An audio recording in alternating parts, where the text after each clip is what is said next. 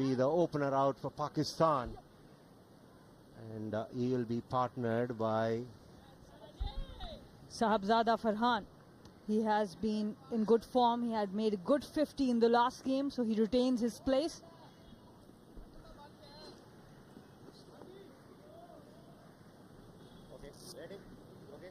The stage is set. Ashish Rana will start the proceedings. Go on, folks. You're in for some great entertainment and excitement. Brace up and get ready for this contest. Good start this. Good direction. First up. Back for length.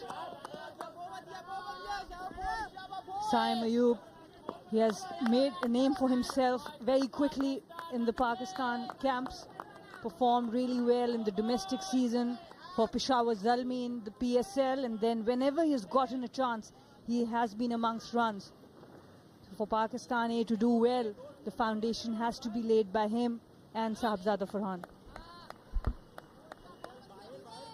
Two slips in place, and it's a 6-3 field.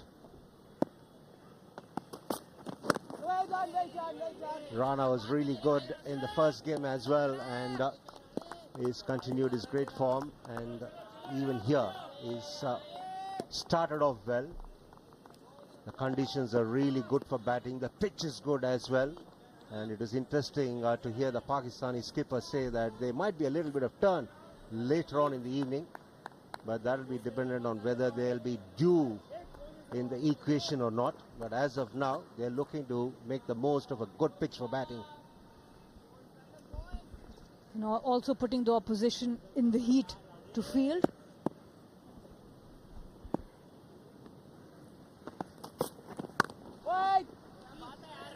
Just to remind the viewers, both these teams are qualified. This is the last of the league games here. And it's all about who is going to top the table. And that's what this game will decide.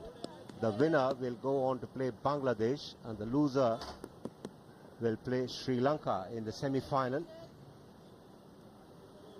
And it doesn't matter what level these teams face off, the anticipation and the excitement will always skyrocket. And it's so amazing whenever you talk to players nowadays, they'll say we treat it as another game. But in actual, there is more intensity. Obviously, they can't wear their hearts on their sleeves, Sana. They've prepared well for the media, but of course we have been there, we have played these games. There are always an extra pressure, extra intensity. Well-directed bouncer. That's because they are aware of the fact that there will be a lot of focus on this game. A lot of eyeballs will definitely be there, and a lot of questions will be asked. So they try and make things look casual, but heart of hearts, they will know it's a big game, this.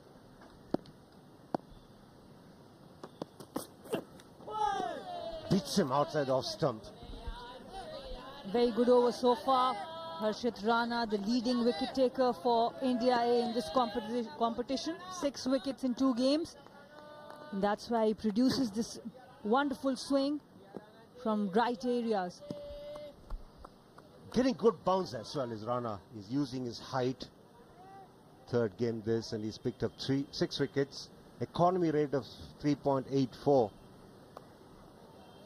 He's got all the elements of becoming a very good fast bowler to succeed at the top level.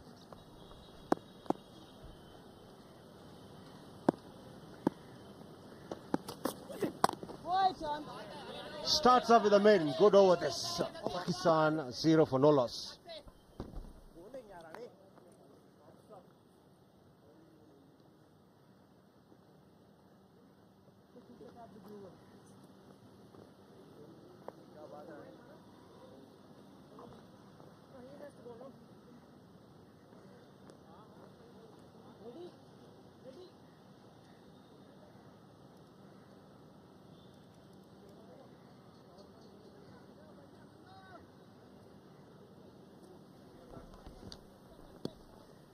This is a lineup for both the sides. Pakistan making a few changes, whereas India have gone in with the same 11.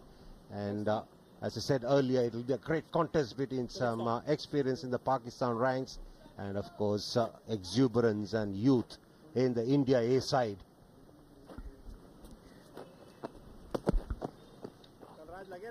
Farhan will be the man on strike. Angar Gekar will start from the pavilion end. He's got a good strike rate of 24.39, 28 wickets of 15 and an economy of 5.47. That's really good, almost double in terms of wickets to the matches that he's played. Both these teams have got their strengths. India has looked really good with the batting as well as their fast bowling. Beats him, but that is cricket for you. First runs coming off a streaky edge, and that will release all the nervousness of Farhan. Lucky on that occasion. Very good in-swinger from Angar Gekar. Farhan not in control, but lucky it went down to find Pakistan off the mark. Farhan off the mark. Interesting that it was a tentative push, no feet at all. These boys must have seen Angar Gekar bowl in the earlier games. They would have realized he gets the ball back into the right-handers. He's got to watch out, thrusting the bat out in front. Strike rate of 119 for Farhan. That's good.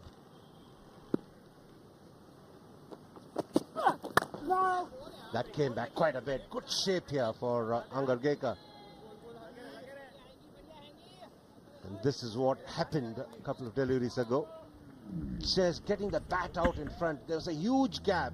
But luckily for him, the ball misses the stumps and goes past the stumps to the boundary.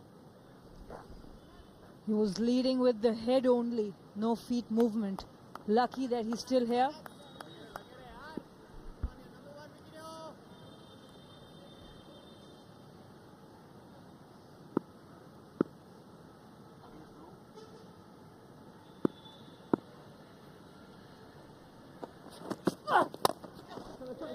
Nicely played.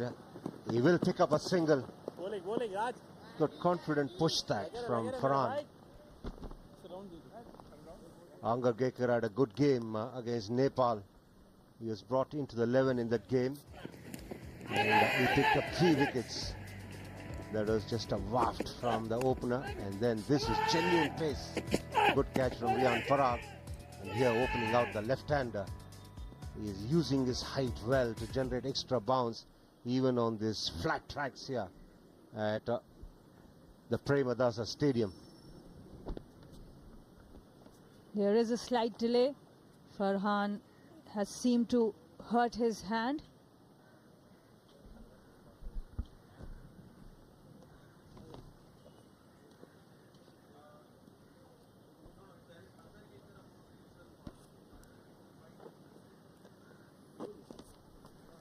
Some running repairs being done, nothing major. Angar Gekar was a member of the winning under-19 squad, and he's picked up 3 wickets in the power play in the previous game. Plays for CSK in the IPL.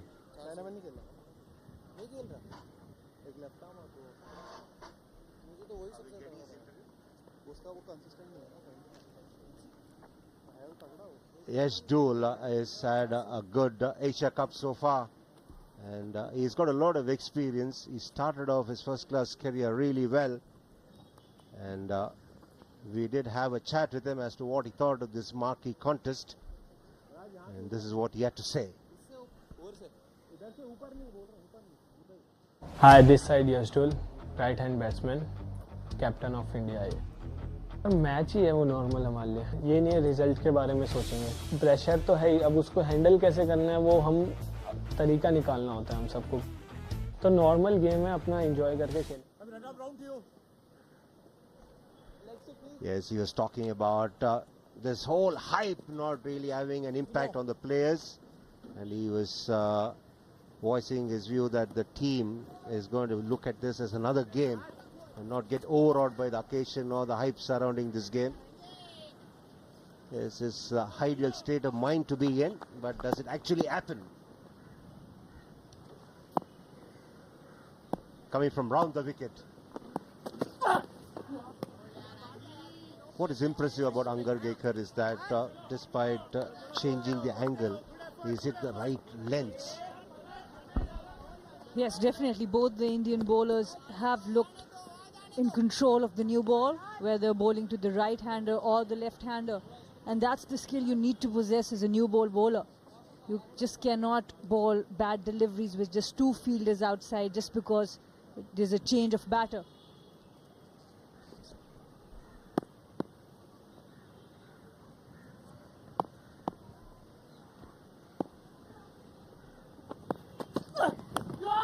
Edge dropped. An opportunity was created, but there's not completed. Rian Parag, the fielder, had slipped. It did carry to him, but the ball just popped out of his hands. He is livid with himself. Big chance dropped from India A. It was a very good delivery. Opened the batter up, but were not able to take the chance. Saim Ayub has been in good form.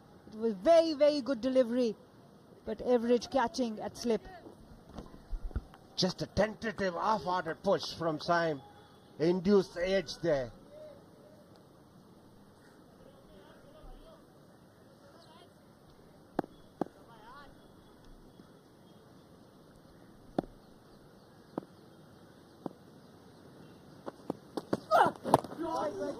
Nicely bowled. End of the over. 5 runs coming of it. 5 without loss. Pakistan A.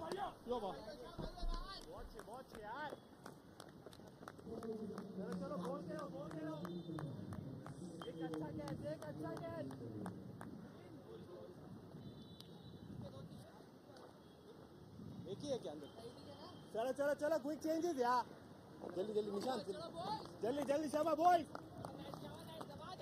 ठीक है चलो चलो भाई ball की जरा चलो चलो चलो थोड़ा quick changes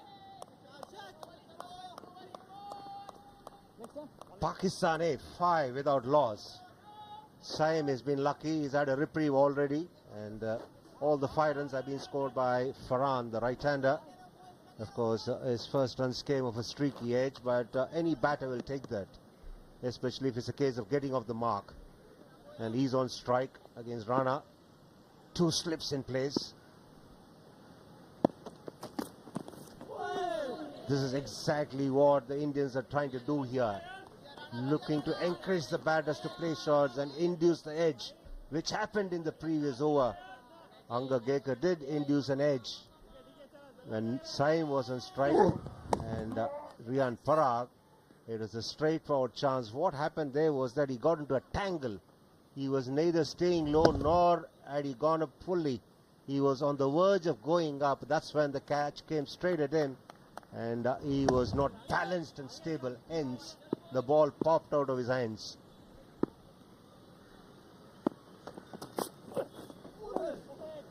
Oh, just throwing his bat at that. No feet again from the opener. Sahibzada Farhan, he bats different orders in different teams. He opens the innings sometimes in the middle. Till now, with the in-swinger coming in, there is a big gap being produced between the bat and ball. The ball is coming on nicely, so the openers need to just put bat to ball. Not necessary to try and hit the ball hard.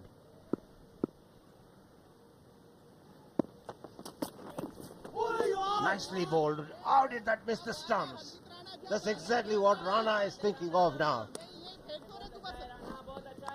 He's tentative when he's going to play the shot. It's not a full transfer of weight on the front foot. It's just right at the back because of the slips, because of the movement of the ball. It's still tentative. You had a look at the pitch, Sana. It looks really good, dry. There are a few cracks, but nothing alarming. And you will find those cracks in this neck of the woods generally, but they're really sticking together there. All these cracks, nothing becoming really wide. Better leave that from Farhan. He's not decisive. He's neither fully forward nor fully back. That is critical for an opener. Absolutely, he's tentative. He's not fully committed to the shot, and that sometimes brings the best out of a bowler. As a bowler, when you know that the batter is nervous, look at this. This was a better leave. He was more clear-minded on this delivery. Pakistan has Hasibullah, who is a very attacking player. He sometimes opens as well. We saw it in the first game. Today he has been demoted down the order. This is a kind of a dress rehearsal for what might perhaps happen later on. Both of them are qualified, both these teams are qualified, so they can make experiments here before they can settle on a combination for the semi and maybe the final. And that's, I think, is what prompted that change in the batting order from Pakistan A. When you opt to bat first against an opposition, it's very important to start on the front foot, be a bit more attacking. At the moment, I do think Pakistan needs to be a bit more clear with their shots. Yeah, both these openers have to be a lot more decisive than they have been.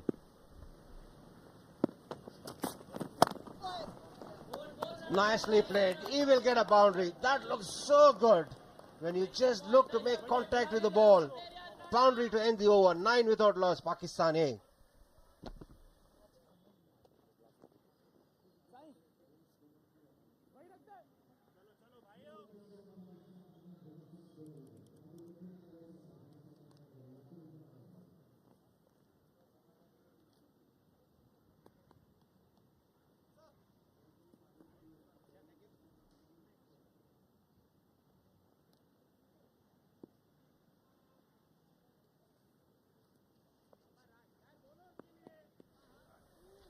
The first power play is in progress here at the Premadasa Stadium. Pakistan A won the toss and decided to bat. And this was the last ball of the previous over. Excellent shot there. We have been talking about Pakistan A batters being more decisive. Excellent transfer of weight and great timing. Choosing to come from round the wicket for the left-hander is Angar Gekar.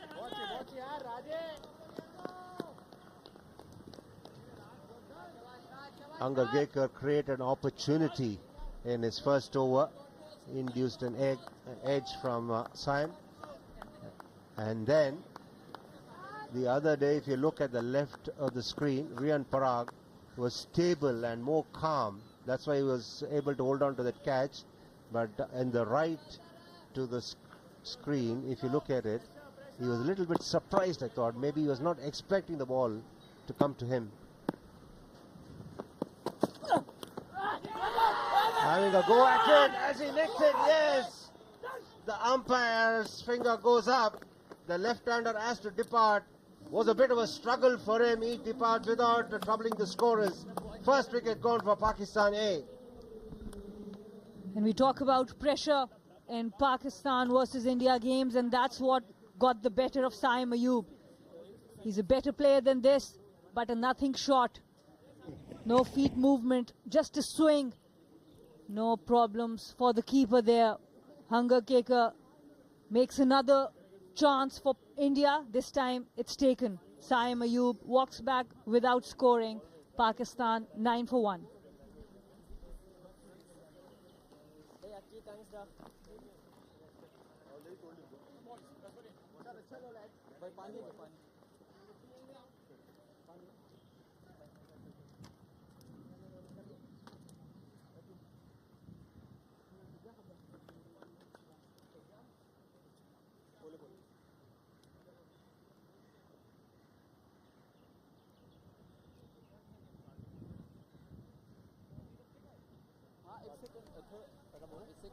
Angar Gekar induced an edge in the first over, was not successful then in picking up the wicket.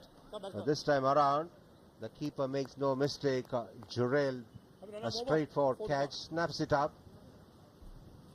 First wicket gone for Pakistan. Umair Bin has walked out to bat at number 3. Umair bin Yusuf, he was part of the last year's Asia Cup, Emerging Asia Cup. He made 66 runs against India in the semi-final that Pakistan won. So his wicket is going to be very crucial. India A has definitely set up this match really well. The seamers have been good so far, bowling a tighter line here. And we're not seeing the kind of bounce that they got against Nepal here on this surface. Both Rana and Angargekar produced a lot more bounce in that particular encounter. But here, they've been bowling the right areas. The line has been really consistent. Fuller length off the edge, but this is the kind of deliveries you don't want to face when you walk out to bat. And he has been teasing the batter this time. Saim Ayub playing a very rash shot. The foot not going towards the ball. A big swing, an easy take for Dhruv Jurel. Angargekar producing the first breakthrough for India A.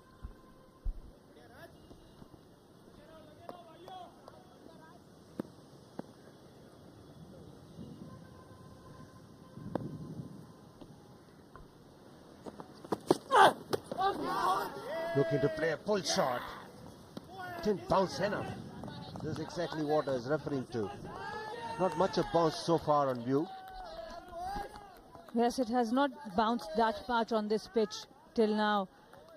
Umair bin Yusuf used his feet on the previous occasion. This time stayed in the crease looking for the bounce, which wasn't there, so missed out on an opportunity.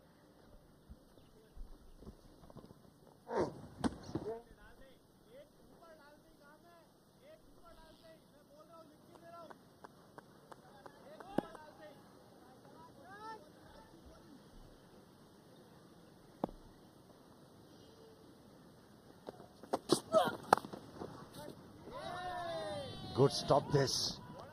Abhishek Sharma, the fielder at point, to his natural side, but he's still a very good fielder. Good cricket overall, good shot there and very good fielding at point.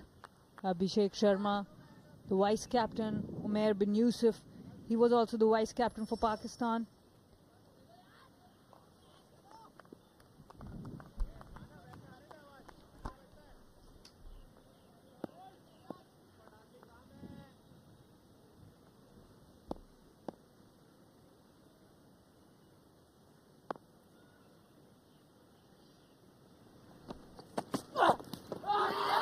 Nicely bowled, and he picks up another wicket here.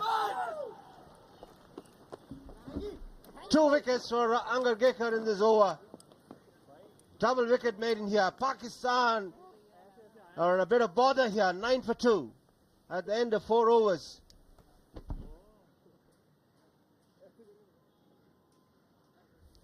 And this was really well set up. He has been bringing the ball in towards the right-handers. This time it was a bit kept a little straighter. Takes the outside edge.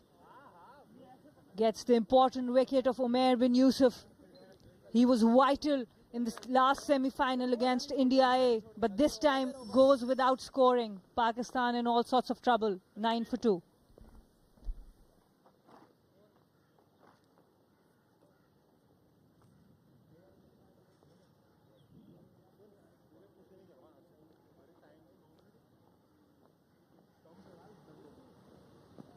Raj, it's just a cut, okay?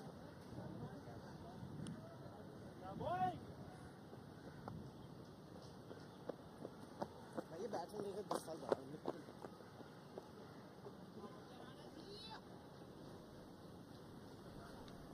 Asibullah is a new batter out in the middle.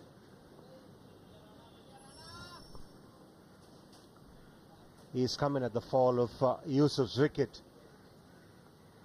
Both the batters dismissed, did not get off the mark. They were dismissed for 0.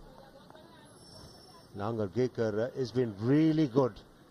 Asibullah Khan has a strike rate of 90.5. And Farhan is a man who's got all the runs that Pakistan have on the board now. He's batting on 9. Angargekar picked up a couple of wickets in the previous over. This was the second wicket. Yusuf, just a tentative push. No conviction at all in what he was trying to do. Hence that resulted in his downfall. And Angargekar is delighted Very disciplined stuff this from the Indian seamers. Definitely, and they have set up the batters really well. They are able to swing the ball both ways. They've set up the batters really well. A change in field, one slip off. Catcher front of point. Now It's a good time to bat in the afternoon when the pitch is fresh and when the ball is new and the ball is hard, when there are a lot of gaps available. But from the bowler's point of view, it's also the best time to bowl in the power play, in the sense that the ball is new, there'll be a bit of swing. And both these fast bowlers have really started off well. It's vital that fast bowlers start off well. They do not give too many scoring opportunities to the openers and set the tone. But here, these two fast bowlers, Rana and Angargekar, have been on the money straight away, and they've been relentless so far. Not really coming to terms with the pace of the pitch here, Farhan. He's looking to throw his hands at the ball rather than look to make good contact. The one boundary that he got through the offside was a beauty. He must have picked up some cues from that. this is Pakistan's first game on this ground. That's the shot you're talking about, takes the inside edge. So the pace they need to adjust to. India has played one game on the same pitch against Nepal.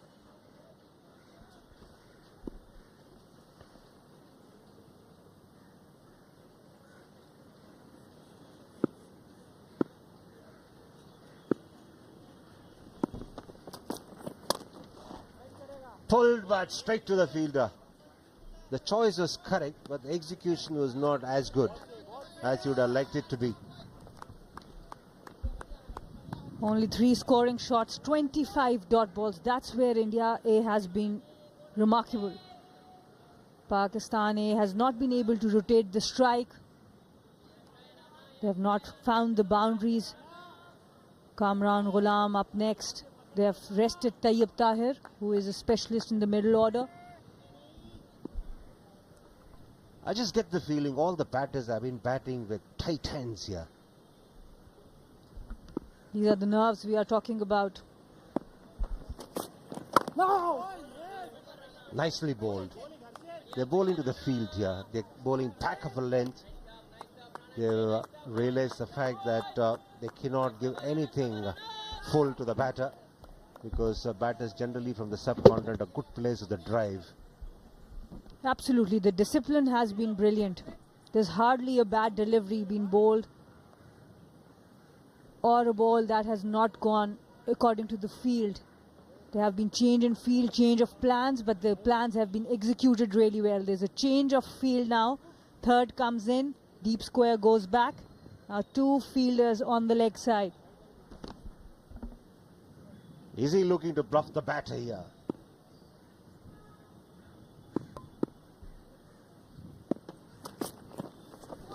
No, he's been predictable. He's got 2 men out in the deep on the leg side. And bowls a bouncer to end the over. Pakistan A 9 for 2 after 5 overs.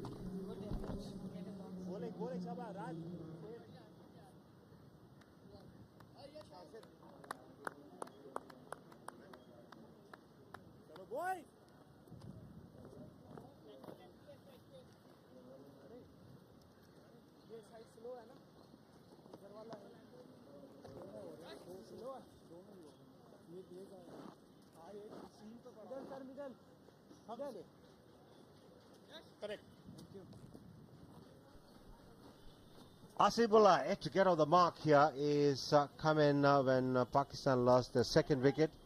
Farhan has got all the runs that Pakistan have put on the board so far, in as much as Angargekar has picked up the wickets that have fallen until now.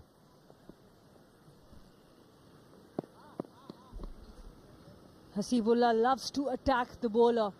He's one batter who would want to play strokes. It's a difficult position for him to bat. No! He will get on the mark here, playing it fine behind square. But the situation is not exactly suited to his style of batting. It's a situation which demands how you approach an innings. Both these bowlers have been really good, the Indian bowlers, in terms of length. And look at the well-directed bouncer from Rana. It's a flat track. To get it going the way he's done is remarkable. And that's what India-Pakistan brings out of you. Last ball of the over on a flat track, you're still able to produce that bounce. And on a hot and humid afternoon as well, Sana.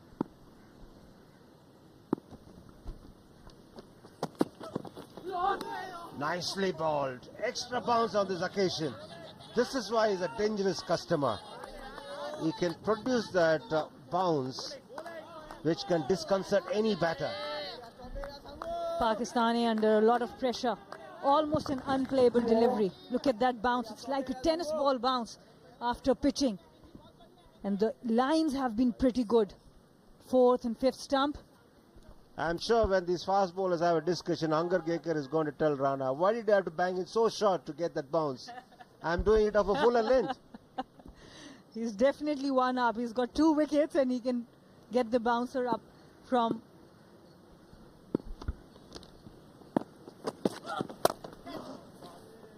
In the air, but it's wide of the fielder. That's another boundary here for the right-hand opener, Farhan.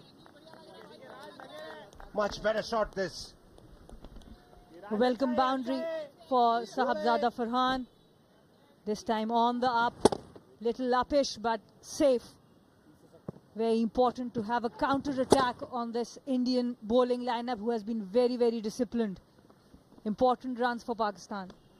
You're right, the batters have to give the Indian bowlers something to think about. He reached out, no doubt, but still, he did not try to hit it too hard as he's been doing so far.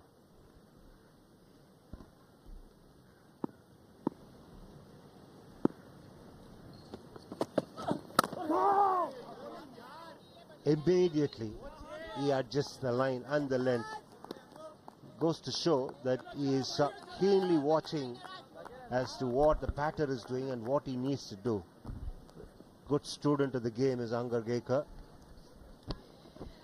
And Sahabzada Farhan has got a good partner in Hasibullah. He burst on to the scene for Peshawar Zalmi when they were in trouble, 3 for 3 against Karachi Kings, and he was part of 82 runs partnership on 46 deliveries with Tom Collar Cadmore. So he has got that ability to put the attack back onto the bowlers, and that's what required of him.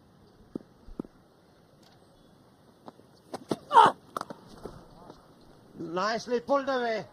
That's a very good shot this. Imperiously pulled. Second boundary in the over. One for the over. That's one for the over. And that's what you get if you get into under the skin of the bowler. He has been bowling so well. One boundary, then he goes for that bouncer. This time, Sahabzada Farhan was on it very quickly. Good over for Pakistan so far. That's why we always say that it's important to bowl the bouncer really quick, and it has to be well directed too. And you can't become predictable.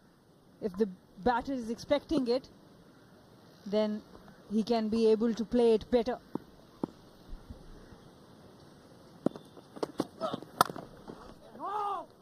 Nicely timed. That's through the gap. That'll be another boundary.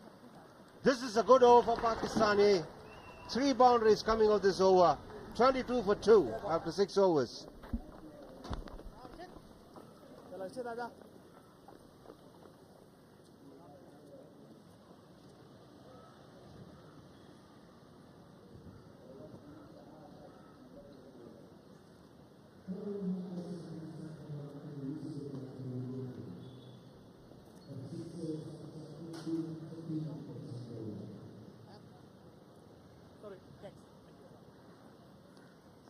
Nishant हाथ पर नहीं ball से All the 2s on the board for Pakistan A. 22 for 2 after 6 overs. Angar Gekar conceded 3 boundaries in the previous over. The over prior to that was a double wicket maiden. And that's what cricket is all about. It's a great leveler. If you're not going to put the ball in the right areas, this is what you can do. And Sahabzada Farhan, this was one of the best boundaries so far for him. Excellent timing on that occasion. But he's got to keep track of what is fetching him success here. Whenever he's looked to make good contact, he's got boundaries. Coming from around the wicket is Rana to the left-hander. Oh, that was close. Perilously close.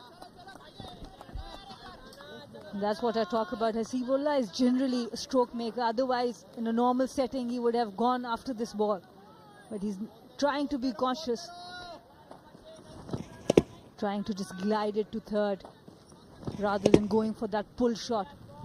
It's always better to be an original version of yourself rather than being a vague version of something else which you're not familiar about. Let's take a career, 35 matches, 1,435 runs, 550s, 500s. Pakistan A would definitely want one from him today. India A bowlers testing Pakistan with swing, bounce and discipline. Again, a very good bouncer this from Rana. A lot of effort goes into a bouncer, and there's no point in wasting your effort if you can't deliver it well enough. But Rana's bowled 2 bouncers, he's bowled really well.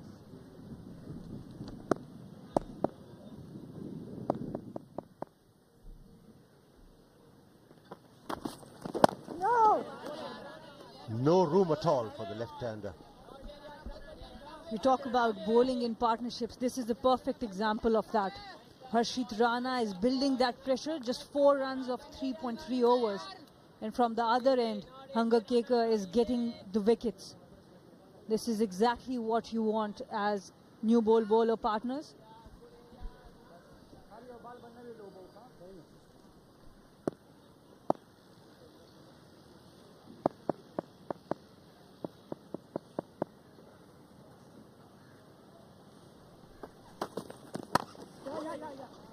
Played away on the onside, he'll pick up a single. This pair needs to consolidate the innings here. It's alright, they lost a couple of wickets, but we've seen quite often in this tournament, after some initial hiccups, sides have done to recover well and also gone on to post huge totals. It is possible, it's not that it's impossible, but it'll take some application on the part of the batters. And definitely that would be a very crucial thing in this Pakistan lineup, because Tayyib Tahir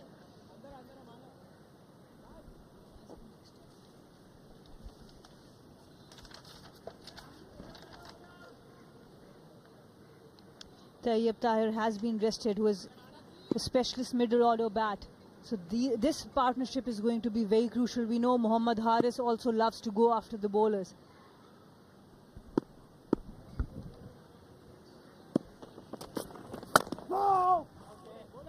Nicely played. He's gaining in confidence here. When you see a batter stay still and stay balanced when he's playing the back foot shots, you know there's a little bit of confidence creeping into his setup now. And Kamran Ghulam is up next. He's got a specialist in the middle order with good first-class record. Mohammad Haris loves to play the shots, and then comes the tail. So Tayyib Tahir is missing, and we've got lost early wickets. So this partnership is going to be very crucial for Pakistan A. Driven down the ground, that's a lovely shot. That'll go for another boundary. Farhan is really turning it on here. Pakistan A 27 for 2 after 7 overs.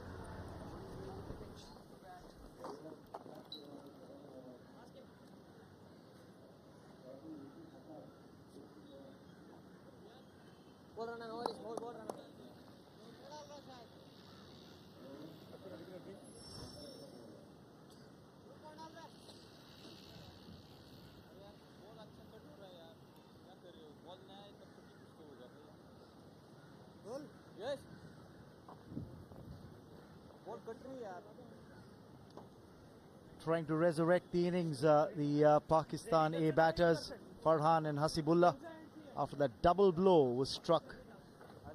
Saim and Yusuf, the 2 batters dismissed, but what a beautiful shot off the last delivery of the previous over from Harshit Rana. Just look at that, just held his shape, did not try and hit it too hard, relied on timing, and he played it straight enough to beat Yash Dole at mid-off. So a welcome boundary. Time for me now to welcome Vinay Kumar into the hot seat. Warm welcome, Vinay. Thanks, Raman. It is a humongous match in this competition. India versus Pakistan. Always treated as a big one. Indian fast bowlers, they were on the money from the word go. Even though after losing few wickets, Pakistan batters are getting that rhythm again. Yes, they seem to be getting the rhythm going. Of course, early on in the first 6 overs, you had a feeling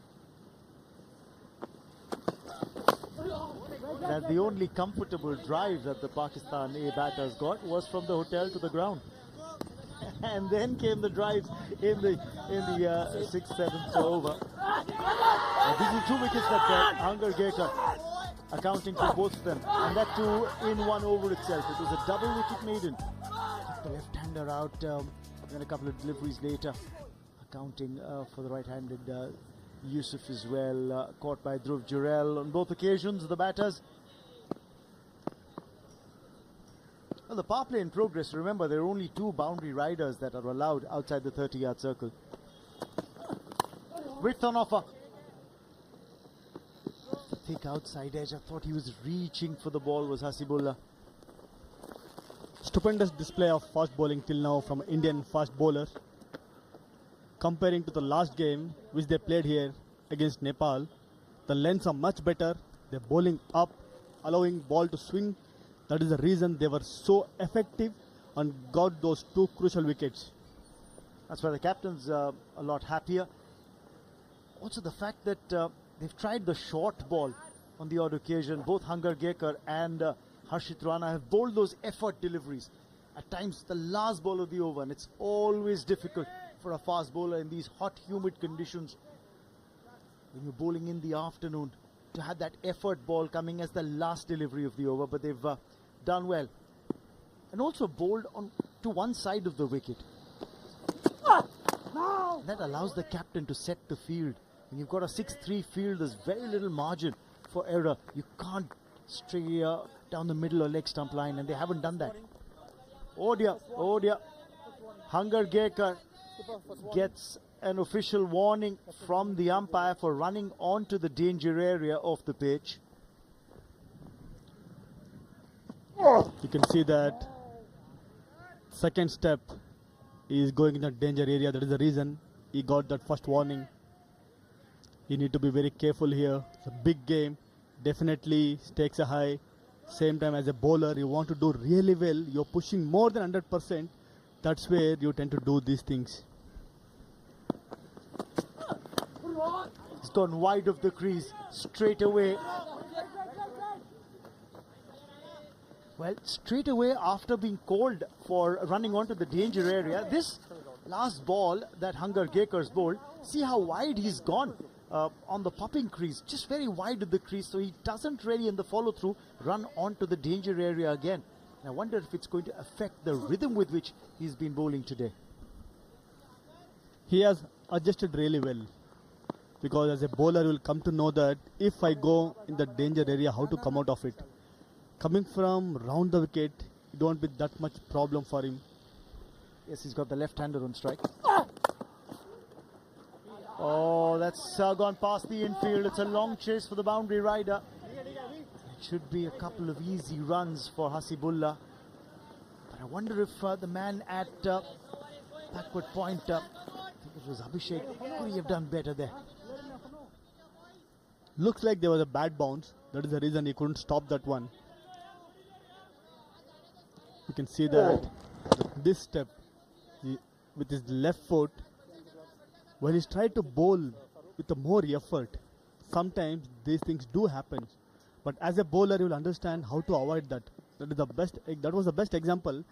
Immediately next ball, he bowled from little wider of the crease.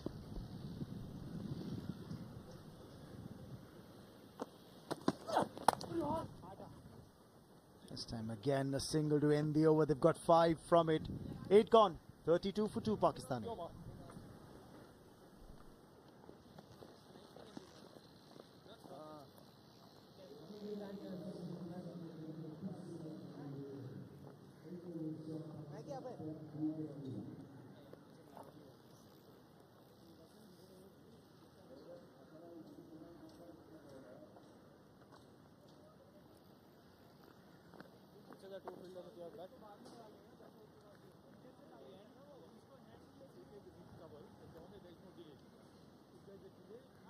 Stitching together a partnership here, these two, Farhan and Hasibullah. The second wicket fell when the score was 9. So since then, these two have carried on, and in fact, you get a feeling that Farhan, especially, seems to have grown in confidence. He struck 6 boundaries in that 26 that he's got of just 24 balls. So, out of those 26 runs, 24 have come in boundaries. Meanwhile, a bowling change now. A 4-over spell for Harshit Rana, and he's been taken out of the attack from the far end. Rayan Parag is being given a look in. 36 wickets in 42 matches before this. This is his 43rd List A game. I wonder if it's a thought here with the left-hander out there, Rayan Parag. Try and roll his arm over. Left spin. How close was that? How close was that? It looked close. Very good start here from Rayan Parag. Yashdul got him because there's a left-hand batter. Where did the ball pitch? I think that's the big question. Did it pitch outside the line of the leg stump? Because then it takes everything else out of the equation. Yes, it does pitch on outside of leg stump. It's a very good captaincy from Yashdul. With the dryness in that wicket, spinner do get purchase. That was the reason he went with off spinner. You can treat him as a mystery bowler. He can bowl both. For left-hander, he'll bowl off spin. For right-armers, he'll bowl those carom balls. Not afraid to toss the ball up as well, getting a bit of drift as he released that ball, did Rayan Parag. It's very handy when you can. It's also about the confidence that you have as a bowler. Are you able to just give the ball a bit more flight, allow the ball to drift into the left-hander, then grip as it pitches and turn away? If you look into in this India A squad, Rayan Parag is the most experienced player. He has played more IPL games and he bowled in IPL.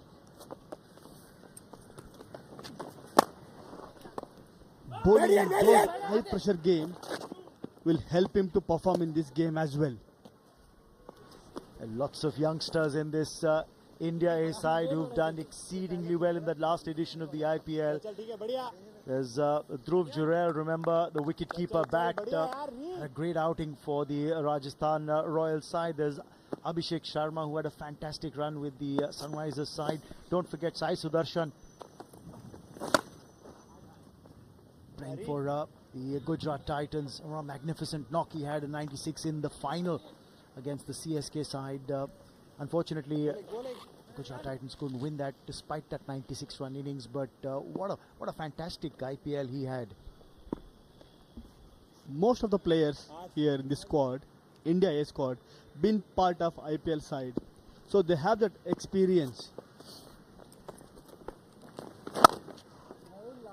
Well, he's just given away 3 runs off his first over. Tidy start for Rayan Parag.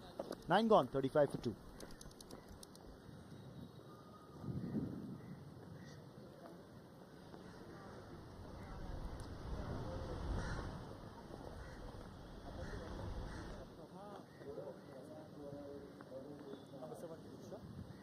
Bowler, bowling Pranam over.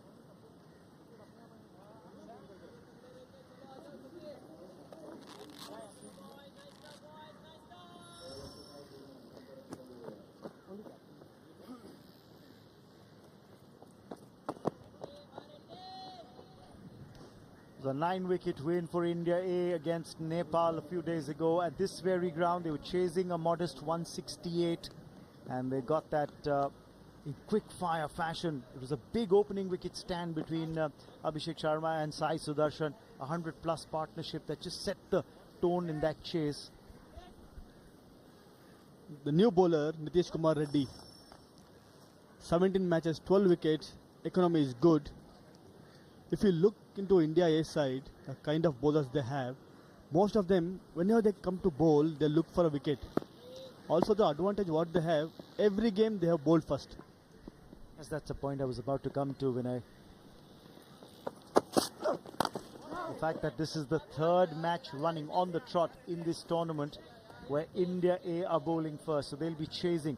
They chased against the UAE side in a match that they won by 8 wickets.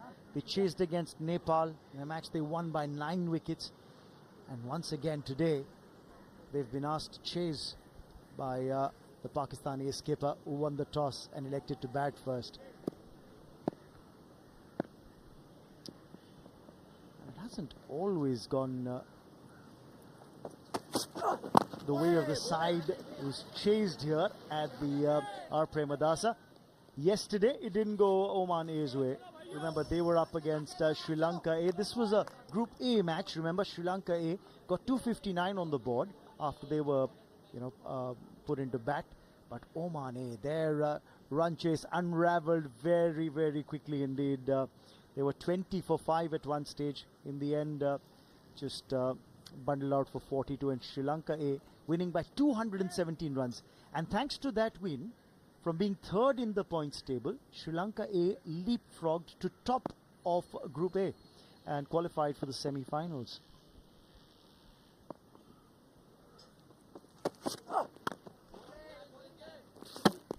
Oh, a bit of aggression by Reddy. Just letting the batter know it's not going to be easy.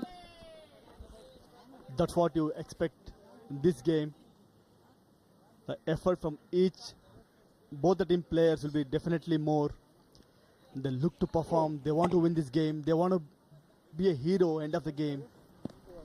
This reminds me of what both captains were saying, especially Yash Dhol when he was asked that question by Sanamir, and earlier in one of the interviews, they said, I'll be taking it like another match. But you look at the body language of the India A players today, and you clearly make out there's an extra edge to their performance today. There's an extra edge in the way they're playing.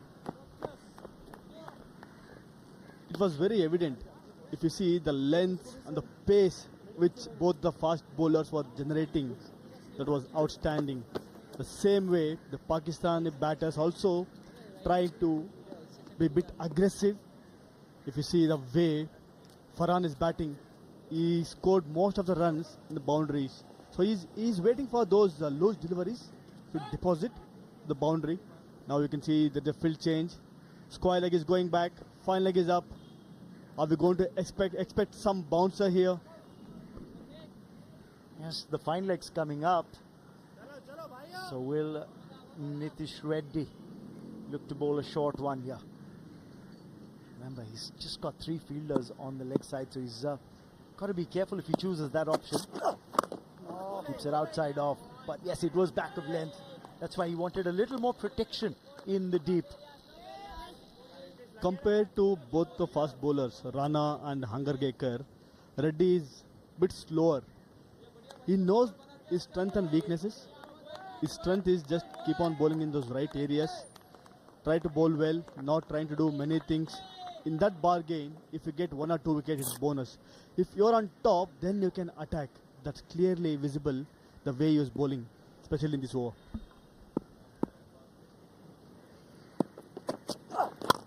Oh, how close was that to the bowler's outstretched hands? It's going to be 4 to end the over. Farhan gets another boundary to his name, and the power play has come to an end. 10 gone.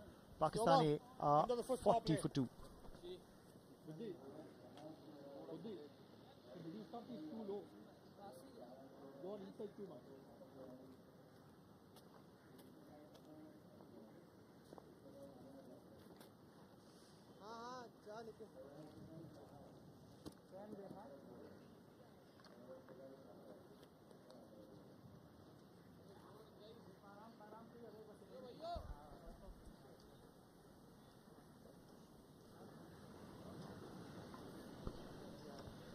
The ACC Men's Emerging Teams Asia Cup 2023 Group B encounter in progress. Pakistani up against India A, and the power play has come to an end. Now the second power play, which is the period from over number 11 to over number 40, is now going to be in progress. You allowed 4 boundary riders outside the 30-yard circle. This was the boundary of the last ball of the previous over. If you see that length, it was full, and he played really well. Farhan is dealing with boundaries. Pakistan has got a good start. Even though they have lost 2 wickets, Any day they will take 10 overs 40 for 2. That is a better score than losing 3-4 wickets for 35 or 40. This gives them a chance to resurrect the innings from here. This partnership worth 31 between Hasibullah and Farhan. Farhan has definitely been the more reassured and the more aggressive of the two. He struck 7 boundaries. Meanwhile, Hasibullah has been content to stonewall, take his time. Look at that strike rate for Hasibullah. It's under 50. Yeah, if you see the previous game which happened in this ground, Sri Lanka versus Oman, super stop there from Nikin Jose. This kind of effort you will get to see in this match. When we talk about that last game, the way spinners bowled, Oman spinners, they have got many more wickets there. They have bowled 44 wickets. Well, yes, out of the 50 overs that the Oman A bowlers sent down yesterday against Sri Lanka A, they bowled 44 overs of spin. And Kalimullah was the only medium pacer they deployed, who bowled 6 overs in all, 5 in his opening spell, and then came back for the final over of the innings.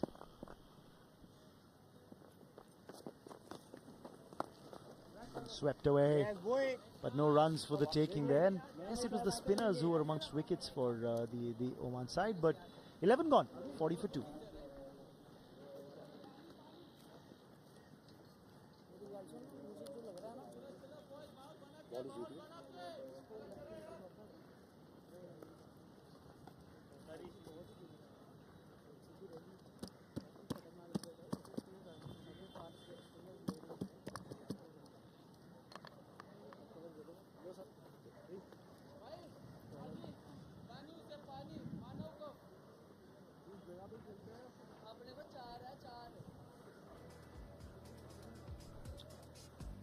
On the board.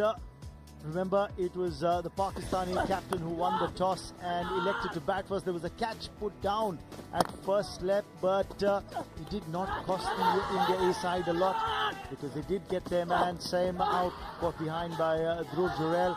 And then the same over, Rajvardhan Hangargekar accounted for Yusuf as well. So it was a double wicket maiden. And then in the next over that he bowled, Rajvardhan went for 3 boundaries. Yeah, indeed. When he tried to do something extra, that's where he leaked those runs. If you keep it simple, the way he bowled in that over where he got 2 wickets, you need to just concentrate on bowling in those areas. Because I know it's a big game, the stakes are high, emotion will take over, but you need to, end of the day, you need to understand that it's a basic cricket. If you stick to your basics, there will be high chance for you to perform.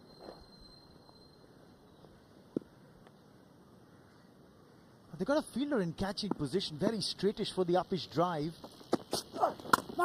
And that's going to maybe get the batsman to think a bit, because I just remind you of the last delivery of Reddy's previous over, which was driven for 4. And I think keeping that in mind, they've got that fielder in catching position now. Superb captaincy from Yash Dole. Keeping a fielder there, that is going to cut down the drive. And he, as a batter, Farhan, he looked to score in the square. Nitish Reddy doesn't have that much of pace. It will be difficult for him to play square, unless if he bowls short ball, it will be easier for him to play in the squares. Into the ground. And the other thing is, because he doesn't have that much pace, Reddy, a lot of times if you don't get to the pitch of the ball and you play the drive, you might end up playing it a little uppish. And that's when that fielder in catching position comes into play. Why is that fielder there? I was talking about the boundary that was struck off Reddy's previous over's last delivery. And now, look at the approach. Again, a similar length, but the batter now looking to play more towards the covers rather than towards mid-off or down the ground.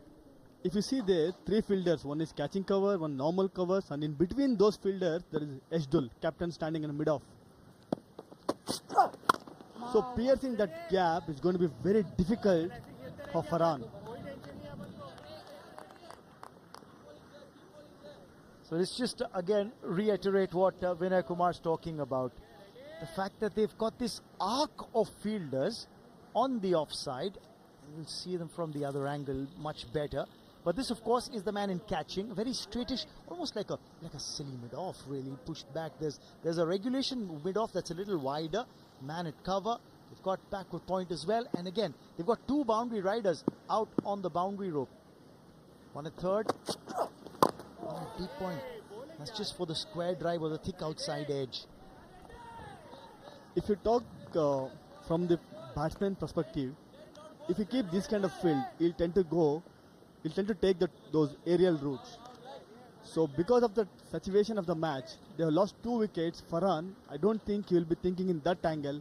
He'll look to play normal cricket, try to build a partnership here. From there, they can take this game forward. Now the previous over was a maiden, and now we've seen 4 dot deliveries in this over as well. So 10 dot balls, building up a little pressure here on the Pakistani batter, especially Farhan, who likes to have a go at the bowling. Looking for the release shot. He's used the bottom hand on this occasion to try and work it on the onside. There is a huge gap between mid-on to deep mid-wicket. So that's where Farhan looked to score this one. Didn't go more wider. So overall, its improvisation is there because previous over was made in this over. There were 4 dot balls. So batsman has to do something different here to keep that scoreboard moving. And a change in the field now. Having bowled 5 dot deliveries in this over. Now for the last ball, they've got fine leg up, pushing long on back just to give a little more protection on the last ball of the over. Sliced away, it's in the gap, and that will be 4. The length was a little shorter. Farhan pounced on it, and a boundary to end the over. 44 for 2 after 12.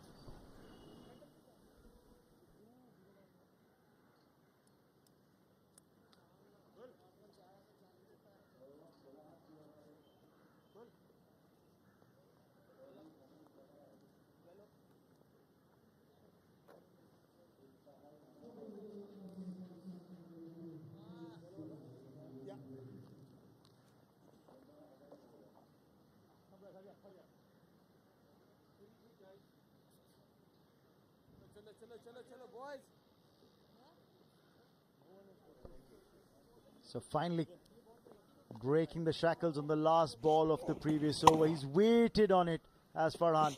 He's found the gap as well. Field was set for the full ball, but bowler ended up bowling short, and that was the reason Farhan took that point reason to score those boundary. That's where you want the bowlers to back up the field that the captain's giving to them. 35 for this third wicket partnership, but Rayan Parag is bowling a tidy little spell here. He's into his 3rd over. The first over, he just gave away 3 runs.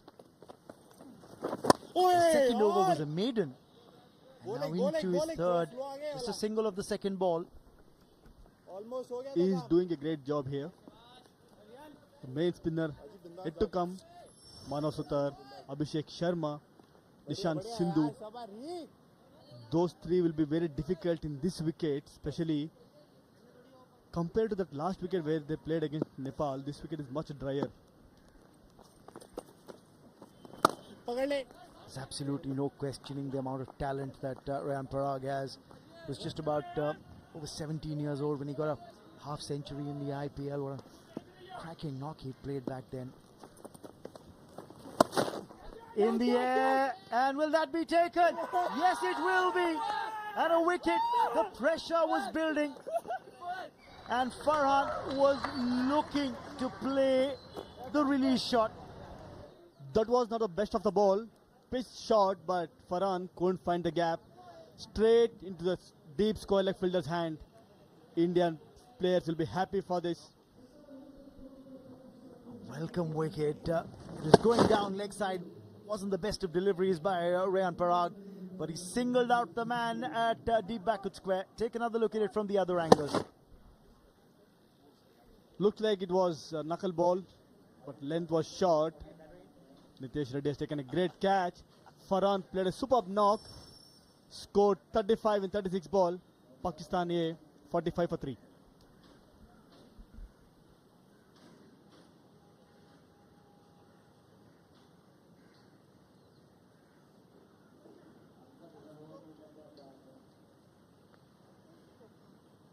Farooq, a cool king coconut water and a cool normal water.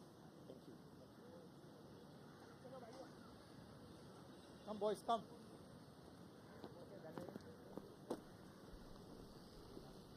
Come guys. A partnership that was flourishing, finally broken. 36 run stand for the third wicket, finally being broken by that wicket going down, and Farhan heading back into the hut, finding Nitish Reddy at the boundary rope, and now it's Kamran who walks out into the middle at number 5, and he's got a job on his hands because the man who was doing the bulk of the scoring for this Pakistani side has just been dismissed. Kamran Gulam played 71 matches, 2,424 runs. Average is very good. The last 2 encounter against Nepal, he has scored 31 runs. Against UAE, he scored 63. He is in a great form. His team required him to perform in this match also. Right arm over. That's the important part. He needs to get runs here, especially not get bogged down. Just had a feeling that over the last 3 or 4 overs, the scoring rate dipped once again. There is no Tayyip Tahir in the lineup today for Pakistan. You remember, he got a 51 in that game against Nepal. Did Tayyip Tahir? Someone else has got to put their hands up and say, okay, we'll do the job today.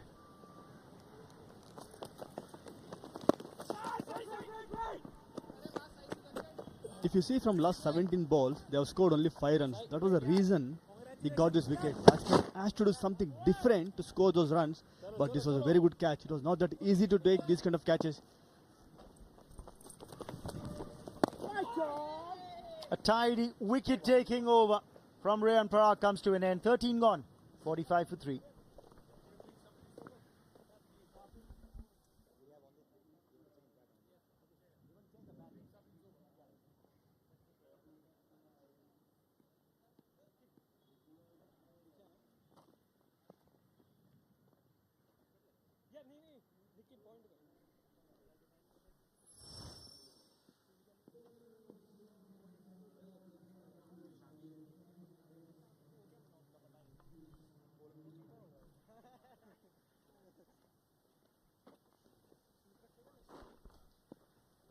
Harshit Rana bowled the first over and started off with a maiden, and that just gave you an idea of how disciplined the bowling has been from India A today. And a double wicket maiden from Rajvardhan Hangargekar, the 4th over of the innings. They got 40 in the first 10, and then again the scoring rate has dipped because in the next 3 overs, from 11 to 13, we've just seen 5 runs scored, and they've lost another wicket. And that wicket of Kamran proving to be a bit costly here. Another bowling change. Nishant Sindhu coming on to bowl. Treated to the bowling crease with that very fluent cover drive, but he picked up 4 wickets, did Nishant Sindhu, in the previous match that he played. But this was the last wicket that fell of Farhan. Farhan was scoring a lot of runs, especially till now whatever Pakistan has scored, but unfortunately he couldn't find that gap to hit a boundary and got out for Rayan Parag. So now it's a matured captaincy, I would say, from Yash Dole, getting Nishant Sindhu head of Manav Sutar and Abhishek Sharma. He's treating this also for courses midfield here from Dole. That's what it matters. Horses for courses. Even though last game, if you see, Nishant Sindhu, he used Nishant Sindhu as a 7th bowler. In this game, he got head of Manav Sutar and Abhishek Sharma. That shows what kind of confidence he has on the bowler. When you pick up 4 wickets, in the previous game that he did against Nepal, Nishant Sindhu staked his claim. He sent that note to his captain saying, hang on, I got 4. Give me a look in early on, and why not? But a couple of more runs here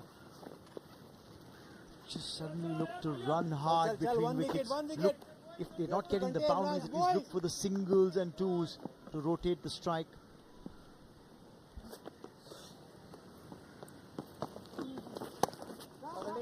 During the presentation, Yash Dole said, whenever I give ball to Nishant Sidhu, will come and get wickets. That kind of confidence I have on him. That is the reason he got him up front. He got 4 wickets in the last game in every over which he bowled. And gave away just 14. I remember the captain saying that when I was talking to him, Yash Dole, in that post-match presentation, and he said, yeah, he's that kind of bowler. He says, just give me the ball and I'll get you a wicket. And yes, he picked up a wicket in every over of the 4 overs that he bowled. That's what you want as a captain. You need bowlers.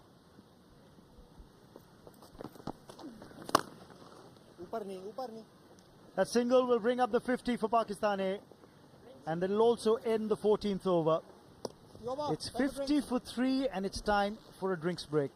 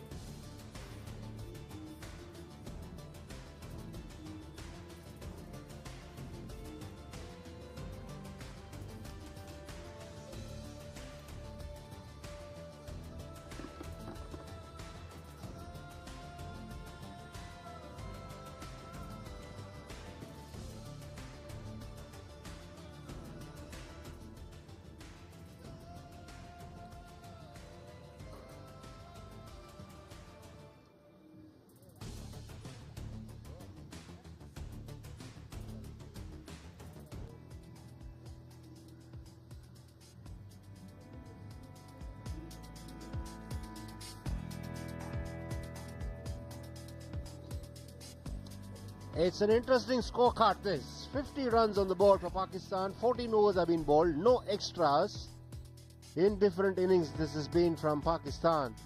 They suffered a couple of setbacks early on. And this is what I was talking about. There was an opportunity that was not grabbed by the Indians, but immediately after that they got another one. That was Sain getting out, and in the same over, Yusuf was snapped up in the wickets by Angargeka. And then he saw some delightful shots from Farhan. He looked good when he was putting back the ball without trying to hit the ball too hard.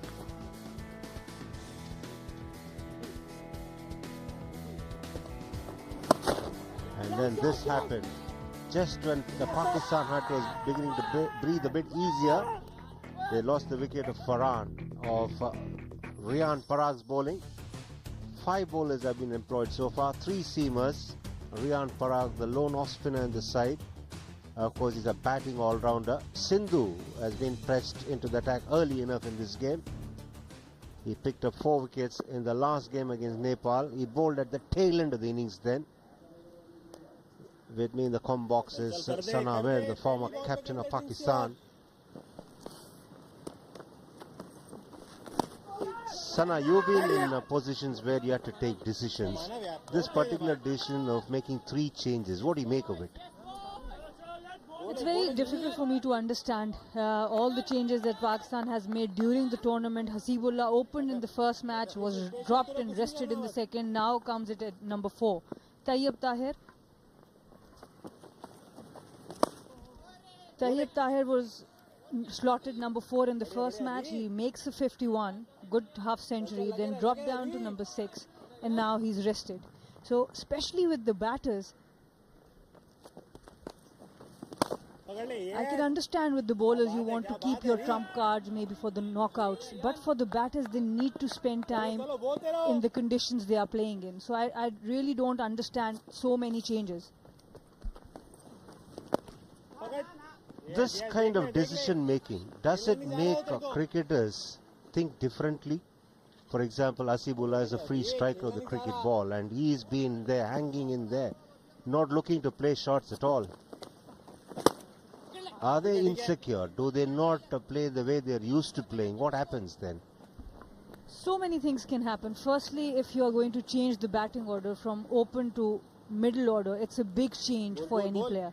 So obviously the way of playing will change. But if there's chopping and changing, of course, players can tend to play for themselves rather than for the team. So that's why I don't believe in too much changes. We'll come back to that. Single to end the over. 52 for 3. Pakistan A.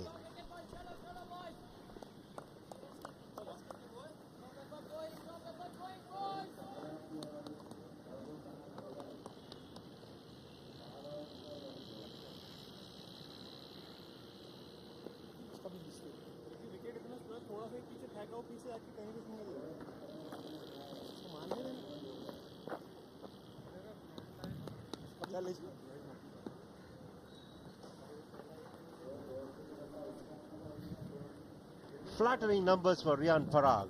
He's picked up a wicket. He's considered only 6 runs of 4 overs. He's going back to the discussion about decision making. It's all right to rest bowlers. They need to be rotated fine. But rotation of players needs a rational approach, isn't it? It's got to be done very, very intelligently. The best teams generally that win tournaments have consistency.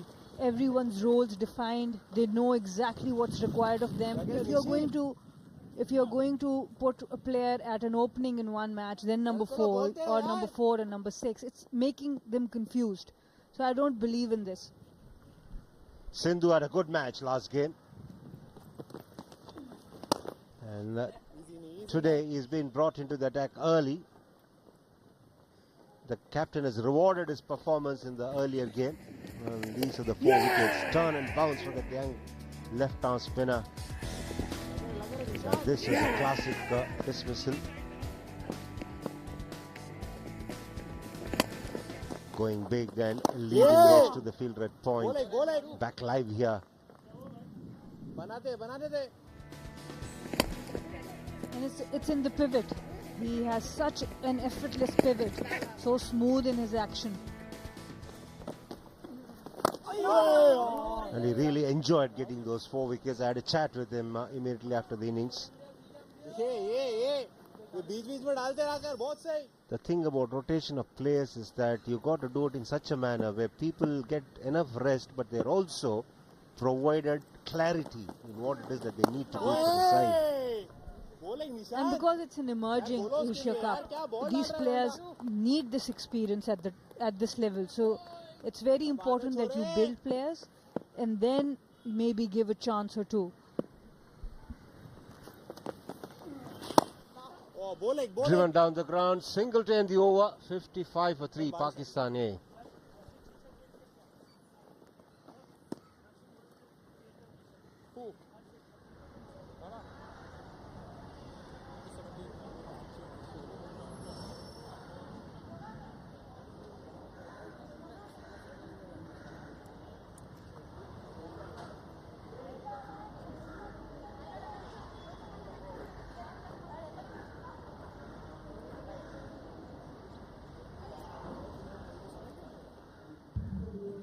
I can very well see where the Pakistan team management is coming from. They're obviously looking to experiment and zoom in on a 11 possibly for the knockout phase. But somebody like a Tayyip Tahir, who's been in good form, being rested, loses his rhythm, doesn't he? Especially when you have not given him chance at his number in both matches. okay if he was given a go, number 4, both matches, maybe. But this is an important game for the confidence of both teams. So you don't want to let them miss out. It's a good game without pressure for such batters to have a look at the bowlers. They'll pick up a single here. Hypothetically, if Tahir were to play this game, you would have had a look at the bowlers, you would have had the confidence of having played against them in case both these sides play in the final.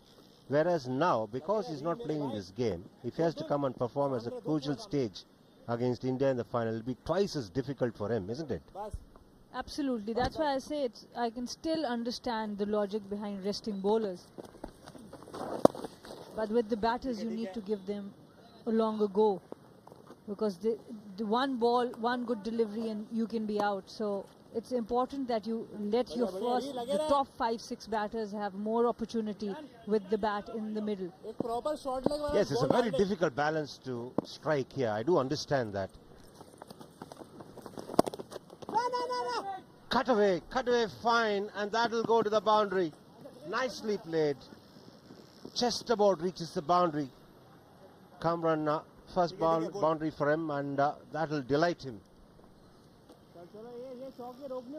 And it has been difficult for Pakistan batters. It was a risky shot. It was still not that short, but Kamran Ghulam made it to the length he wanted to.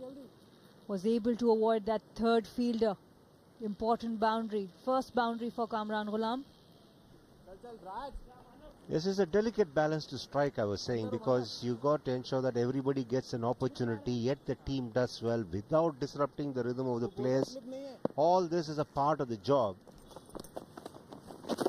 In the air, good effort, but still it eludes Riyan Parag. Kamran Ghulam, after scoring a boundary, playing with fire,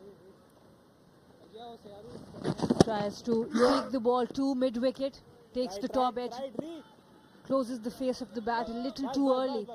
Half chance there for Parag.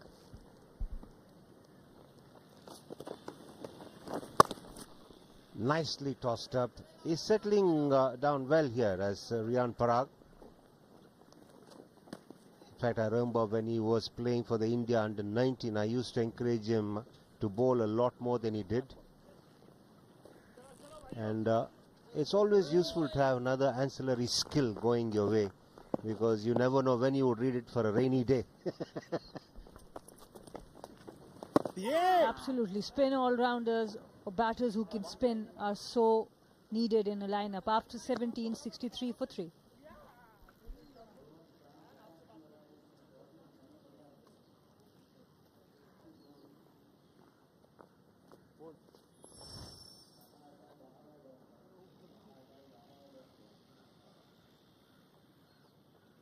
निशान जगह पे डालते रहे.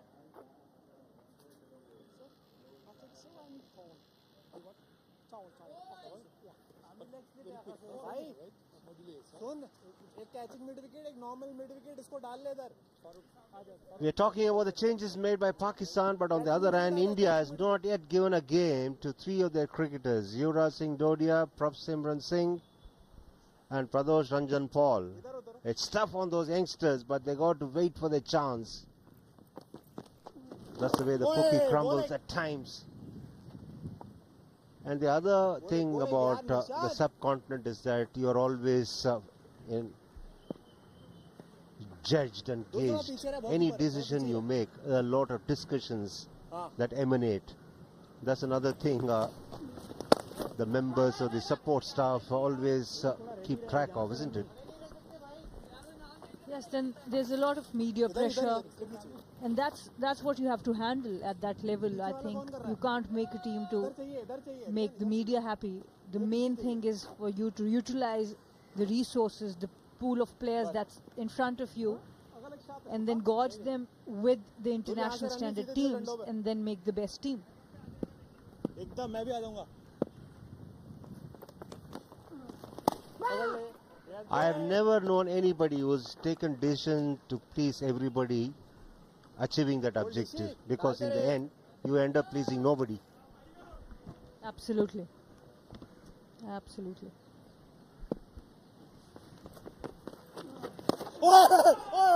Looking to step down the track. Good awareness from the left-arm spinner. Dragged it short. The moment he saw the batter give it the charge. Kamran Ghulam is a good player of spin. In the end, managed it well.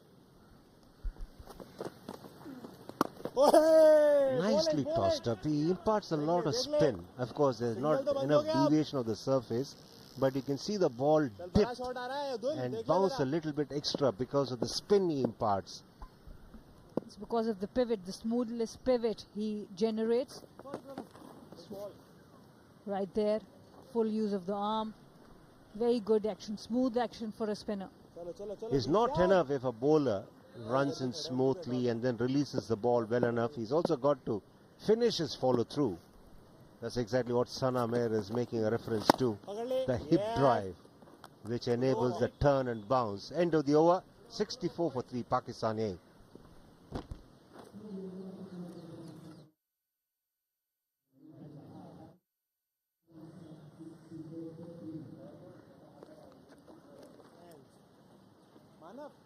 मानव तू भी यही कर सकता है ठीक है छोटा छोटा छोटा पहले मैच इलेक्शन पे बोल दिया ना उधर चला गया पकड़ लेगा तू और तू अभी भी पकड़ लेगा तू पता मिस जज कर गया बोल मुझे लगा तू पहुंच गया था ना पहुंच गया हो जाता है यार नीचे क्या आता बोल दो ले ले Pakistan A 64 for 3 of 18 overs, and look at the dot balls there, 73, which means you're talking about 12 overs, which is 2/3 of the overs bowled so far, and that's a high percentage. No doubt they lost wickets, but at no level you'll have bowlers being so good. Definitely, you have to give credit to the Indian bowlers, their fielders, captaincy. But of course, with the early wickets at the top, that's also played on the minds of the Pakistan batters. It's a long format, 50 overs. And they are one better shot in this playing 11.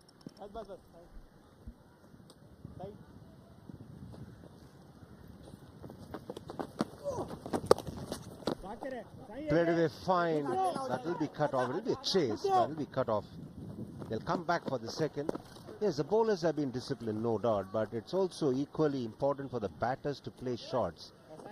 We saw Farhan play some lovely conventional shots, and look at his strike rate. He got 35-36. It's only then you make the bowlers think. You cannot allow the bowlers to dominate you as much as they've been allowed to here, the Indian bowlers. That's why choosing the first 11, that's so crucial. Very good shot, excellent fielding, good cricket overall. Yeah, I like the commitment of the Indian boys here. They've tied around, and it's the fast bowlers who have been really good too. Tall man Rana, and diving to his left and stopping that. Look at the timeline. There's hardly anything to really be proud about. I'm sure they would like to do a lot better than they have. Look at the number of dot balls there. I was talking about the playing 11. One more better, and the batters in the middle can play a bit more freely. Now they feel very responsible. They are trying to strike that balance to stay in till the 40th, 45th over without losing a wicket against a very disciplined bowling side.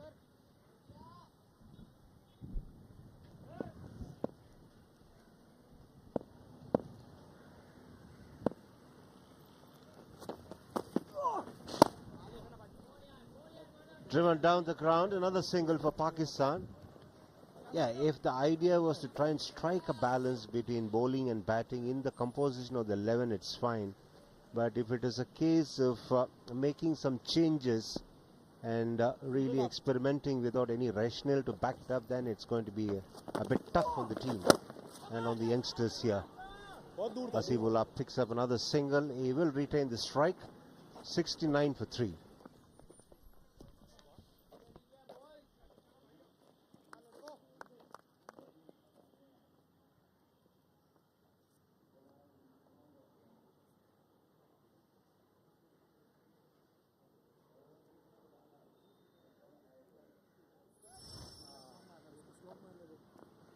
Risk है और lefty के single रोकने है बता lefty के लिए slip क्यों ले रहा है तूने विकेट पहली वाली शूट के तेज मारी It's been tough going for Pakistan. They won the toss and decided to bat. They lost Saim and Yusuf for knots.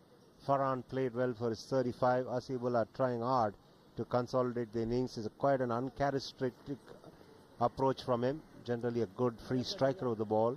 He's looking to play the role of a sheet anchor here because of the situation he finds his side in. 6 bowlers employed. Bowling has been very disciplined, whether it's Rana, Hangakekar, Parag, all have been on the money from the start.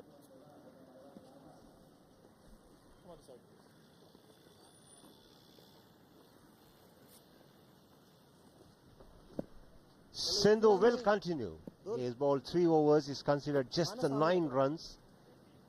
And he's varied his flight really well here as Sindhu. Looking for a sweep. Perhaps the impact was outside the off stump. That's what could have saved Asibullah.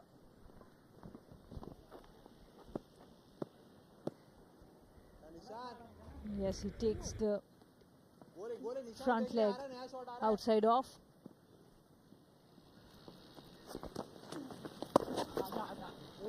Nicely bowled. He's bowling to a left-hander. He's just got 2 fielders out in the deep. But still he's not compromising with his flight here, is Sindhu. That's an indication of his confidence and also his control over the ball. And I was also talking about the end. He has chosen the right end as well. So it's a 70-meter boundary on the leg side. And the fielding has been really good from India. India A. Nikin Josh this time on third. Yeah, he's been one of the better fielders in this side. He's picked up a couple of good catches too in the earlier game. And here is diving to save some runs. Looking for a single, but that was a half-hearted effort from the batters. The Indian close-in fielders have been converging on anything that has been played with soft hands. But good clear calling from the batters. Initially they were about to go for a run. Clear, no. Safely back.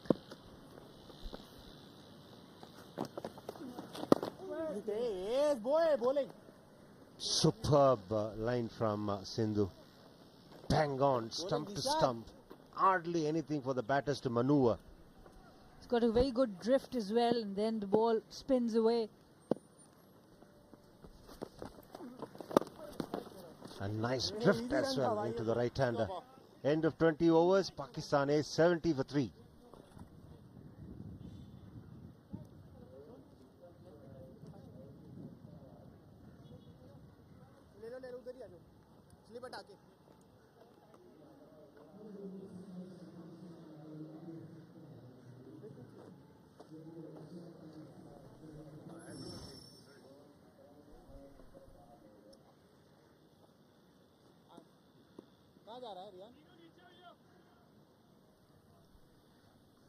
This game is in progress, while the other game in this Pisara Oval has completed. Nepal have won the game by 3 wickets. Manav is starting his second over. Left-handers from both ends here for India. And Nasibullah will have the benefit of a relatively shorter boundary on the leg side. But will he go big? The ball is staying low, and that's why the connection is not as strong as he would have liked on the cut shot. While Nepal has got the first 2 points on the last game of the competition for them, UAE go out of the tournament without winning any game.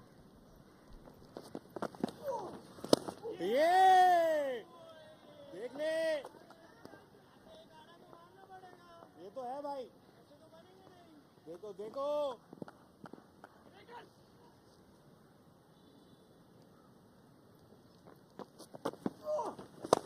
बोले ये Manav is bowling a lot more quicker than Sindhu does. That's the reason the ball is skidding on nicely to the batter. And that's also one of the reasons why he's dragging it short at times. If you're looking to bowl quicker, you will tend to drop it short. And especially on this pitch, shorter when the ball is staying low, shorter length within stumps can be really dangerous. Nicely bowled. Bit of turn as well. That goes off the edge to the boundary. Lucky. As far as the batter is concerned, he wouldn't mind. He'll settle for a boundary any day. The good thing about Kamran Ghulam is he generally plays close to his body. He was lucky the slip was not there. It was a thick outside edge. Welcome boundary for Kamran Ghulam. The partnership now 30 of 49. Good change. Andar. These two batters must see the situation as a great opportunity, because they got a lot of overs to bat. There's no hurry. The standings has been settled for both these teams.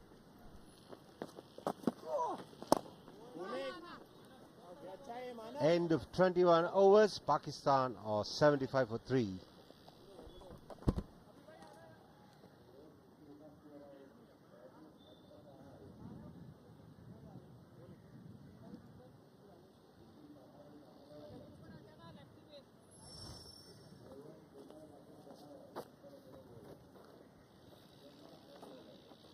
Abhishek. Left arm. बढ़िया यार. Change bowler.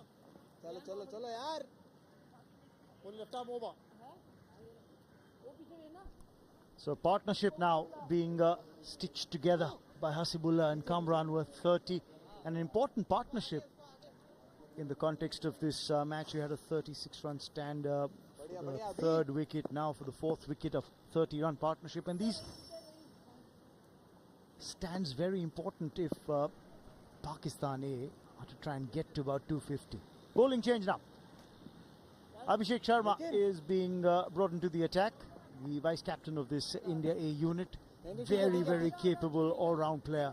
Opens the batting. In fact, he was the player of the match in that previous game that India A won by 9 wickets against Nepal. Scored a quick fire 87 in that match. Handy with the ball as well, and on quite a few occasions we've seen him come on as the first spin bowling option during this tournament for India. Look at that, 1 wicket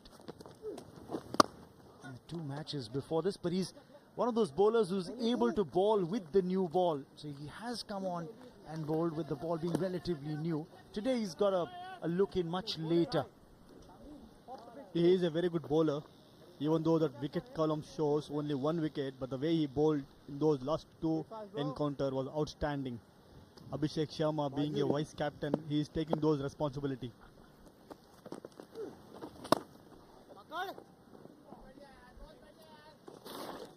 He has lots of experience. It's all about keeping it simple and bowling in right areas. That's what requires now for Team India. But Pakistan batters, they're recovering really well. This 4th wicket partnership is 31. Tossed up by Abhishek Sharma this time around. Abhishek. We've seen left arm spin from Nishant Sindhu, Manav Sutar. And now Abhishek Sharma. This ball was sliding down the leg side. That's why it was more of a polite inquiry from the umpire rather than a wholehearted appeal. This was missing leg stump.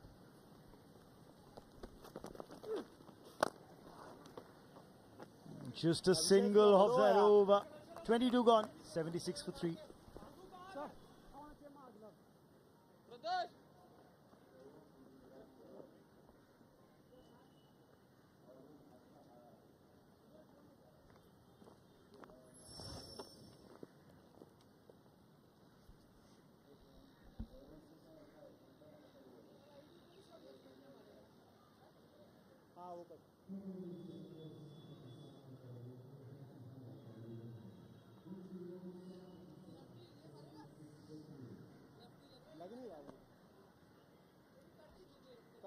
Pakistan A lost 2 wickets early, Sam and Farhan falling without getting into double digits. I beg your pardon, Sam and Yusuf falling without getting into double digits, but Farhan got a handy knock in, made 35, shared that 36-run partnership with Hasibullah for the third wicket, and then Hasibullah and Kamran stitching together an unbeaten 31-run stand for the fourth. And you've got to approach the 50-over format in a totally different fashion than a T20 game.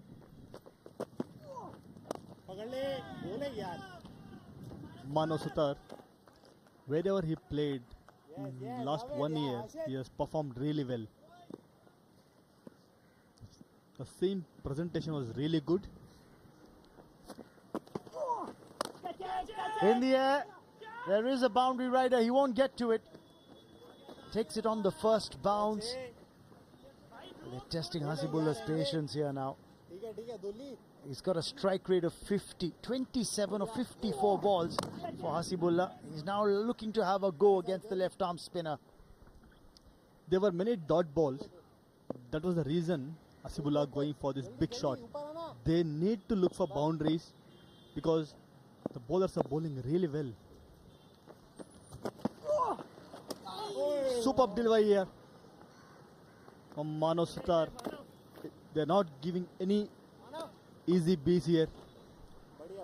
That's the reason why they've got a fielder at the slip cordon as well, because this ball did grip the surface and it turned. And look at where the keepers collected the ball to. Once again a chance, and this time the stumping affected by Dhruv Jurel. And Manav Sutar gets his man. Kamran will have to go back to the hut. Beaten by the dip, didn't get to the pitch of the ball, beaten by the turn that followed, and the keeper did the rest. Terrific delivery, beaten from the flight. The previous ball was good. This was even more better. Superb bowling by Manav Sutar. Kamran Gulam, 15 runs. He has to walk back after getting out for that beautiful delivery. Pakistan A, 77 for 4.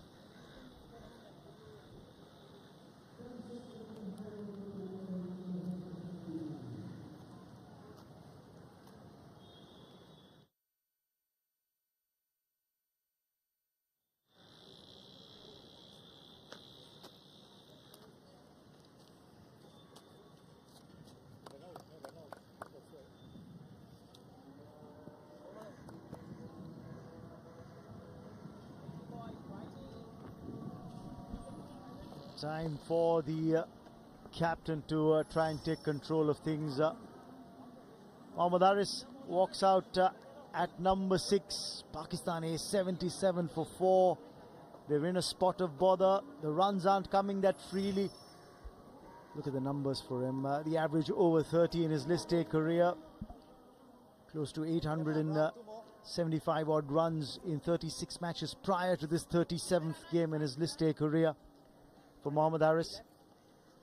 But a big wicket and an interesting scenario here. Manav Sutar, whose approach to the bowling crease is pretty quick if you compare it with Nishant Sindhu, but he's getting the ball to turn and bounce as well. There is a help from the wicket. As a bowler, you no need to much here. Just keep the ball in the right areas. That is more than enough to trouble a batsman. We saw it earlier as well for Sutar in the earlier matches. But he does get rip. He does impart a lot of rip on the ball, and that's the reason why he does get the ball to grip and turn as well.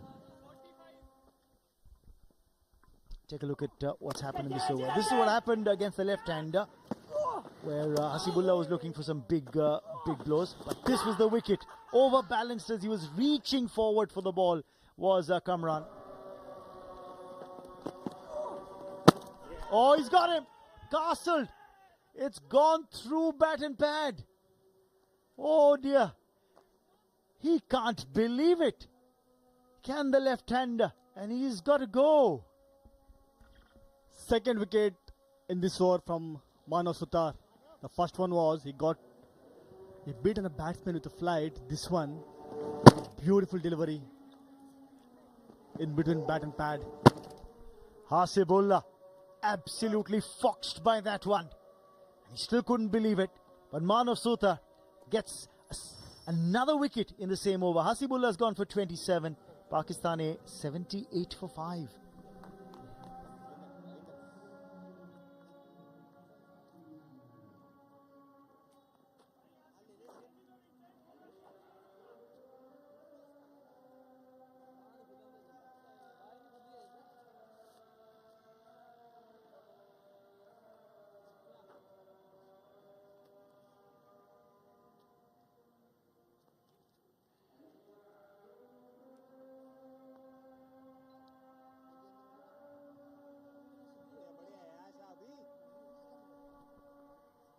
So you got a new batsman walking in now. 5 down Pakistan A, and it's time for Qasim Akram to now come in and take guard. How much? Just 23 overs gone, half the side back in the hut. And Qasim Akram has got his job cut out.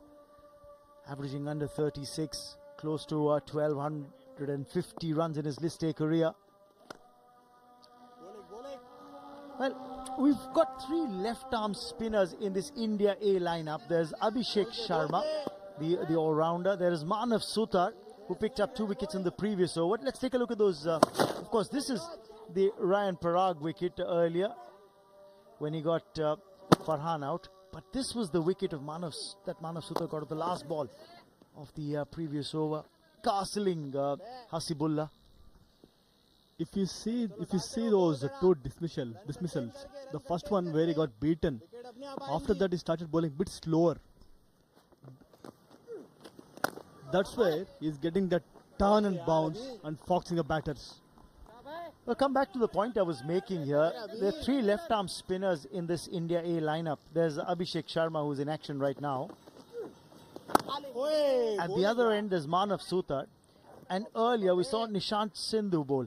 And it's interesting when you look at the bowling action of all 3, and their approach to the popping crease is very different. But this was a double wicket over from Manav Sutar, the previous one.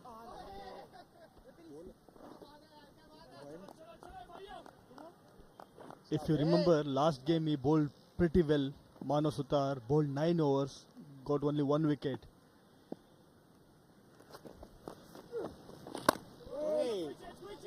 It's a tidy over so far from Abhishek Sharma as well. So what he's doing is that he's just keeping things quiet at the other end as well. 79 for 5.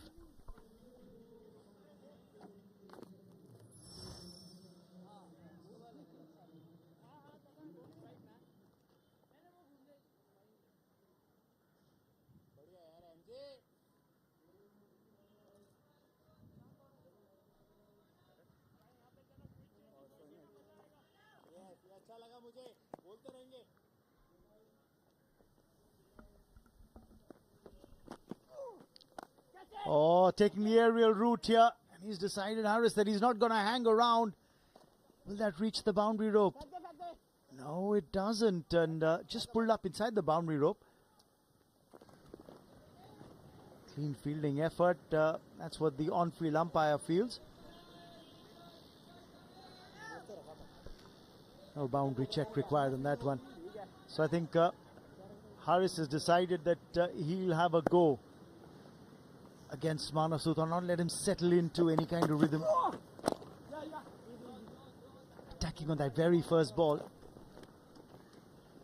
Now doing the right thing by rotating the strike, getting a single. Look at how the wickets have fallen in heaps. You had 2 wickets falling with the score at 9. Another 2 wickets have fallen with a span of just 1 run. From 77 for 3, they've now slumped to 82 for 5. You could hear the effort. You could hear the effort when that ball was released from Manav Sutar. And the turn there as well. The more and more slow he's bowling, he's getting that turn and bounce. It's heartening to see left-arm spinner getting those turn and bounce regularly. It's a very rare sight. Most of the spinners look to bowl undercut. If you see Mohammad Harris, captain of Pakistan A, first game against Nepal didn't get to bat, second game against UAE, he scored 55 runs. Needs to come up with a similar knock here, if not better. If Pakistani are to get to around 250, they have to play a captain's innings.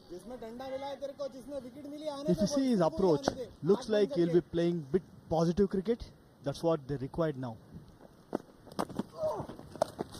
Down the leg side, and that has been put away for 4.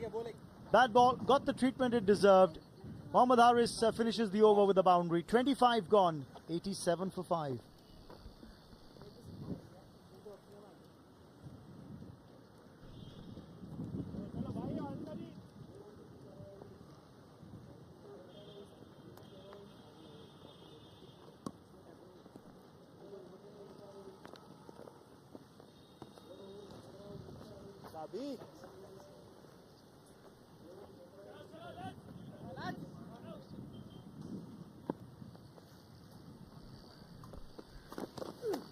At the halfway stage of this match, half the side for Pakistan A back in the hut. 87 for 5 the score. Now how do they go about the back end of the innings? This is what happened on the last ball of the previous over. The length was full. Again sweep here. That's how we have to bat. Once batters start sweeping, the spinner will be little doubtful which line and length to bowl. Just trying to upset their rhythm. That's the idea. That's why the sweep has been pulled out from the closet. The earlier batters weren't looking to play this, but the moment Haris has come to the crease, he said, hang on, I need to unsettle this length at which the bowlers are consistently pitching the ball. He swept this. In fact, his panel swept it from outside off stump. So it's not just the line they're looking at. They're not looking to sweep the ball on leg or middle and leg. It's the length that they're looking at.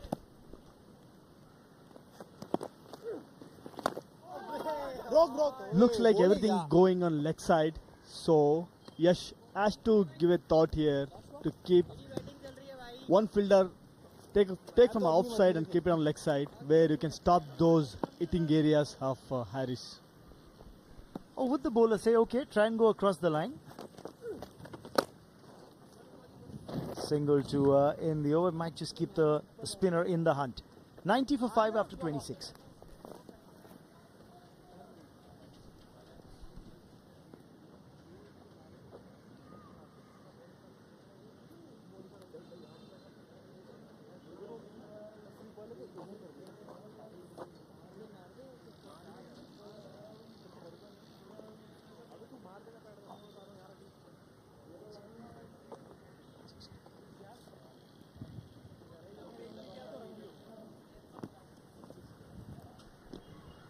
Now, I made this point earlier that Pakistani 5 down with 90 on the board. The important part here is, can India A keep the pressure on and not allow Pakistani to run away with it from here? But when you've got quality spinners operating, then you need support from the close-in fielders and the keeper. And I think Dhruv Jurel has done a fantastic job in this tournament. He's kept very well, taken some sharp catches. Pulled off a stumping as well today. He has been outstanding throughout this competition. This was against Nepal. And look at that, the outer edge, and the ball was travelling. Then he took one sharp catch which came off the inner edge. And even today, it was very quick hands, very quick hands. Played away in the gap, and that will be 4.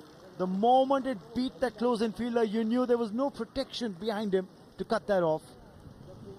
Skipper Harris is looking for boundaries here. He is not going to defend much.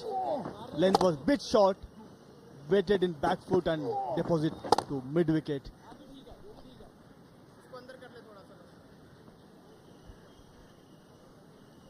Now again, I'll make a point here. They've used the sweep earlier.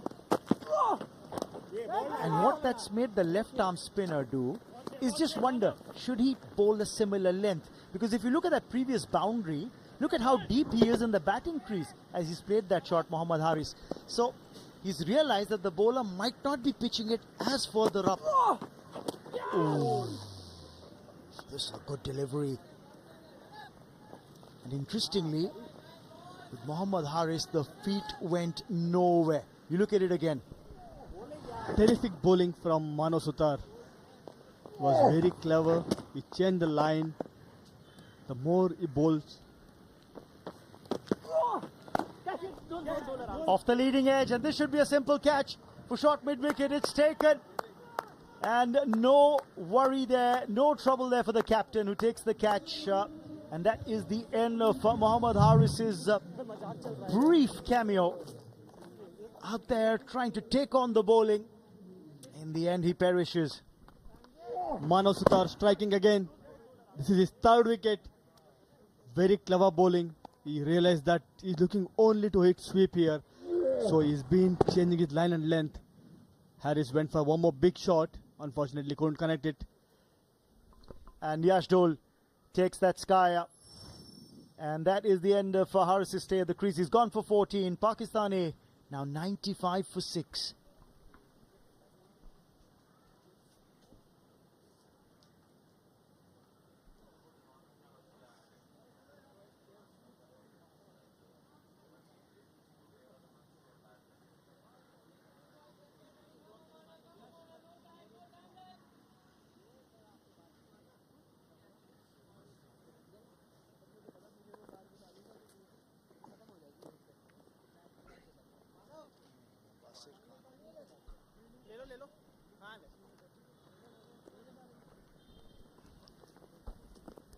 Another wicket for Manav Sutar as Mubashir Khan walks out into the middle at number 8 for Pakistan A. Batting coming undone too quickly for the Pakistan A side after they won the toss and elected to bat first. Close to 1,000 runs for Mubashir Khan, averaging just under 30. Chance for him to cross that milestone with a single if he were to take one right here in this innings. Proactive captaincy from Ashdul, keeping one more slip over there. It's a great thinking. When you're on top, you should maintain that for a longer period. Not one but two. So this is a good ploy there. Wicket taking over from Manav Sutar comes to an end. 27 gone. 95 for 6.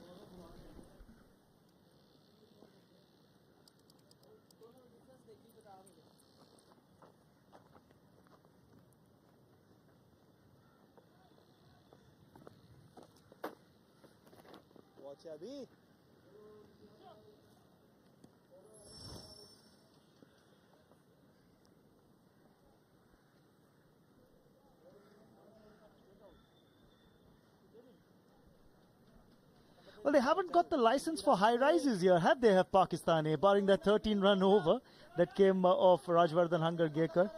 Apart from that, those high rises really haven't come. Those big overs. Look at that Manhattan. Good throw. Good throw. Picked up at the boundary rope.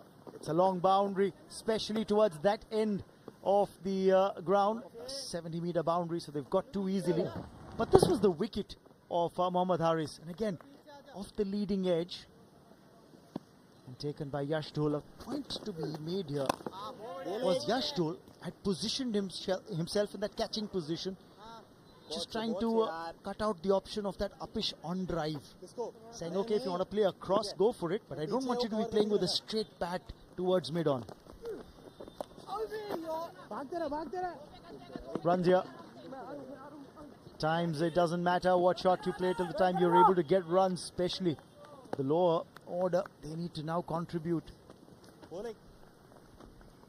They have to score minimum 150 plus here to have that good competition. If you see Team India, the last two encounters, including this one,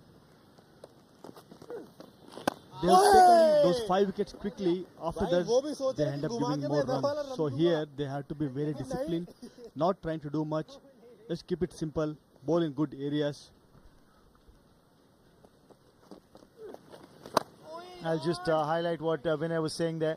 66 for 5 UAE against India. They got to about 175 and thereabouts. Nepal were 37 for 5 and they got to 167 from there. Pakistan today 78 for 5. Can India A this time around curtail the Pakistani side and not allow them to get to about 175, 200? 2 taken off that last ball. 28 gone. The 100 comes up for Pakistani as well. It's 101 for 6.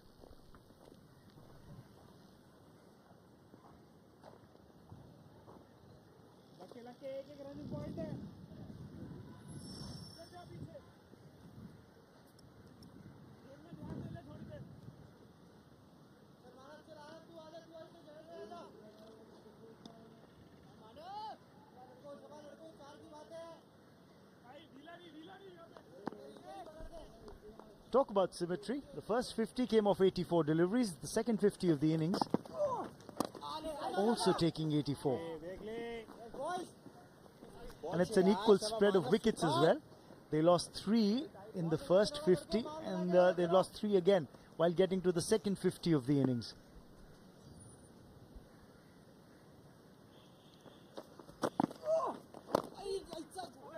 India A bowlers were outstanding throughout this innings.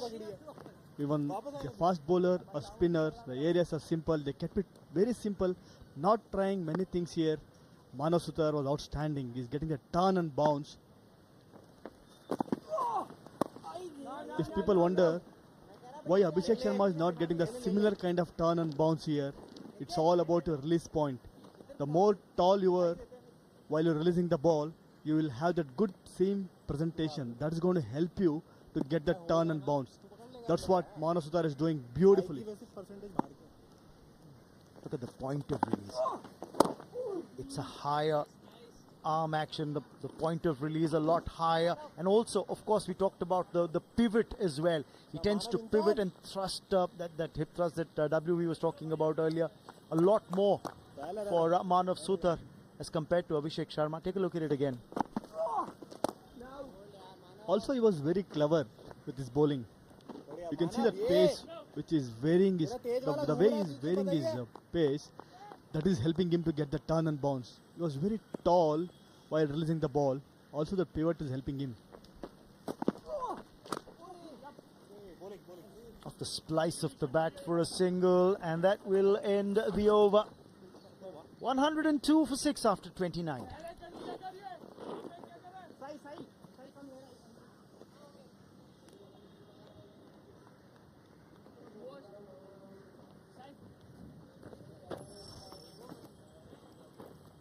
Baboy.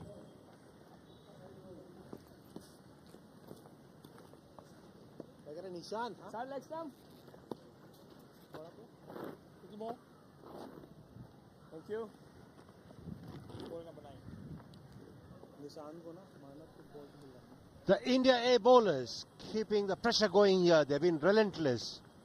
Be it the spinners or the pacers before them. They've been really good, picking up wickets at regular intervals and not giving away too many freebies here.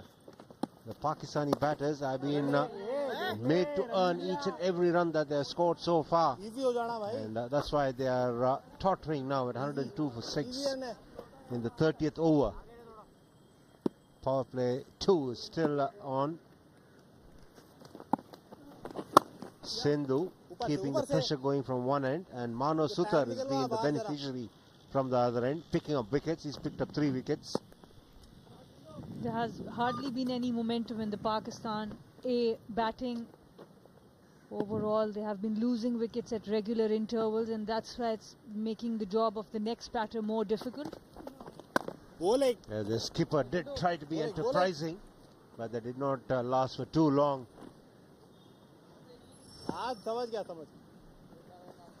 Look at the fall of wickets there. It's been really almost at regular intervals. And hammered away into the gap on the onside. That'll be a boundary. Akram going on one knee and then dispatching it through mid-wicket. Qasim Akram, the under-19 Pakistan captain, he can bat. This was slog sweep right into the gap. He is the youngest player to score a century and take 5 wickets in one match. That was against Sri Lanka in the last edition. All eyes on him now. Jaldi, Sai. Coming from a straighter run-up. drives down the ground. This is good cricket. A boundary followed up by a single. Mubassir Khan, Qasim Akram, they are like-to-like players. Sometimes one makes into the team and sometimes the other doesn't. Now batting together. Nicely bowled, beating the batter in the air. Still, Mubassir will get a single. 110 for 6 of 30 overs, Pakistani.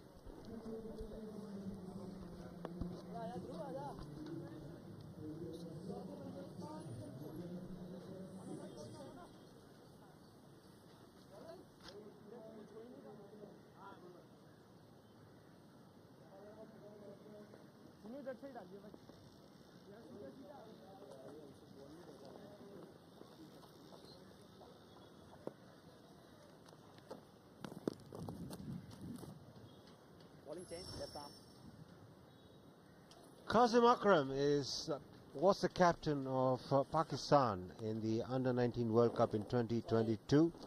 Century and 5 wickets in a match. Only player in youth ODIs. And then he's taken 6 wickets in the previous match against UAE.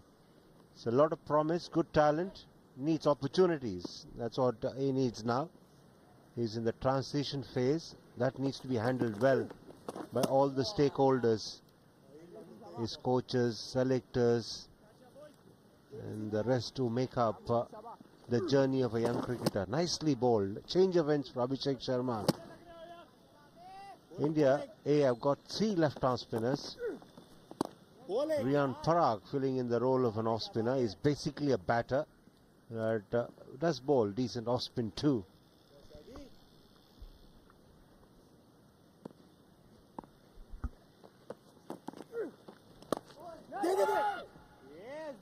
It's interesting to see that the spinners have generated some turn and bounce on this surface. The general impression was that it will be a very good track for batting, which still it is. But to generate the turn and bounce requires good skill sets. Good shot, good looking shot there. Yes, it was a dry pitch. We saw against Nepal, India was able to, 6 wickets were taken in that match from spinners. And today also, that was the reason both the teams wanted to bat first, because they thought it's a dry pitch, might turn a bit more.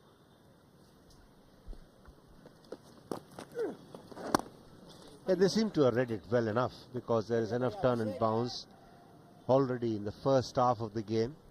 And if there is no dew in the evening, then obviously there will be a lot more turn as well for the spinners in the second half, because of the wear and tear.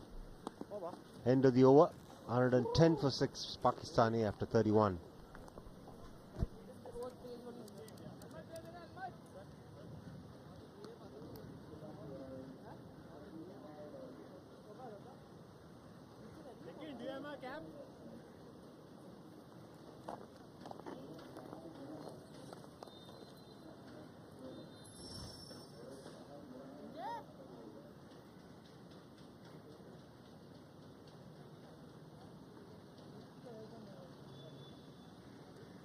It's interesting that 3 teams ended up with 4 points in Group A, but Sri Lanka and Bangladesh A have qualified by virtue of better net run rate, and in Group B it is certain that India and Pakistan will figure in the semi-final, but it remains to be seen as to who will top the group and take on Bangladesh. The winner of this match will be the table topper in Group B and take on Bangladesh, whereas the loser of this encounter will play Sri Lanka A. Oman had a victory in the last game of the league phase, and that would have delighted them. Harshit Rana back in the attack. He bowled really well with the new ball, just giving away 9 runs in 4 overs. It was basically from his end the pressure was built, and Hunger Gaker also got some wickets. He bowled really well as well. These are the wickets.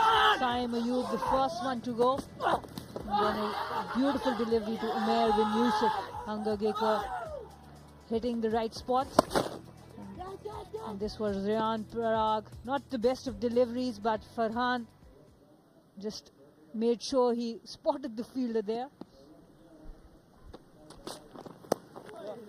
It's uncanny how a bowler who's been economical doesn't get wickets, and the benefit goes to the bowler at the other end. The first 50 saw Pakistan lose 3 wickets. This was a delightful dismissal. Manav, and this is even better. Manav Sutta picking up 2 lovely wickets, and then the enterprising innings of the Pakistani skipper coming to an end. Attitude-wise, I thought that was not a bad ploy, but the only thing was that he could not prolong it for a longer duration.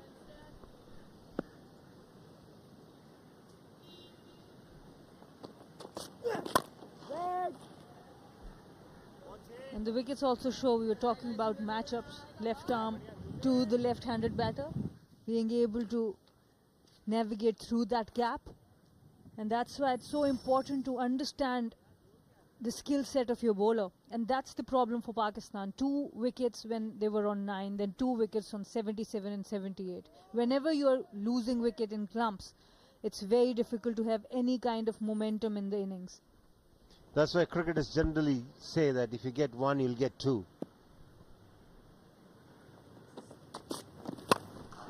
Pulled away, and that'll go to the boundary. That was an imperious shot in front of mid-wicket, that too. Gives an indication of the slow pace of this pitch. And the skill set of Qasim Akram. He is a genuine all-rounder. Whenever given an opportunity, he can bat. He got 6 wickets in the previous game. He has had 100 in ACC Emerging Asia Cup, the last edition. Something of that sort is required today from him. It is a big ask, but he has the talent. One never knows as to what kind of score is enough until you finish your innings. So there's no point in thinking 220, 230 may not be enough. You need to get there first and then take the game as it unfolds. What an effort that! Another pull shot here. It was in the air. The field change meant that there was an additional fielder for a shot mid-wicket. Sai Sudarshan was the man there at shot mid-wicket. That one travelled fast. It was right from the middle of the bat. Qasim Akram, even though there was an extra fielder on the leg side, he went for the shot. It was travelling effort there. At this level, you want to grab onto these ones. But let's see if this is going to be costly for India. Good reflex action that from Sai Sudarshan.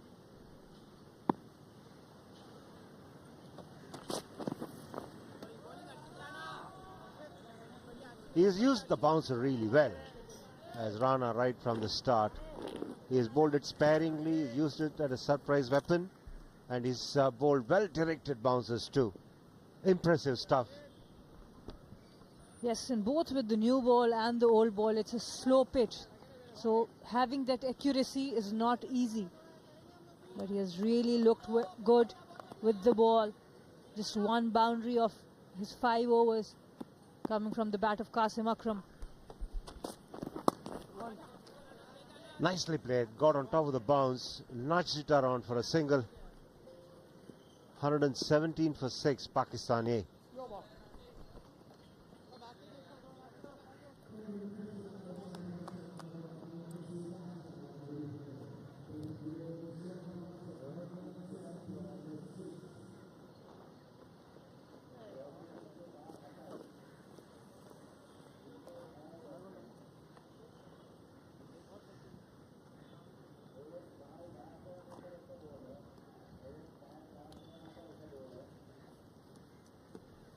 .22 runs partnership between these two here. Mubasir and Akram. They played some real good shots, attacking shots. And Akram has played a couple of powerful shots too.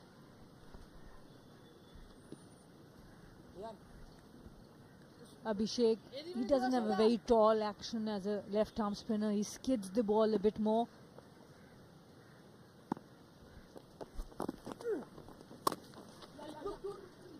Nicely played away. There is a field out in the deep, just a single. The Indians have been sharp on the field. The fielders out in the deep have ensured they have not given too many twos. because opportunities can be made here, created here, because of the huge size of the boundaries. But the fielders out in the deep have ensured that the Pakistani batters haven't stolen too many runs from them. It's been either a case of singles or boundaries. Yes, the fielding overall has been pretty good, and the bowling as well. That's why 124 dot balls in this Pakistan innings. That's 20.4 overs. That's a lot, because we're just in the 33rd over. चल आ रहा है 13 wicket है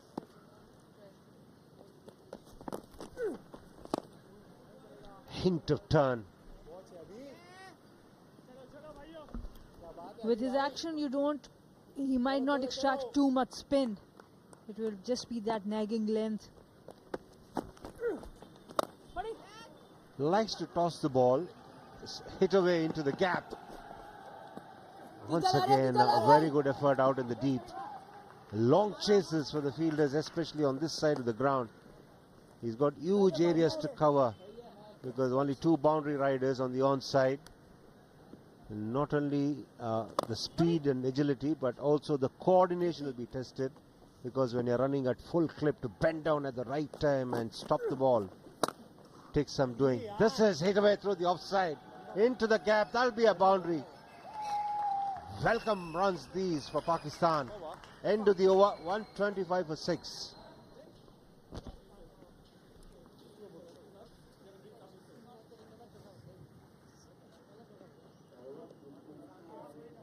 okay thank you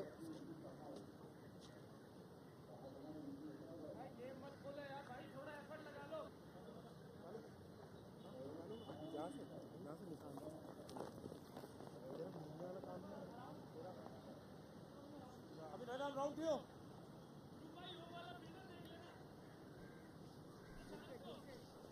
Current run rate is 3.79, and the projected score for Pakistan will be 189 if they go at the same rate.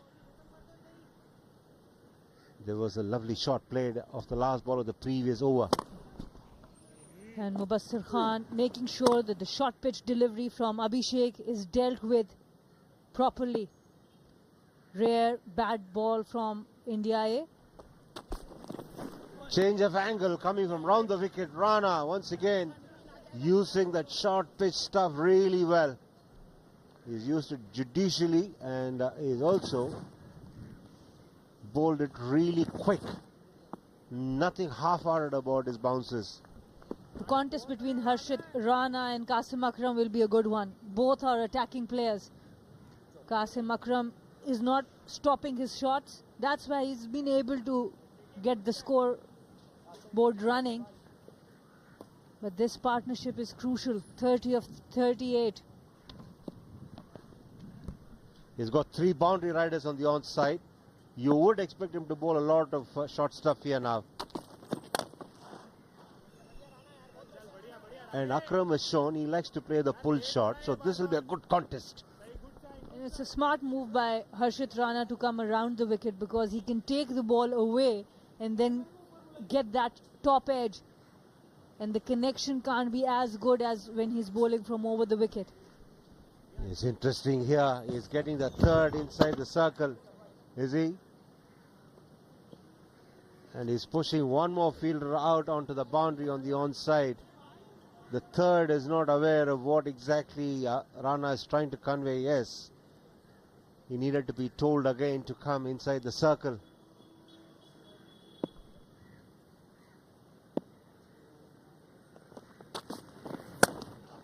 Smashed through the offset. That's a lovely shot. Another boundary for Akram. A rare bat delivery from Rana. This would have been an interesting contest. With the field, it was quite clear it would be a slower delivery. And Qasim Akram is a very intelligent cricketer. He stayed deep in his crease, waited for the ball, and then just pierced the gap on the offside. Good contest there.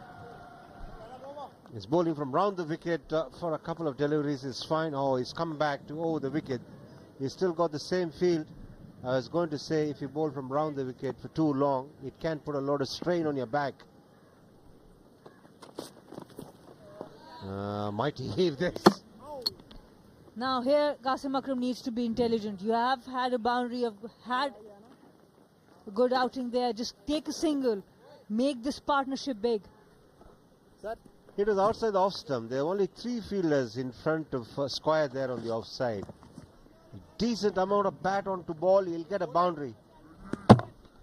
And the pace of the pitch is not predictable. The bounce has been a little double pace as well. So going across can be dangerous.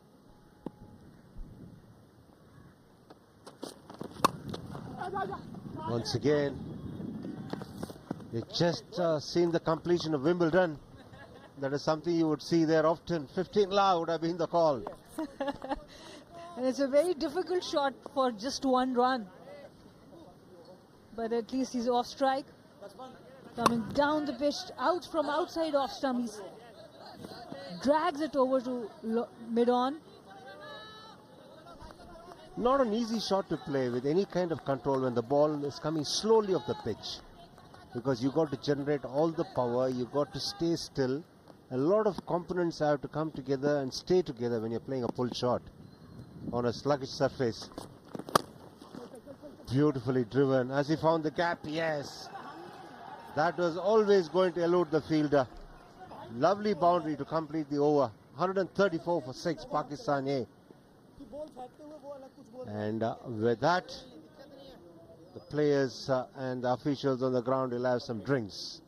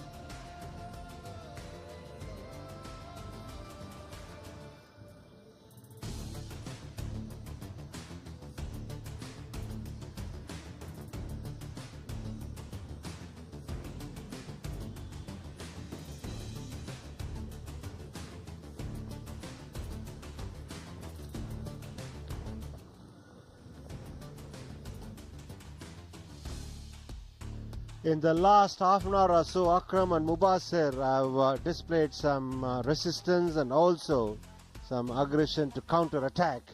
It's been a good partnership of 39 runs of 43 deliveries. Pakistan won the toss and decided to bat. And there was an early reprieve which was not made use of. The left-hander Saim got out, looking one to the keeper, and that was again followed by Yusuf as well. He nicked one. Some lovely shots coming from the blade of Farhan, especially standing tall and playing through the line. And he was really good when he was looking to time the ball rather than hit the ball against the medium paces. And then this happens. He holds out to square leg of a rank long off from Rian Parag. And then we saw Kamran play a few shots too. The problem was that nobody is converted their starts into big scores. Wickets have fallen at regular intervals, but when you have bowlers bowling such brilliant deliveries, batters can't be blamed really. And this was the fall of the Pakistan skipper Harris. He looked to show the way to his dressing room about having to be aggressive and how intent can be conveyed to the opposition. And then we've seen this partnership, Akram and Mubasir, create some sense of urgency here and also provide some respectability to the Pakistan innings.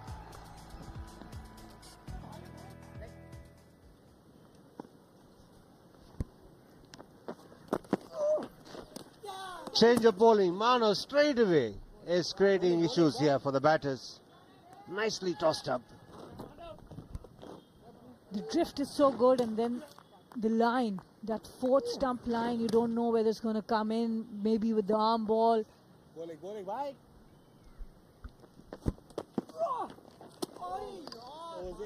That's beautifully bowled. Very impressive, this young man. Especially when he bowls that middle leg line. He makes the ball drift into the right-hander and then spins it across the bat. His release is really good, right in front of his eyes.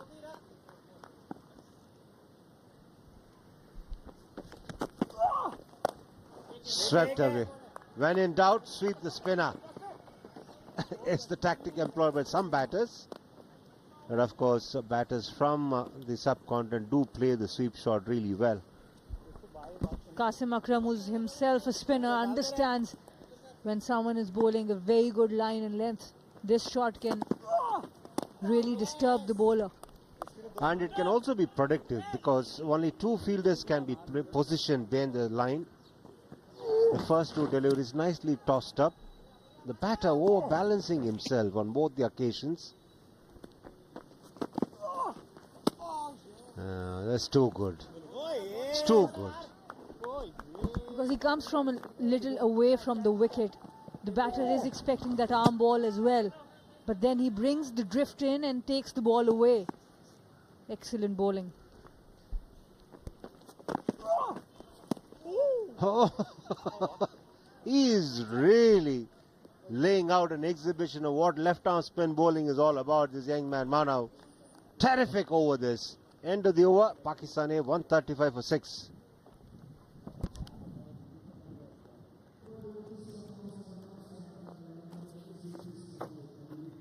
Shanti.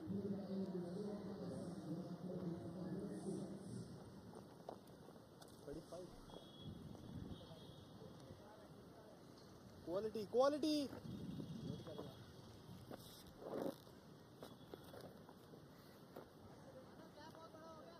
ठीक है किसका क्या बोल थोड़ा ऊपर रियो और तू अंदर से थोड़ा. Sindhu being very economical here, just the 17 runs conceded of his 5 overs, and the left-arm spin duo of Sindhu and Sutar have been really making a telling impact on the batters here. What's good about them is that they're getting the ball to drift back into the right-handers in the air and then making the ball turn away from the bat. Kind of deliveries that he bowled last over, Sutar, were really unplayable. This is a bowler in great rhythm. When you are in rhythm as a spinner, the flight is perfect, the revolution on the ball is perfect, and it's landing in the right area. Excellent bowling.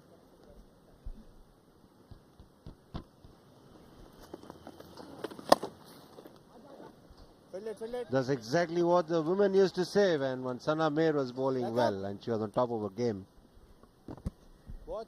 You're very generous.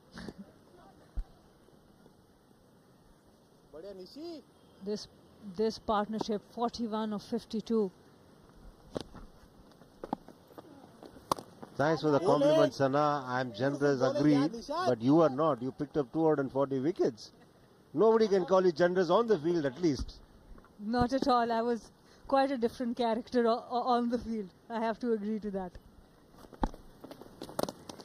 We all are like that, isn't it? We have to be competitive on the field, and then off the field, yes, it's all about making friendships and then having a good time, exchanging notes. and helping each other out. That's what sport is all about anyway. Nicely bowled to end the over. They will pick up a single. 137 for 6, Pakistan A.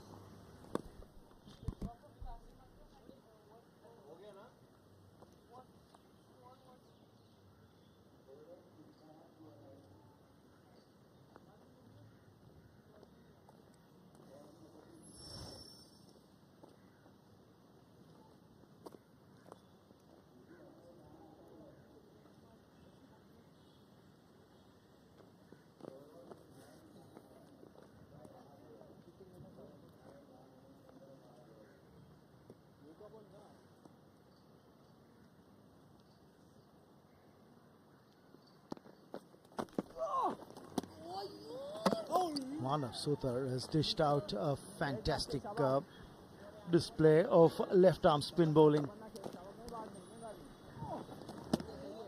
Look at that. He's got turn, he's got bounce, he's also varied the pace at which he's bowled. He's got a swift approach to the bowling crease as Manav Sutar. If you compare his run up to the popping crease with someone like, let's say, Nishant Sindhu, who was bowling earlier, he's a lot quicker in his approach to the popping crease.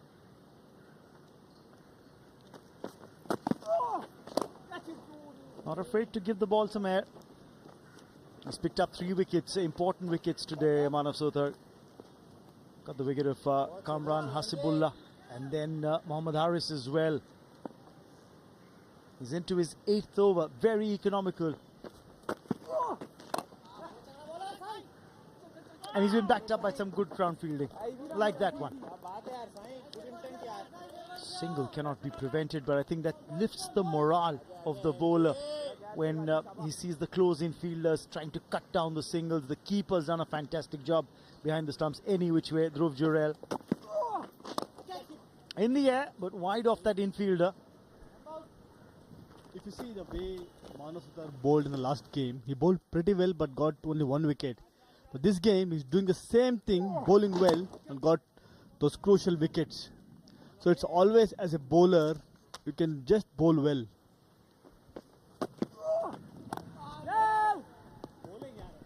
Spoken like someone who's gone through the grind, Vinay Kumar.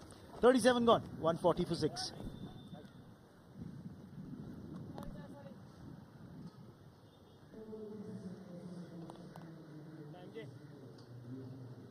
घुमाने पे सोच, सिर्फ घुमानी है ball. कोशिश कर मुंह से घुमाओ, मुंह से. शाबाश Nishant.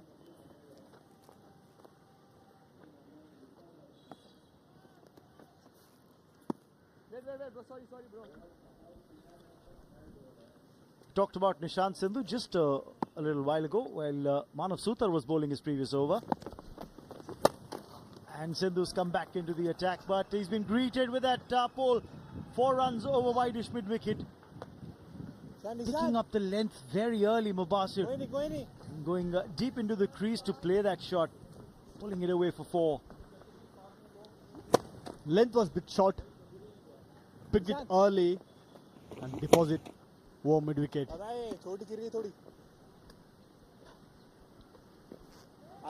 Compare the 2 left-armers when they're in operation. Difference in approach. 49 for the partnership, albeit. Yes, bowling. Inching towards the 50-run mark, this partnership for the 7th wicket. Very crucial for Pakistan. His chances gets them to about 150 and thereabouts. Maybe then the next target would be to push for 200. Through the infield. And the 50 of the partnership will come up with that boundary.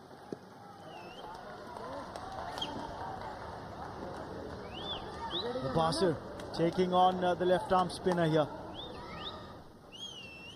Mubasir, last boundary came over mid-wicket. This one was not that bad ball, but length was a bit short. But there was a bit of room, so he cut it nicely. With that boundary, they have scored 50 runs partnership for this wicket. Yes, it's worth 53 now. Ooh, in a spot of bother, wanted to go inside out. Didn't really make the kind of connection that he wanted to on the ball. Mubashir giving something to Nishant Sindhu to think about. Off the inner edge. On the pad, is that going to be given? Yes, it will be. The arm ball doing the damage.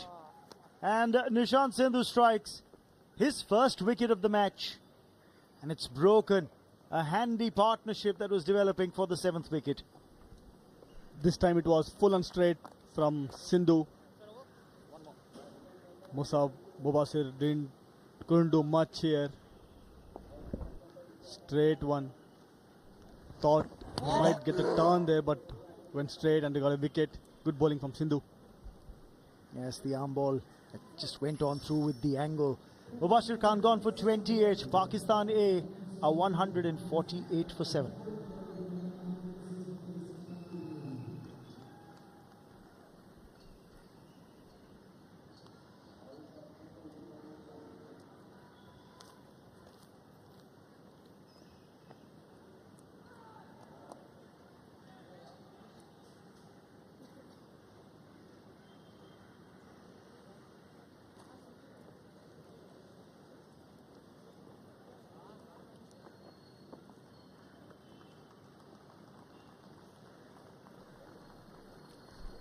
For India, left has been right today. The left arm spinners once again amongst wickets.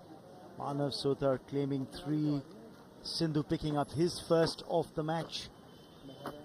And Mehran walks in to bat at number 9 for Pakistan A. Now the question is for India A, how quickly can they wrap up the tail of this Pakistan A batting lineup?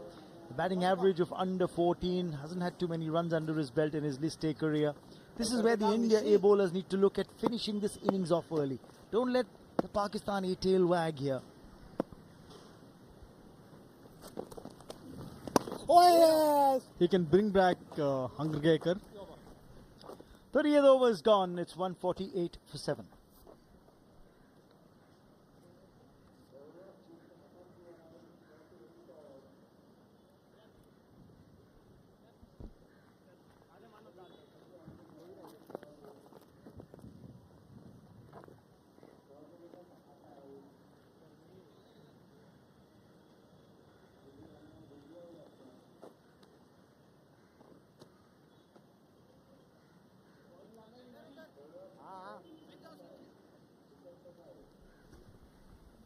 Continuing with the 2 left-armers from either end. It's the right way to go as far as the India captain's concerned. That's what he's thinking, because the spinners have kept a leash on the scoring rate as well.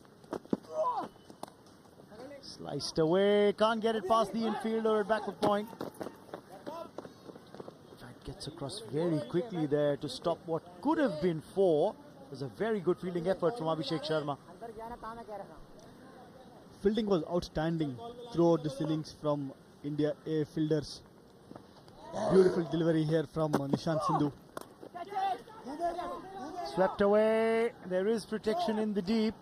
It's just going to be a single.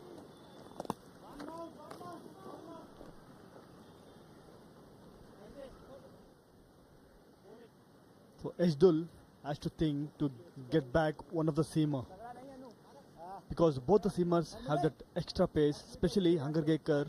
He has got 2 wickets. He has bowled only 4 overs. One more spell here, he can get those quick wickets and wrap up the innings of Pakistani. He's in his 9th overs, Manav Sothar, so maybe there is a case there to bring on the medium pacer. But then the other flip side for the captain is, when everything's going so right for you with the spinners, why change things around? Maybe try the 1 odd over of spin. If it doesn't work, get the pacers back.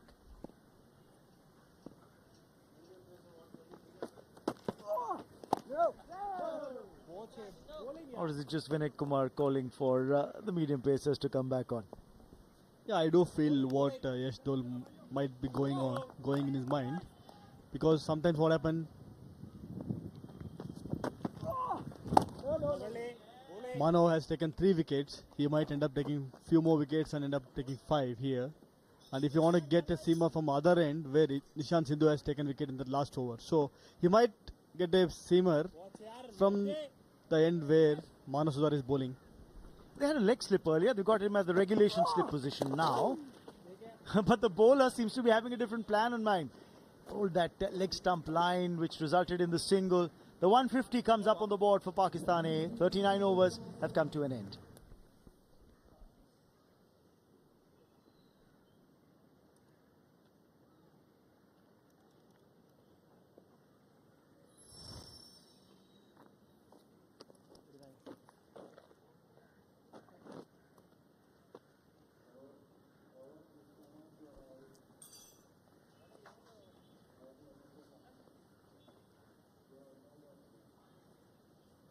Sorry? 7 bowlers used by Yash Dhol today, the India A captain. Couple of things to highlight. One, no extras conceded by any of the bowlers. So that is a creditable bowling effort. नहीं यार ऊपर से No extras, no wides, no balls. In fact, no buys or leg buys as well. So that's a very disciplined bowling effort by the Indian bowlers. That is unreal. Very rarely we'll get to see this kind of performance from the bowling unit. Not even one leg by, buys, wide, no ball, outstanding. Credit has to be given the whole bowling unit. Meanwhile, the third 50 of the Pakistan innings coming up slightly quicker than the first two. But they lost too many wickets. They'd lost 6 wickets, remember, early on.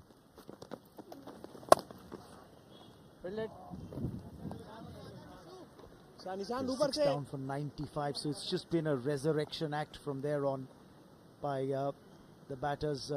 Akram on 30, Mubashir made 28, remember, before he fell. Reverse swept.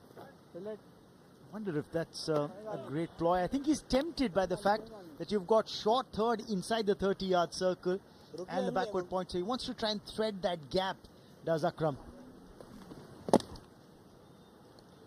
It is a good ploy. So well, if you see overall Indian fielders, they have easily saved 8 to 10 runs here, Raman. That might be a good ploy. Oh, misfield. A misfield here by the bowler. Just as we were praising the bowling and the fielding effort हर एक run जरा important है boy. on the follow through. Well, Nishant Sindhu concedes an easy single. The commentator curse. How often have we seen that come into play? Just took it a little casually here. And was thinking somebody would be backing him up. Yes, Bolek. Walking into that shot, Mehran. Bolek. He lost his balance. Nishant Sindhu has taken 4 wickets the previous encounter against Nepal. There are still 3 more wickets are there. He might be eyeing for those wickets. They get a single here. And this is important. Keep rotating the strike. 40 gone. It's 153 for 7.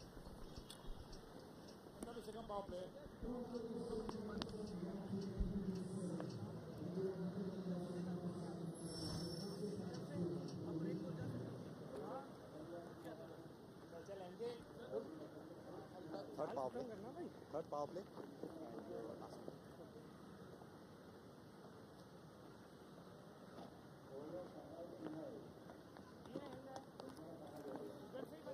Riyan भाई इधर ही आ जाओ. 7 wickets have fallen for Pakistan A. 5 of them claimed by the spinners. 2 by the medium pacer, Rajvardhan Hangargekar. And this really has been the best 10-over phase for Pakistan. But now, remember, 40 overs gone. So the final 10 overs, the third power play kicks in now. Now, this effectively means that for the next 10 overs, the India A captain has the liberty to take 5 boundary riders back at the fence outside the 30-yard circle. Which means that there will be the opportunity for the Pakistani batters to steal these singles. The number of single saving fielders inside the 30-yard circle is just 4. So you can work these gaps now. Well, the kind of position they were in, India A. Caught by Yash Dhol. So there's 3 wickets. Looking for the Yorker there. Angargerkar's got the right idea. Coming back to that discussion, Raman, the way he was bowling, the areas which he was bowling, that was outstanding. The control was there. When spinner have that kind of control, more chances will be there for him to perform. That's what happened with Manav Sutar. So that's 6 wickets for Manav Sutar overall in this series, in the 3 matches, 3 that he's taken today. Just once again highlighting his capabilities. Look into that economy, 3.28. That is outstanding. Comes in the middle overs, keeps things quiet, gets the wickets. Meanwhile, Angargerkar has picked up 2 wickets here. He'll be looking to add to that tally. Remember, was a part of that under 19 World Cup winning India squad for 2022. Rajvardhan Angargerkar had a decent outing in the matches that he played during the 2023 IPL as well, when he played for the CSK side. He is a very good prospect, no doubt in that. The more and more he plays, he will get better. Not timing it, looking for a big shot there. Akram is the last man standing, if I can say that, for the Pakistani side here. 35 of 50 deliveries for Akram. 3 boundaries, and a lot hinges on his shoulders. But how many Pakistani finally get to? I think the first target would be to try and bat out the full 50 overs. Even if they get 3 or 4 or 5 runs and over for the next 3-4 overs, try and take it close to the 46th or the 47th over. Then the last 18 deliveries, 3 wickets in hand, have a swing, have a heave-ho, and see where you can get to.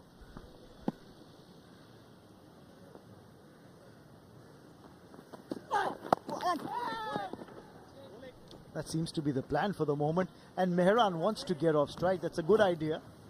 Dab and run, take the single. And I think the Indian fielders, the India A fielders, need to be aware of this. Try and cut off those single opportunities. Well said, Raman. That should be the plan. If you see, Pakistan A team's bowling is much better than batting. That's what we can see with the way they performed the previous games. So it's always better as a batting unit. Pakistan, they have to put somewhere 190 plus runs here. Will they get there? That was a waiver delivery, but luckily he's got protection at fine leg. Single to end the over, just 3 from it. 42 gone, 161 for 7.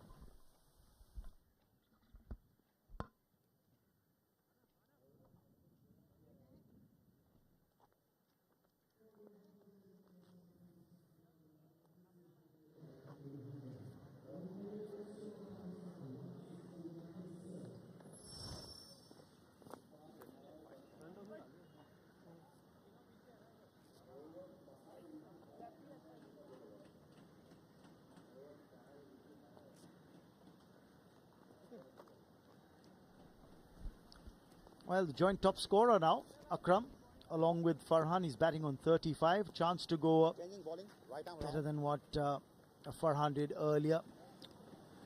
More of a dasher there, Farhan. 36 ball, 35 for him. Akram, a more patient innings. He's had to keep that one end going while wickets have fallen at the other. Ryan Parag is back for another spell. Bowled a very economical first 5 overs. Took a wicket as well. Gave away just 14 runs. And with Mehran on strike, I think that's the reason why he's been brought back with a left-handed batsman there. 2 more with that reverse sweep.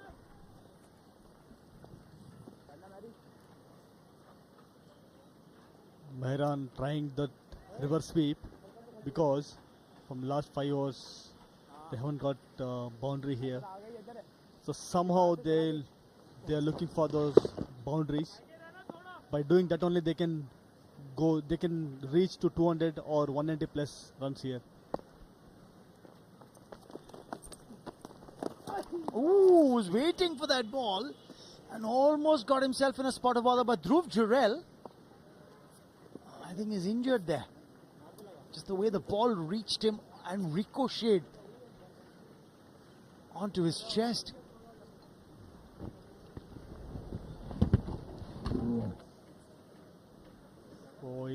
might have got into his collarbone. Yeah, the ball was skidding on, remember, and when it is hit into the ground, just kind of skidded off the pitch, and it struck him just, I think, close or below the collarbone.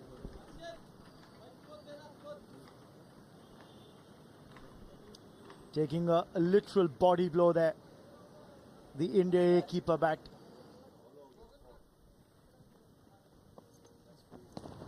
Well,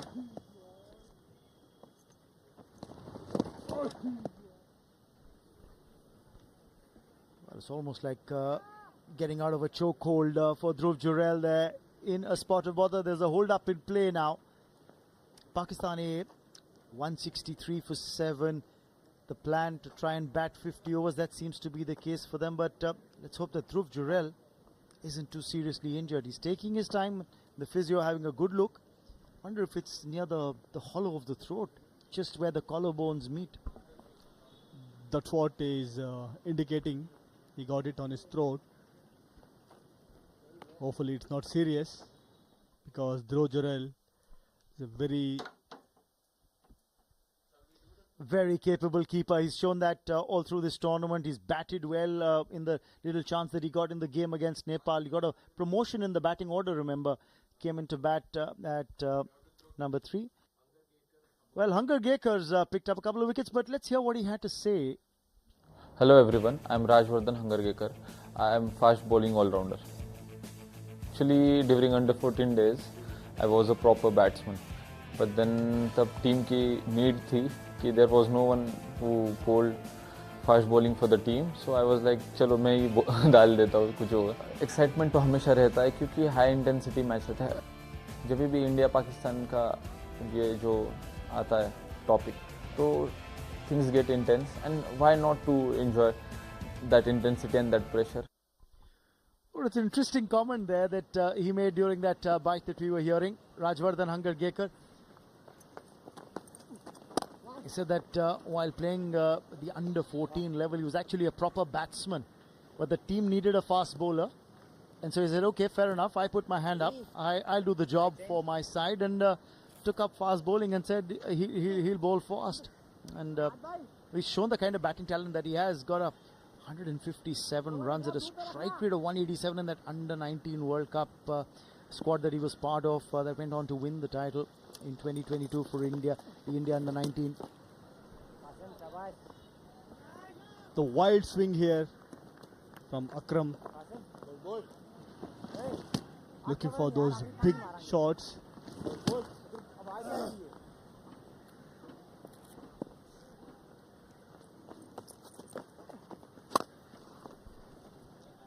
Hit down the ground for just a single. Now he's got that ability. He can bowl the regular off breaks when the left-handed batsman's on strike, and then he chooses to bowl leg spin or just push the ball through quicker when the right-handed batter's on strike. Tries to bowl a bit more a wrist spin. Didn't give it too much of a rip there. Tried to push the ball through. This is a little slower, and it's been tonked away for 6. There have been few to come by, but finally one over the boundary rope. And that'll end the over as well. 43 gone, 171 for 7.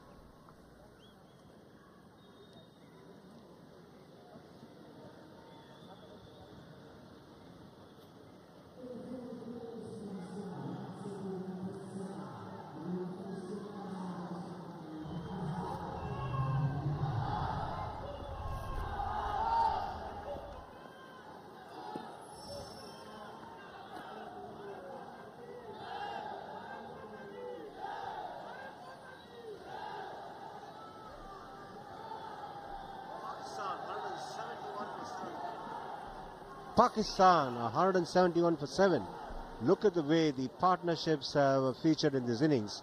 Hardly anything to write home about except for the one for the third wicket between Asibullah and Farhan. And then of late there's been some enterprising batting here from the lower order batters, and this was the 6th of Rian Parag's bowling of the previous over. Sana, 171 for 7. Looks a lot better than what it was some time ago. Absolutely. At 95, Pakistan was 6 down. From there, they had 2 good partnerships. And on your screen, Mehran Mumtaz, he hit a 6 on the last delivery. One of the youngest players in the Pakistan emerging squad. Himself and Hasibullah, both 20 years of age. Coming from round the wicket is Angargekar against the left-hander. I like the way Akram batted here. He showed purpose, he showed aggression.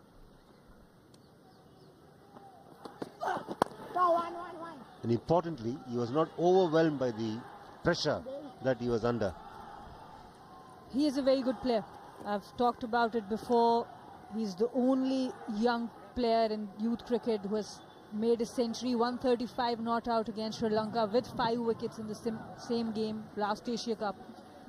So he's a proper all-rounder and loves to thrive under pressure. Under 19 captain in the last World Cup for Pakistan.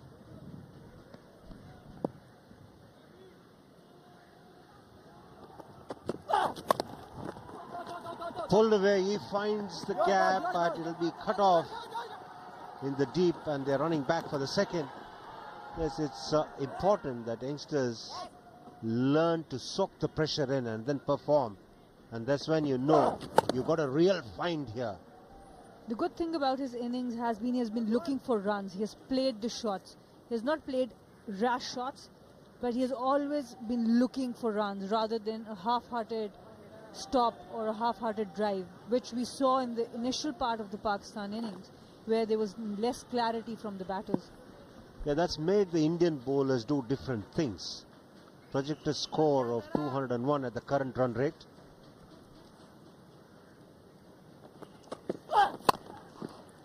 The first half of the innings, the Indian bowlers were really dominating. They were not challenged enough. But Akram has challenged them, and the Indian bowlers have been made to think, try different angles, change their field set. All sorts of things start happening from the time he's walked out to bat and took the attack to the opposition camp. And he's laid a foundation where Pakistan can still build up to that 220, 225 if these last 6 overs go really well. And that can be a fighting score. Couple of early wickets. But for 96 for 6, that was where Pakistan was in real trouble.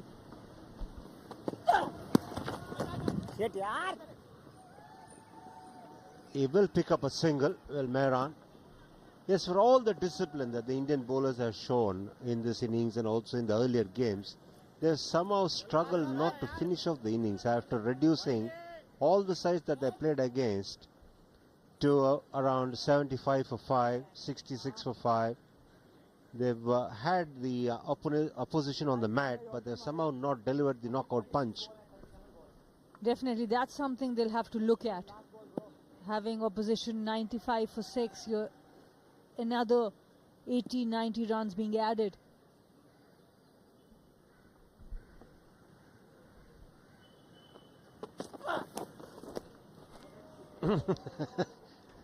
That was interesting. End of the over, 177 for 7 Pakistani.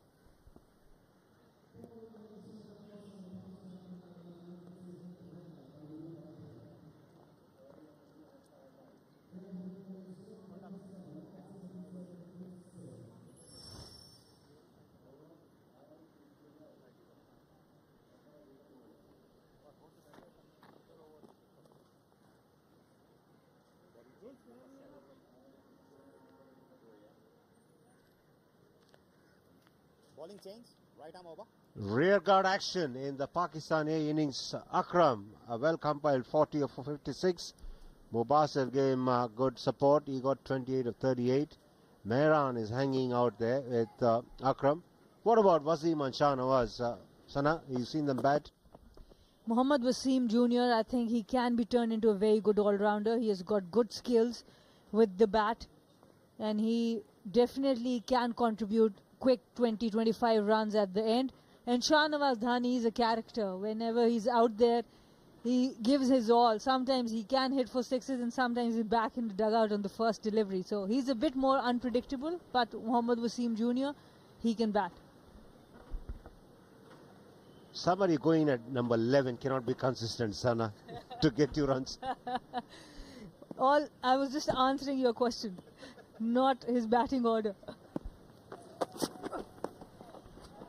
Finds the gap, cheeky shot, and he gets a boundary for that. Mehra has been busy, short on skills, but really big on improvisation and innovation. And the crowd has really enjoyed that one. Mehran Mumtaz, one of the youngest players in this Pakistan lineup, putting the bowler under pressure on the ball 1. That's how you want to start the last few overs. Yes, they're doing a good job here, these two. If Pakistan can somehow get to 230, and with the bowling attack that they have, they can compete here. It'll also be interesting to see the India A side when they're challenged. Yes, till now India A have not batted full 50 overs in this competition. They've only batted 16 and 22 overs, chased the target down quickly. So these last 40-50 runs can really challenge. That's good cricket. It's giving the strike to Akram here. This has been a sensible partnership. It's not been all about just having a go at the bowlers. It's about going for the right shots and also rotating the strike. Very sensible cricket here from these two.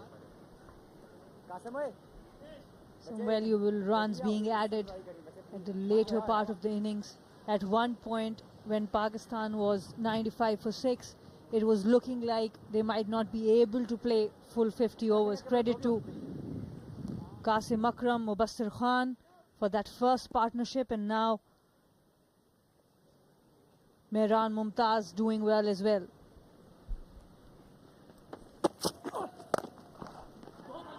Pulled away, and that'll go to a boundary. Despairing drive from the field out in the deep, but that raced away. It was hit powerfully too. 9 runs of the first 3 deliveries of this over. Good over to start. Very good pull shot. He has looked very comfortable on the pull shot. Full effort in the deep, but to no avail. And the crowd is enjoying this. He picks the length quickly enough. That's the reason he's able to play it in front of mid-wicket. The pull shots he's played so far have been in front of mid-wicket. It does seem like he has a bit more time than the other batters who have come out to bat. Hoisted away. One bounce into the fence. These are real good runs for Pakistan. It'll provide them extra hope here. And Qasim Akram, he has been really good. Built this inning really well. Now the acceleration comes in. Swivels and hits it in the gap. There are 2 fielders on the leg side deep, but he makes sure it's away from both of them. Under pressure now, Nitesh. The 45 was there, so it was an ill-directed shot ball. You got to try and ensure that you are bowling around the off stump for the batter to drag it, because he's got 3 boundary riders on the onside.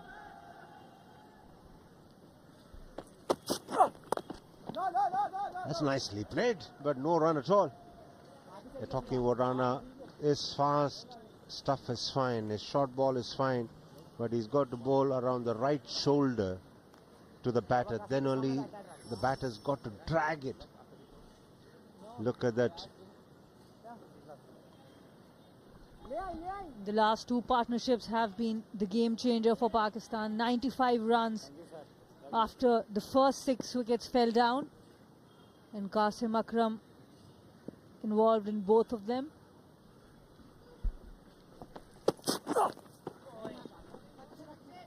Looking to improvise, but doesn't make any contact at all. End of the over, 190 for 7, Pakistan A.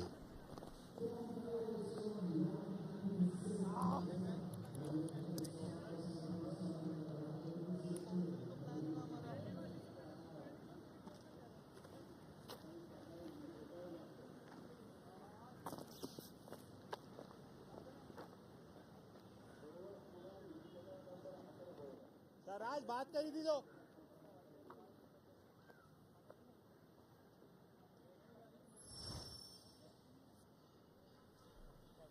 Asia Cup 2023 will feature India, Pakistan and Nepal in Group A, and then Sri Lanka, Bangladesh and Afghanistan in Group B. Two teams from each group will qualify for the Super 4. And that'll be once again a much watched tournament.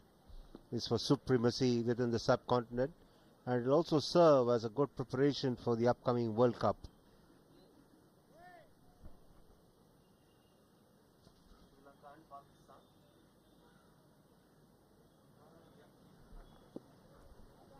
The Asia Cup will be hosted jointly by Sri Lanka and Pakistan.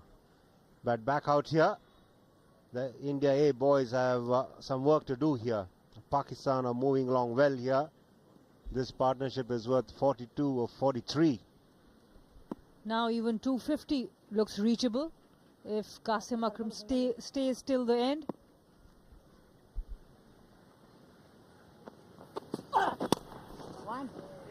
Nicely played. Hold your horses. Don't get too far ahead of yourself. I'm only saying it looks possible. That's the only time I can say this. The whole time India has been dominating. I was only teasing you. Past winners of the Asia Cup there for you. India has done it 7 times, Sri Lanka 6 times, Pakistan twice. We are talking about all the formats combined here.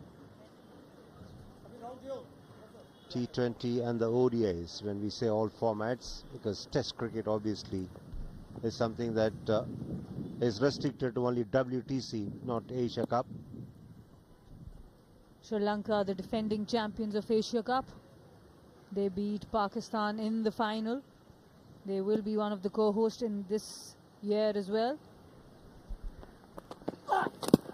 Coming from round the wicket. And he's going to bowl a lot of Yorkers outside the off stump. He's got a point behind square out on the fence, and then there's a sweeper just in front of square too. So that's all the indications that you need as a batter, that he's going to bowl wide Yorkers. And this is where Qasim Akram has to be careful. He's on 48. That milestone might be on his mind, so he cannot have a premeditated shot over square. Last time we saw him going towards the off stump and trying to go over square.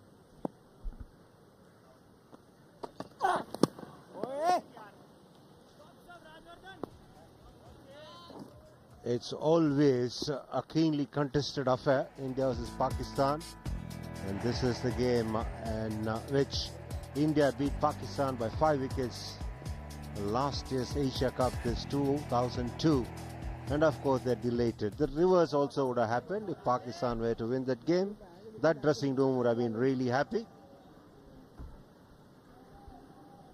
Nonetheless, it's all about the excitement, entertainment and the anticipation that a contest between India and Pakistan creates and provides.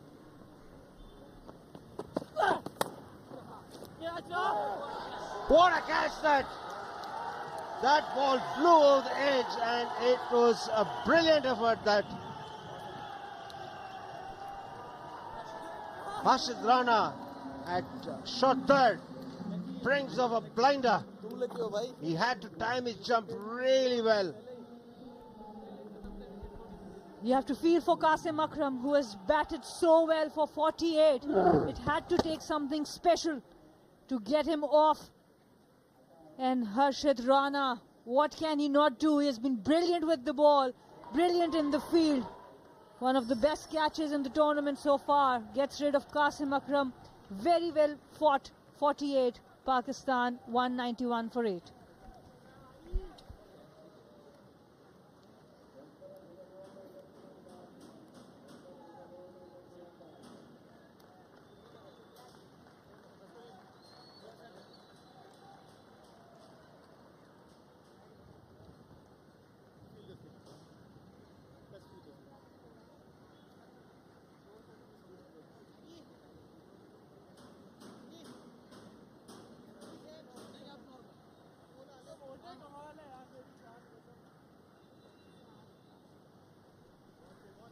The fighting knock of Akram comes to an end because of a terrific effort by Harshit Rana, shot third. Mohammad is the man walking out to bat. And we still have 4.2 overs left in this innings. They've got to try and salvage some more runs here to Pakistan. Mohammad Wasim Jr., experienced cricketer. He figures for Pakistan in the senior international level. And he can bat from what Pakistan were halfway through the innings. They have reached to a position of respectability here. Third wicket for Angar Geka was brought about by a terrific effort from Harshit Rana. And he's come from around the wicket to pick up that wicket. Now change in angle for him. Driven, and he's looking for a single. What a special effort by Harshit Rana. Fast bowler. Perfection in the timing of the jump. Just look at that. Plucked out of the air. And the crowds have definitely enjoyed that one. The bowler knows it might be more of a Harshit Rana's wicket. Yes, and Akram should consider himself unfortunate. It was a terrific effort and he had to play that shot. The shot was on, but it's just that Rana played the spoiled sport there.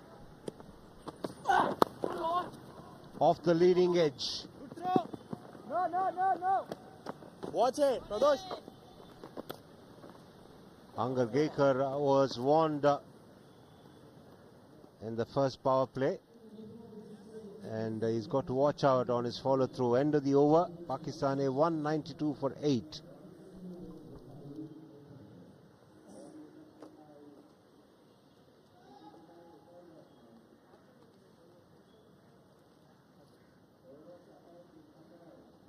Arshit.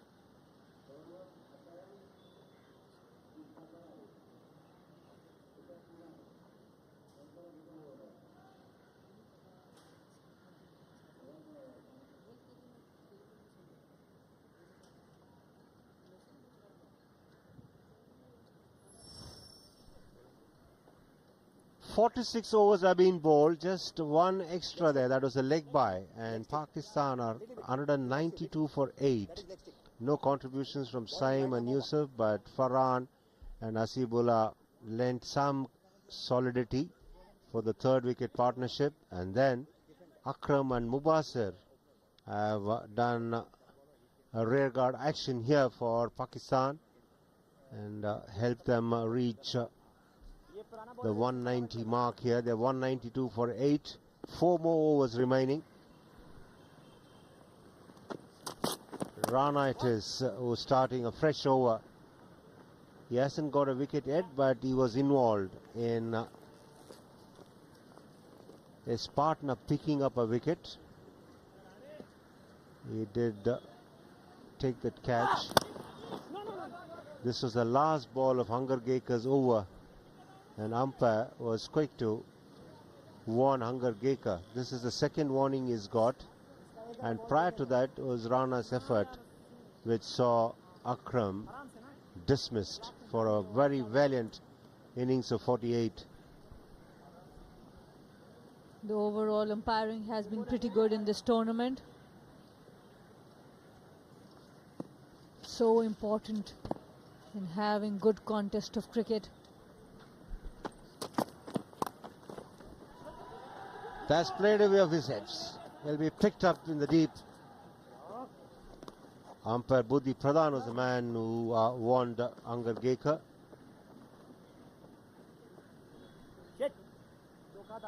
He's from Nepal, and Buddhi Pradhan, the man on the screen, he's been watching like a hawk whenever Angar Gekar bowled from his end, because Angar Gekar does not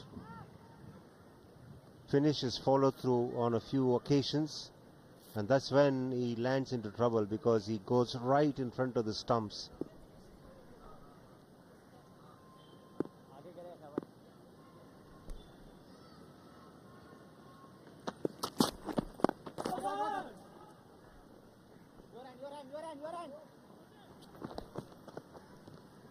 Awkwardly played, but he'll still pick up a single, will Wasim. It took Wasim by surprise, and then he was not running. He was ball watching. You need to be a bit better, more on your feet when you come into the center. These last 21 deliveries, Pakistan need to be very careful. They have got the foundation.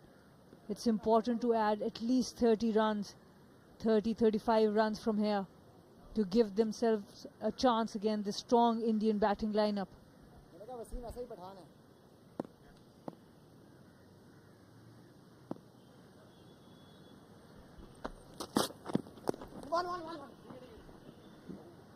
Played with soft hands. He will pick up a single. Well, Mehran. Harshit Rana is agile for somebody who's tall. Normally fast bowlers are not known for their flexibility. They are reasonably stiff. But he's shown great agility. And also he's a man who is very flexible. Look at that jump. He had to time it right. Both his feet were in the air. And that was a sensational effort from him. Absolutely. In modern day cricket, we have seen so many fast bowlers now working so hard on their fitness, not for only for their bowling, but the fielding. This time Mohammad Wasim Jr. had a better look at the ball. He watched it till the end, so more in control of the shot.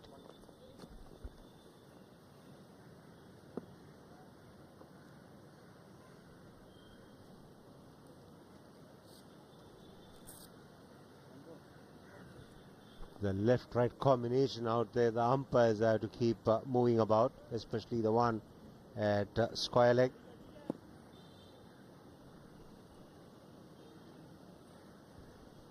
Mehran on strike is batting on 25. That's the dugout of the India A side.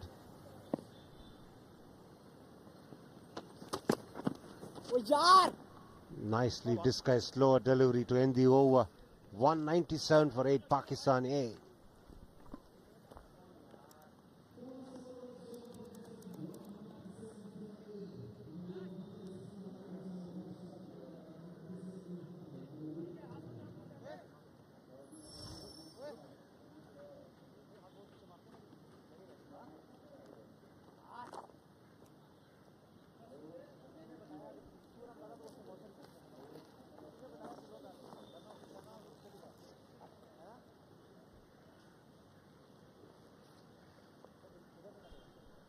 Seven bowlers have been employed by Ashdul here. 3 wickets for Angargekar, and Mano Sutar picked up 3 as well. He was very impressive. And if you look at it, Rana has been economical, but it has benefited his partner Angargekar. And Sindhu, being economical, benefited Mano Sutar, who was bowling in tandem with him. Angargekar starting his 8th over. Coming from round, that's picked up a ramp for a boundary. And if you know Mohammad Wasim Jr., this is a shot he loves. He loves to play the ramp shot. Very well executed. Because the bowler was to go outside off a Yorker there when you saw the field. But as he moved very early, the bowler went for the wicket. Very well executed sweep, pedal sweep. That boundary brings up the 200 for Pakistan. And in good time as well, the 4th 50 coming of just 49 deliveries. The first one was the slowest. Understandable because they lost 2 early wickets. And the Indian pacers were really controlling the innings.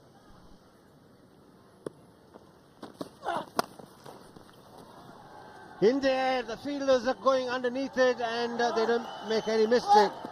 The first one was calling for the other one to pick the catch up. Nick and Joe says a real live wire on the field. He had to run back and keep his eyes on the ball. He does well. And Mohammad Wasim Jr. missing out on a full toss there. Played a really good lap shot on the previous delivery. This time, no timing. Tried to hit it too hard, has to walk back for 8. Pakistan 201 for 9.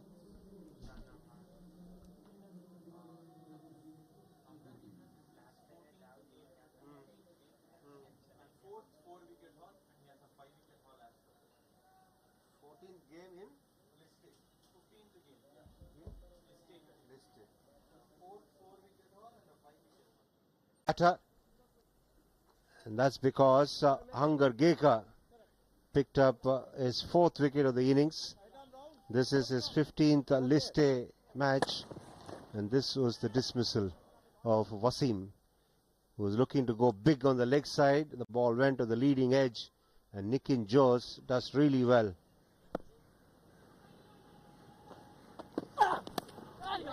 Off the edge, that'll run away to the boundary. You can't help it. These things do happen. Shahnawaz Dhani onto the crease. Just swung the bat at it. No foot movement there, but lucky runs. Hangargekar can look at the positive side, the bright side of it. This is his 15th game I mentioned earlier, and he's got 1 5-wicket haul so far. Can he get it the second time around here? And overall, he's got 4 wickets in an innings on 4 occasions. That's really good stuff. He's a young man on a learning curve on the way up, and to perform as well as he's done until now, it's really encouraging for the overall hygiene of Indian cricket. His overall looked like he understands his role really well. He's just looked to take wickets. He has tad bit expensive as compared to Rana. That happens when you're quick and when you're bowling in the power play. The ball just flies to the edges as well. So that's a thing that they have to live with, fast bowlers. And it requires role clarity. He understands his role really well, and his main job is to take wickets. 16 matches, 35 wickets. More than 2 wickets per match. So he's doing his job really well. That's what bowlers dream of, having more than 2 wickets in a game in the white ball format. Can he clean it up? He's bowling to number 11 here. Big appeal, and he does. It's the second, 5th wicket haul for Hangargekar. And that wicket marks the end of the Pakistan innings. They're bowled out for 205. It's been a good all-round performance from India A. The Pacers started off well. They picked up 2 quick wickets, and then the spinners kept the pressure going. And again, the Pacers are back to finish off the innings towards the end of it. Hangargekar getting a very well-deserved fifer. He bowled really well. Shahnawaz Dhani, his last victim. He goes off for 4 runs. Pakistan 205 for 10. At one stage, 200 seemed very far for Pakistan, but Akram and Mubasir did really well for them. And a couple of partnerships that Akram stitched towards the later half of the innings is ensured that Pakistan went past the 200 mark, and that will give them something to bowl at, failing which they would have not been in the best of spirits walking out to defend. But that is not the case now. They got 205 on the board. It's up to India A now. And this has been the story of the Pakistan A batting. Farhan, Sahibzada Farhan at the top with 35. Saim and Yusuf were not able to score. Then it was Hasibullah who gave some resistance, but Qasim Akram was the pick of the batters with 48.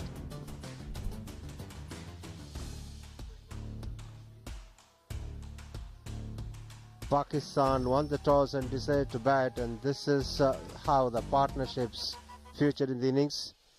hardly anything except for that third and fourth wicket, and then we saw towards the end of the innings 53-run partnership between Mubasir and Akram, and then Akram again with Mehran of a partnership of 43 runs, and they've been dismissed for 205 of 48 overs. Pakistan would have looked to put up a real big score when they decided to bat on winning the toss, but that was not to be because the medium paces of India A were on the money from the start, not providing any opportunities whatsoever. They were creating opportunities and picking up wickets. In fact, one opportunity was not completed by Riyan Parag, but that did not deter the bowlers from plugging away. There was some lovely shots from Farhan. He got 35 of 36, and then Kamran and Asibullah made some contributions, and then it was left to Akram and Mubasir.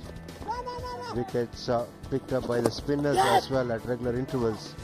Riyan Parag picked up a wicket, and then we had Manav Sutar really effecting some lovely dismissals, beautiful deliveries to dismiss Kamran and Asibullah. And then the captain as well, Harris, who was a bit enterprising. Towards the end of the innings, there was some belligerent stroke making from Akram, and he was unlucky. But what he did really well was to play flat batted shots well against the fast bowlers. And Sindhu picking up that wicket. It was interesting to watch the lower order batsmen of Pakistan A improvise and get some useful runs. And this was a terrific effort from Rana. Lovely catch that had shot third. And then Wasim was snapped up by Jose of Angagekar, and Shah Nawaz was caught behind to give Angagekar the second 5-wicket haul in his List A career. And this is how the bowlers fared. Angagekar picked up the bowlers in terms of wickets, and Manav picked up 3 wickets too. And the spinners complimented the fast bowlers. So we got the star of the show, Angagekar, with Raman Banod there. Well, these are hot and humid conditions, and especially if it's a day-night game and you're bowling in the afternoon, yet you, as a fast bowler, you get a 5-4, then it's definitely a happy time. Rajvardhan Angagekar here with me. Just talk us through the bowling effort here today, Rajvardhan. Definitely, it's not an easy pitch to bowl on, because it's dry and you have to put in a lot of effort to get the carry through the wicket. And yeah, just as we came to the Sri Lanka, we just started adapting to the conditions as fast as possible, because normally you keep playing on different pitches in India, so you have to, when you come over to the foreign countries, you have to really adapt to the situations very quickly. What was heartening to see was the kind of effort that both you and Harshit were putting in that opening spell. Your second over, a double wicket maiden, must have given you a whole lot of confidence when you were able to bowl like that with good rhythm. Definitely. Actually, the bowler on the other side was working same. So yeah, he was creating the pressure, and maybe it was my day today, and I was just executing well. Just talk us through how you've carried the the bowling form through the under-19 World Cup into domestic cricket, into the India A side. How's the transition been for you? Definitely, after under-19 World Cup, I've been playing in my senior teams and in the IPL, and you get to learn a lot from the coaches, and also when you're watching the game, you tend to learn a lot of new strategies, and you get to know more about your skill and which areas you have to work on. And yeah, it's a process that I've been following lately, that just learning through the games I watch or play and applying it on the next game. Well, you've executed the game plan brilliantly today. Congratulations on that 5 for Rajvardhan. Good speaking to you. Thank you. India A need 206 in 50 overs. It will be a challenging task for them because Pakistan has a very good bowling attack, but they also have capable batters. We'll go in for a short break and do join us on the other side of the break to watch India A bat.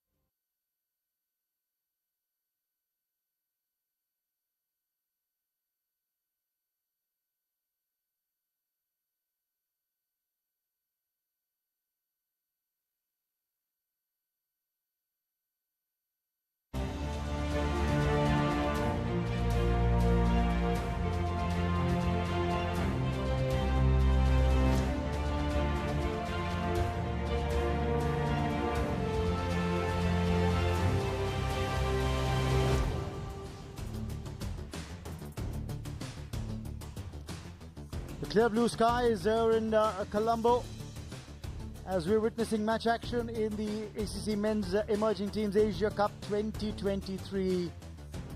Well, those waves can lull you into a wonderful lullaby as they sing. But the fact is that in this contest, there are no easy moments. Pakistan A up against India A. Remember, the Pakistan A captain won the toss, chose to bat first, but it didn't go according to plan for them. Lost early wickets, then lost their way along the middle as well. Ended up getting 205 on the board. Lasted for 48 overs, which means that they now have 206 to defend. But a 5-4 for Rajwardhan Hangargekar in his 8 overs. Second time that he's taken a 5-4 in List A cricket. Great bowling effort by the spinners as well. Manav Suthar claiming 3 wickets, bowled an excellent spell of 10 overs, 3 for 36. Nishant Sindhu claiming a wicket as well. Rayan Parag chipping in with 1 for 24 of his 6 overs. But the Indian bowlers bowled well in tandem. There was good teamwork when the pacers were operating. The pressure was created by Harshit Rana and then capitalized upon by Hangargekar. Now the Indian batters, can they continue the partnership from either end? Sai Sudarshan ready to start the innings, averaging over 52, playing his 14th List A career match. And his opening partner at the other end, the deputy for this India A team at the Emerging Teams Asia Cup, Abhishek Sharma. Batting average of close to 35, 1,350 runs to his name in his List A career. Both capable left-handers. We all saw the exploits of Sai Sudarshan in the recently concluded IPL. Not just that, before that he had a great run in the domestic circuit as well. Now it's going to be a test for these two left-handers because the ball is in the hand of Mohammad Wasim Jr. 49 wickets for him, playing his 31st List A career match. He's got to give Pakistan A good start. If they can take early wickets here, Pakistan A, that's the only way they can claw their way back into this match. Warm welcome to Vinay Kumar, who joins me in the hot seat. Thanks, Raman. The clash of titans. Okay. Pakistan A, they have put 205 runs on the board. Now it's all up to the bowlers. They will be looking for those early breakthroughs. Will 206 to defend be enough? 2 slips in place. Mohammad Wasim Jr. with the first ball. A great line. And also look at the carry. Collected high by the wicket-keeper behind the stumps. Straight away you can see some swing over there. Good start from Wasim.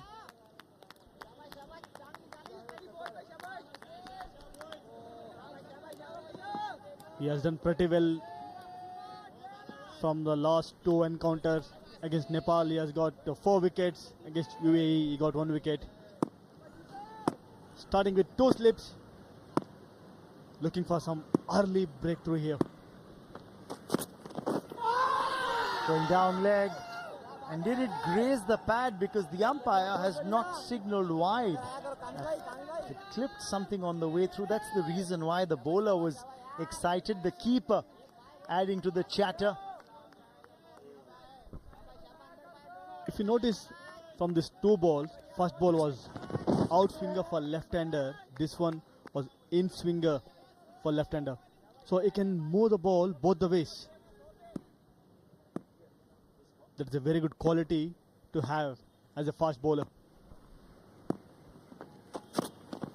Width on offer and creamed away. First runs on the board. And they come by way of a very convincing boundary to Sai Sudarshan. It was short and wide. Nicely put it to a boundary. Sai Sudarshan is in great form. Starting his this knock with a boundary here. Look at it again and you'll see that ball did have extra bounce on it, but he's actually jumped up high to get on top of the ball. Got a half century in that game against Nepal a couple of days ago, right here at this venue.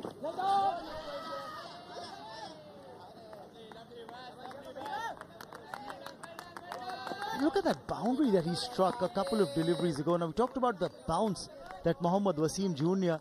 is extracting with the new ball. And we'll show you that replay in a bit, because you'll see that ball was rising on Sai Sudarshan, but look how he's actually jumped onto from his toes. He's actually leapt up a little to get on top of the ball and play it down in the gap. Slashed away this time. This time he got under the ball and wanted to play it over the infield. 4 more. 2 boundaries on contrasting fashion, but in somewhat a similar region. One more beautiful shot from Sai Sudarshan. He is not going to miss out this kind of opportunity. You can see that bat swing over there, because he stands a bit upright in his stance. This length, it's not going to be that difficult for him to play. He will be a much better batsman when there is a short ball. 2 cracking cuts that he's played, square on the offside. 1, but he tried to keep the ball down, and the previous boundary when he actually got under the ball to carve it over the infield for 4. Change of angle now. Mohammad Wasim Jr. comes round the wicket. The drive won't get him any runs there. 2 boundaries in that opening over. India 8 without loss.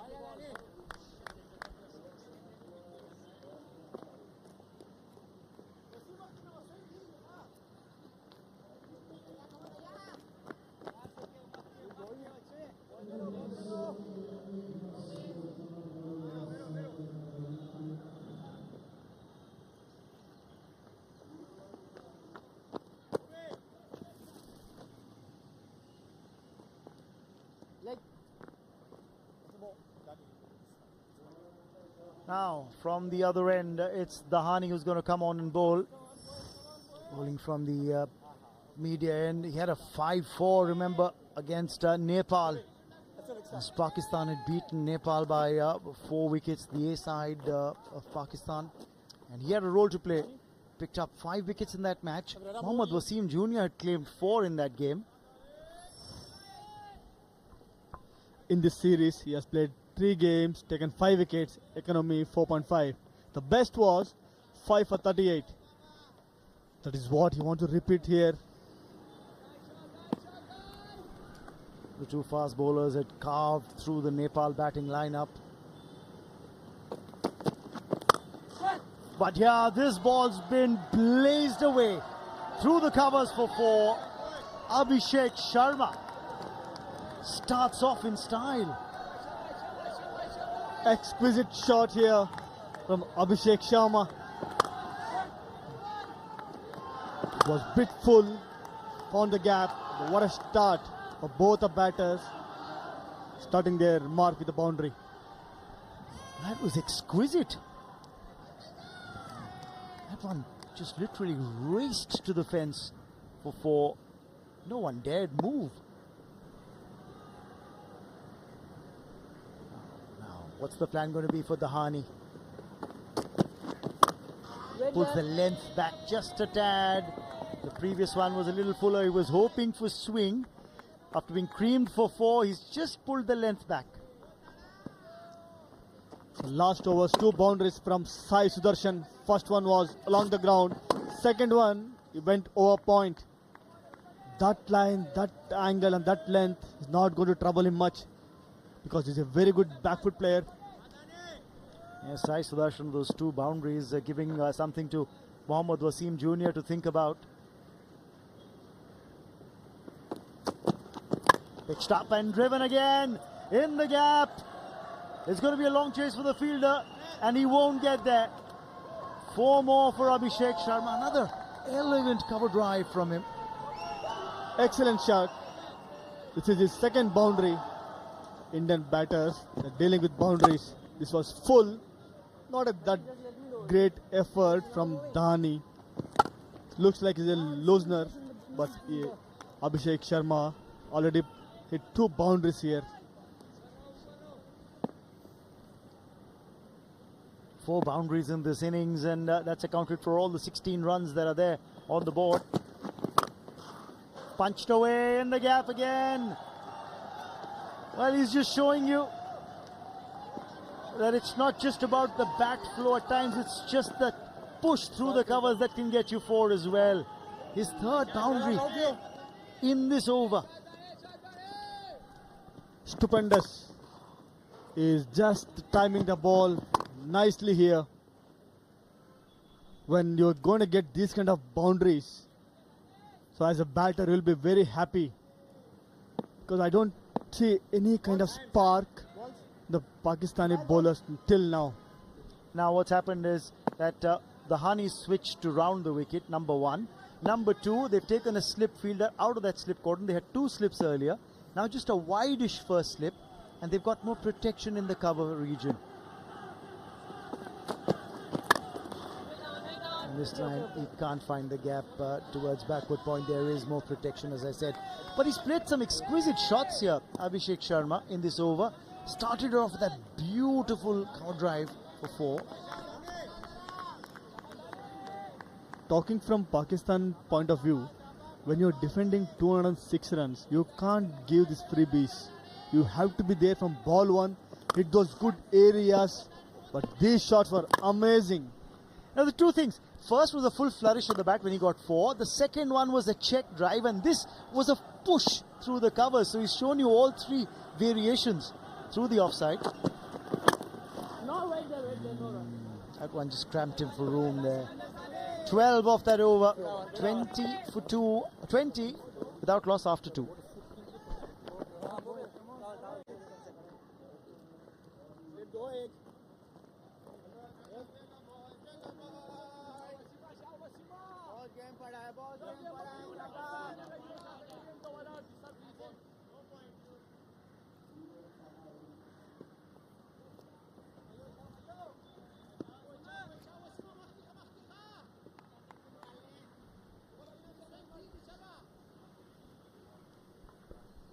There's something to think about for Mohammad Haris, the captain of the Pakistani side. 2 overs gone, none for 20 on the board for India. I wonder if there's going to be a thought in Mohammad Haris's mind to get spin on early, especially an off spinner. Try and create a matchup against the 2 left-handers.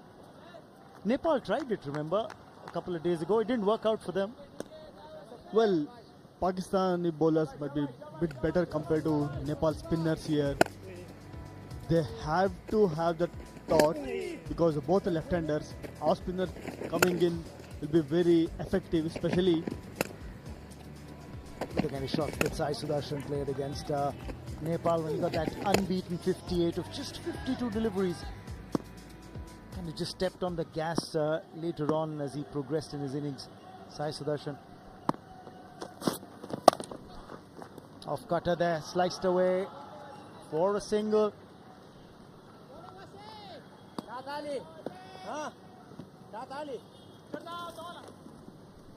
Look at Abhishek Sharma, meanwhile. It's on 12, but he got an 87 against Nepal of just 69 balls. It was very, very severe. Anything on the leg side. When he got width outside off, played the cut shot to perfection. The horizontal back shots were executed just as well as the straight batted shots. he was playing in all the angles. I felt he missed out an easy 100 over there. Has fell 13 shy. Which is why, earlier when you used to speak to the Australian batters and you asked them which was an unlucky number for them, a lot of other, batters would say 0, but the Australian batters generally said 87 was unlucky because you were 13 short of 100. Yeah, it makes sense.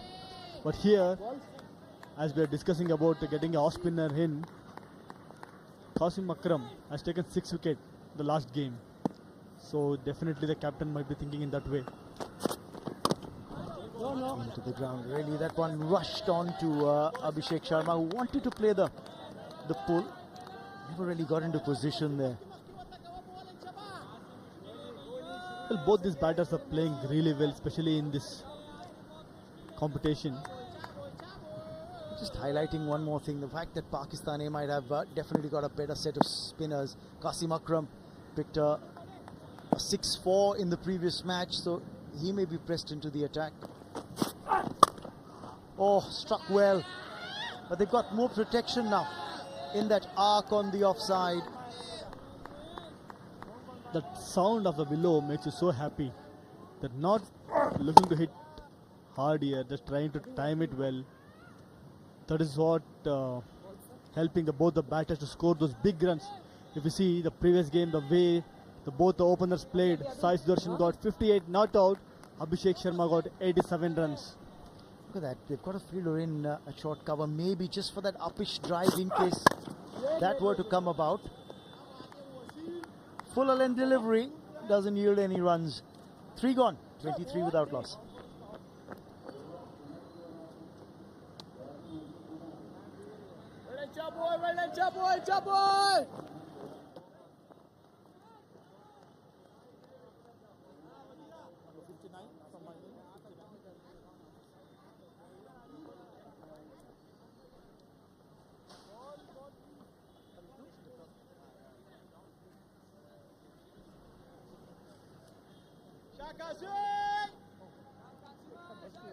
We talked about Qasim Akram getting a look in early on, and straight away they've turned to spin. That previous over from Shahnawaz had gone for 12. Those 3 boundaries struck by Abhishek Sharma. He was bowling from the media end. That's the reason why they've turned to Qasim Akram. 41 wickets for him in his List A career. Had a 6-wicket haul in the previous match in this very tournament. Not this venue. That was at the other venue, but he'd like to get some purchase off this surface against the 2 left-handers. Sai Sudarshan's on strike. Straight away into action. Akram, he has taken 6 wickets in the previous encounter. The flaw is good. We need to wait and watch. Is it going to work or not here? A top spinner. He was thinking that one would break after pitching Sai Sudarshan. Worked away well, and it struck in the gap for 4. There's a yawning gap on the onside, and Sai Sudarshan makes easy pickings of it. The wrist came into play here. Beautiful shot from Sai Sudarshan. He's not going to miss out this kind of opportunity. That is the reason, if you see, the last 1 year, wherever he played, he always performed. Right from the TNPL into the IPL, even the domestic circuit. Nice. In the gap again. There's a boundary rider. Will he get to it? No. He was kept in the hunt, but was never going to get there. 4 more. Dealing with boundaries. There was an elegance in the shot. Beautiful drive. One thing makes me very happy here. They're not looking to hit hard. It's all allowing the ball come to them, then going for the beautiful drives. He's just on the sheer weight of runs that he scored in recent times. Sai Sudarshan, he's made everyone sit up and take notice of his batting prowess. You look at the numbers, because IPL tends to grab all the eyeballs more often than not when you're looking at performances within India. Had huge runs there, 362 in that previous edition. Just got over in May. Now run. But before that as well, in the Vijay Hazare Trophy, he got truckloads of runs, 610 runs, averaging 76 plus.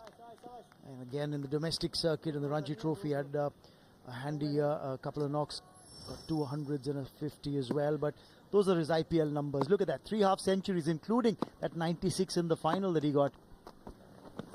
Nice, good over. End of the over, 8 from it. It's 31 without loss.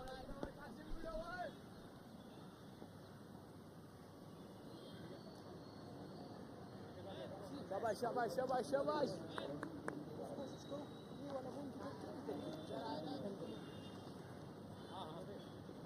नहीं अपनी इधर Shiva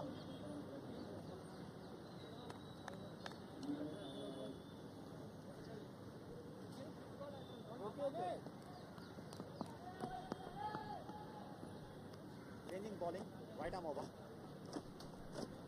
Well, the sun going down here in Colombo, but we've seen the bright light of India's fast bowling.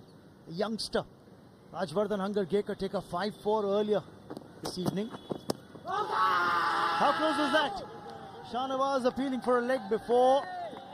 Two questions. One, where did that ball pitch first? And two, was it high on the pad? Looks like high. There was no appeal from wicket keeper. There is an end change for Dhani. Maybe they might be looking for the wicket here. Definitely there was a height that saved Abhishek Sharma. He's jacked back in and hit him pretty high on the back leg. So he's a tall lad. Shahnawaz Dhani is a tall fast bowler. A little fuller. The length was much better. Chasing down 206. India A starting off in blistering fashion. 2 boundaries in that very first over. Sai Sudarshan cleaning the ball through the offside, and then Abhishek Sharma, the very first ball that he faced, struck that beautifully through the covers. They have scored 7 boundaries out of the 31 runs. 28 runs came in boundaries. Nice. So as a batter, they're not trying to do anything extraordinary here. They're just getting their runs easily.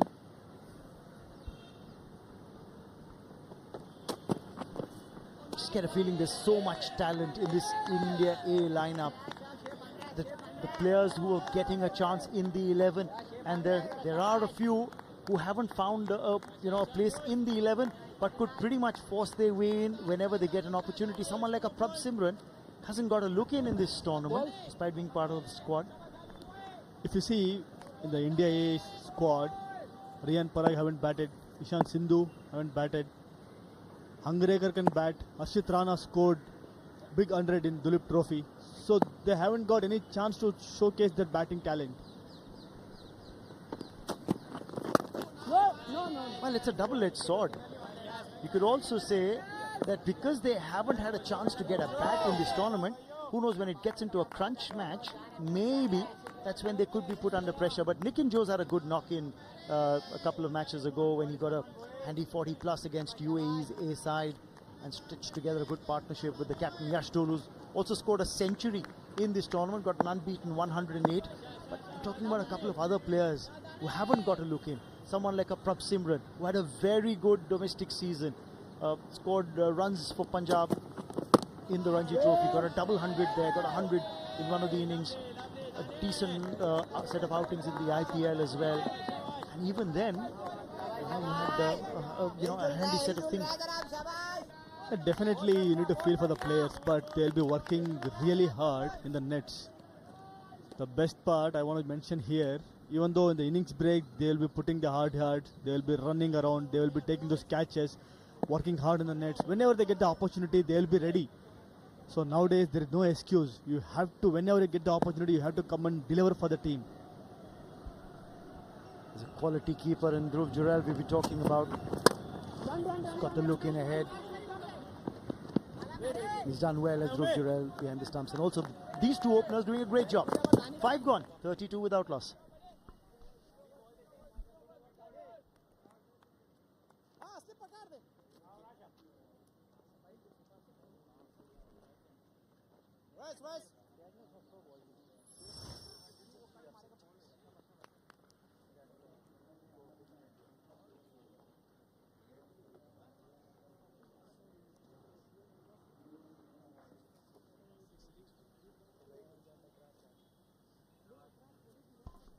Look at the comparative scores there, and they tell you a story as if that we're talking about those scores from 2 different matches, because Pakistan A won 9 for 2 after 5.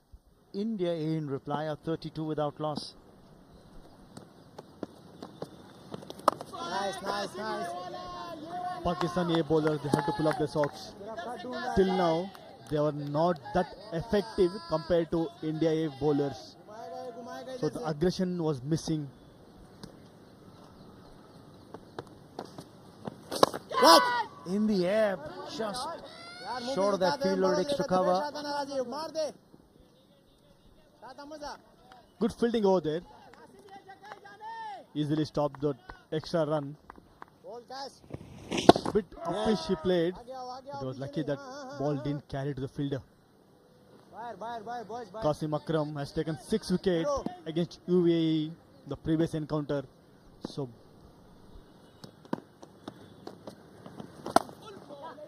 this time hit in a gap and he'll get 4. He's cleared the infield.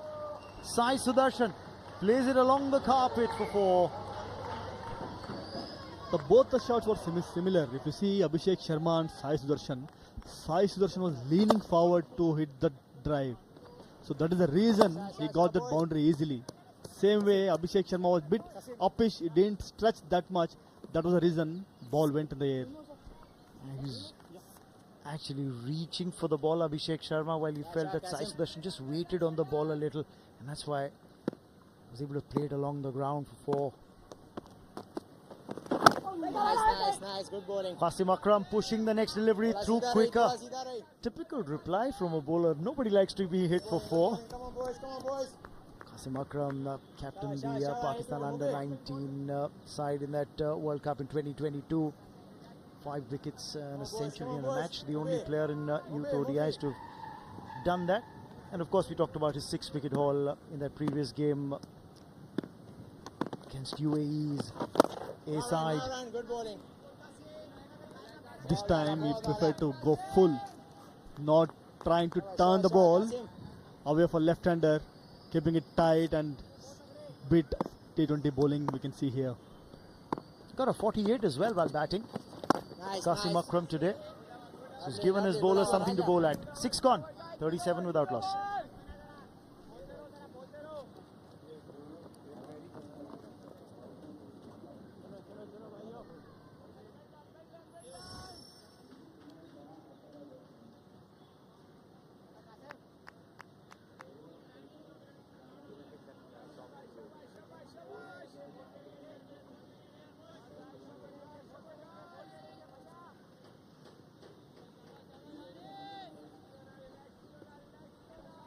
Remember, both India A and Pakistan A are through to the semi-finals. This match decides which one of these two teams tops Group B and also gets bragging rights in the head-to-head encounter between these two teams. And will also decide who they play in the semi-final, because remember, the winner of this match goes up against Bangladesh, while the losing side in this encounter will play Sri Lanka's A side in the semi-final. The Pakistani players' body language is looking a bit dull. Even though you guys have only 206 runs to defend, you need to be there from ball 1. You need to bowl in those good areas. Try to create some opportunity. The other aspect I'd like to highlight here, Vinay, is that this is the 3rd match in succession that the India A side are chasing in this tournament. Even when they played the opener at the Sinley Sports Club, they were asked to chase by the UAE captain. The previous game they played against Nepal. Here at this ground, the R. Premadasa, they again chased and got to the target with ease with 9 wickets to spare. If you see Indian batting lineup, out of top 6 batters, 5 have already played in IPL. They're exposed for the bigger pressure than this. So they know how to perform under pressure. They know the value of this match, and they want to win badly. The bowlers have done the job for them earlier. This one just cramping Abhishek Sharma a little for room. I think he wants to play the attacking shot. He's just looking for that opportunity to cut loose after having got those boundaries early on. The best part about India A batters, they're not trying anything. Maybe the other games they might have gone for a pull or try to go over bowler head or maybe mid on mid off. Here they know the value of this game, so they don't want to give any chance for Pakistan bowlers to come on us. That is a very good thought behind this beautiful knock. Nitin Joe's got a handy 40 odd in that opening game for India A. He looks ready to come in and bat. Nikin Jose from Karnataka, basically from Mysore. Super talented youngster. From last 5 innings, he scored 200s and 350s. And the last time when he batted here, he scored 40 plus not out. Great form he is in. So he'll be waiting for that opportunity. That's the batting order for you. Nikin Jose at 3, Yash Dole at 4, the captain. And then Rayan Parag listed at 5. You could very well see Dhruv Jurel come in. You never know, depending on how the match situation's like. Sudhanshu Kotak seated right there, just next to the incoming batter. Coach of this India A side. Come back to that point you were making about Nikin Jose's previous 5 innings before coming into this tournament. That was a kind of exposure tour that Karnataka had against the Namibia team when they went and played those 5 ODIs against them. Yeah, they toured Namibia and they performed really well, especially Nikin played really well over there. I always felt when I was playing for Karnataka, when he was in the age group, I always felt that when he was playing in under 16 age group, he was ready for under 19. When he was playing in 19, he was ready for 23. So somewhere I felt selector could have given him that opportunity, but I know it is difficult for selectors to make a way for a youngster dropping some senior. The beautiful shot here from Sai Sudarshan. Kept the boundary rider in the hunt, who finally did get there. Long chase, these are long boundaries. And that will end the over. 7 gone, 41 without loss.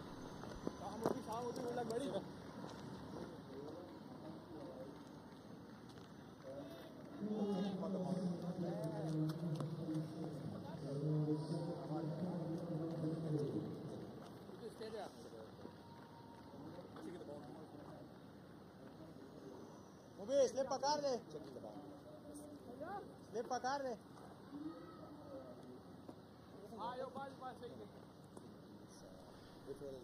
This is the last ball of the previous over. Good stop this from the feeder, but the umpires are having a relook. I think he should be all right. Just flick the ball back and then touch the rope. The Pakistan A bowlers need all the support from the field that they can muster, because the Indian A openers have got off to an emphatic start here. Both of them have been very confident. Another off spinner introduced into the attack, and these two openers, Sai Sudarshan and Abhishek Sharma, have been really fluent and confident as well. Mubassir Khan, the second off spinner used from Pakistan A, both left-handers on the pitch. Nice. They've been decisive in what they wanted to do. Pakistan did have a good attack, especially the fast bowling attack is really good, but they got off to a flyer. 5 boundaries coming in the first 2 overs. Nice, yeah. Extra bounce because he bowls quicker, does Mubassir. He's a good bowler. He can extract bounce and spin, and he'll be determined. Batted well as well. Yeah, both these off spinners realized the importance of runs, so they batted well. They've given themselves and the other bowlers something to bowl at. Not a big spinner of the ball, but bowls quicker through the air, makes the ball slide into the left-hander.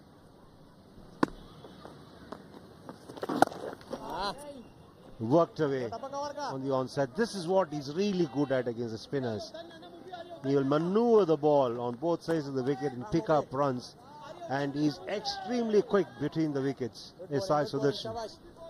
And there has been very little pressure in the India A batters. Just 4 runs when they started off the innings, the required run rate,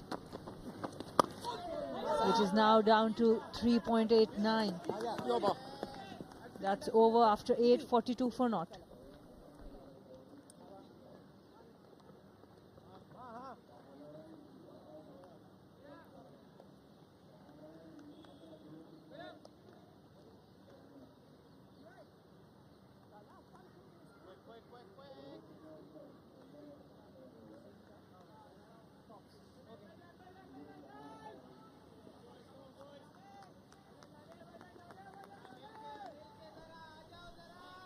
Shahnawaz has conceded 17 runs in his first 3 overs. It's a 6-3 field, yeah. Just a lone slip. And then 3 on the onside.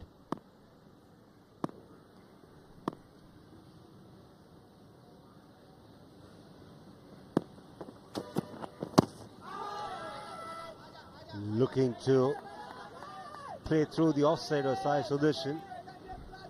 What these two have done is that they have looked to time the ball rather than hit the ball hard.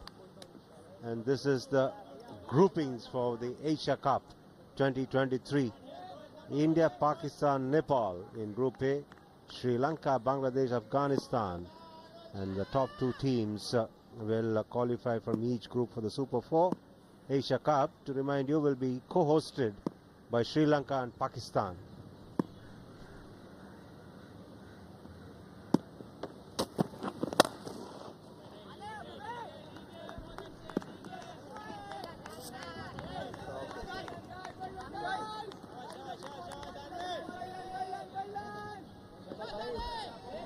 And Pakistan, when you talk about Asia Cup, this was a historic win for Pakistan against India.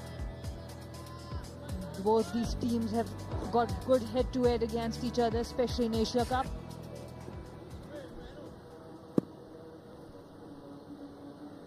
Yes, these two sides have played some memorable matches in the past against each other.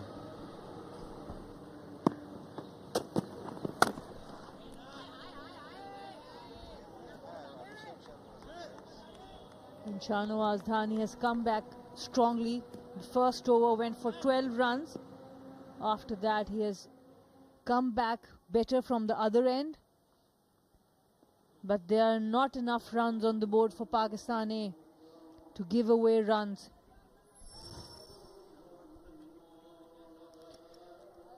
India has won on 7 occasions in the past. Sri Lanka has done it on 6 occasions. Pakistan lagging a bit behind. We are talking about both formats here, both the T20 and the ODIs. That's why it's so hugely followed. All the sides are good sides, highly talented sides.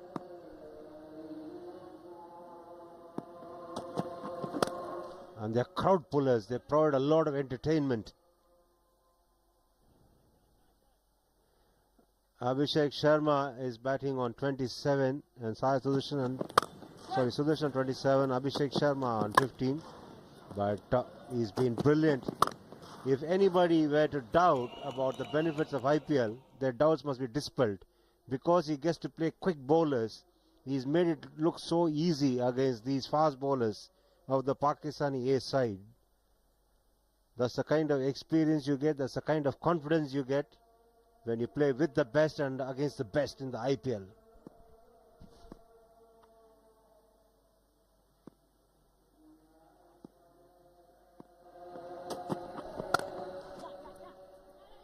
Nicely played.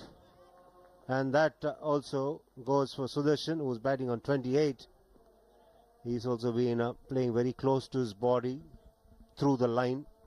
Both of these batters have looked comfortable with the pace and the swing. And Pakistan captain Mohammad Haris opted to bat first because he thought under lights it will swing a bit more. But unfortunately, till now they have not been able to get an early breakthrough. I suppose his strength is bowling, so he thought that he is better off to bat freely when he bats first and then put runs on the board so that the strength can take over later on in the evening. Nice delivery to end the over. 43 without loss, India A.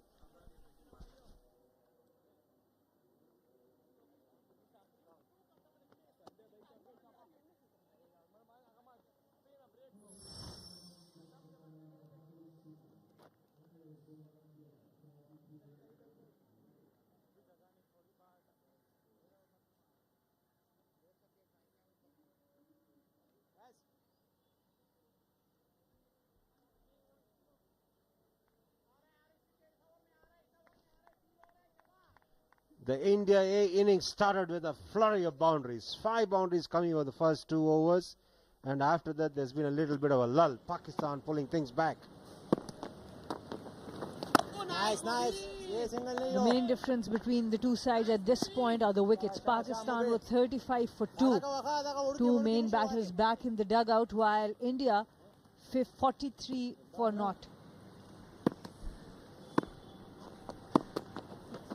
Nice, nice. I think it's also got to do a lot with the approach of the opening batters of Pakistan and India A. The openers obviously were not very decisive when Pakistan A started batting, whereas these two, they've been really decisive, they've been positive in their mindset, and they've looked to play shots and not missed out on opportunities.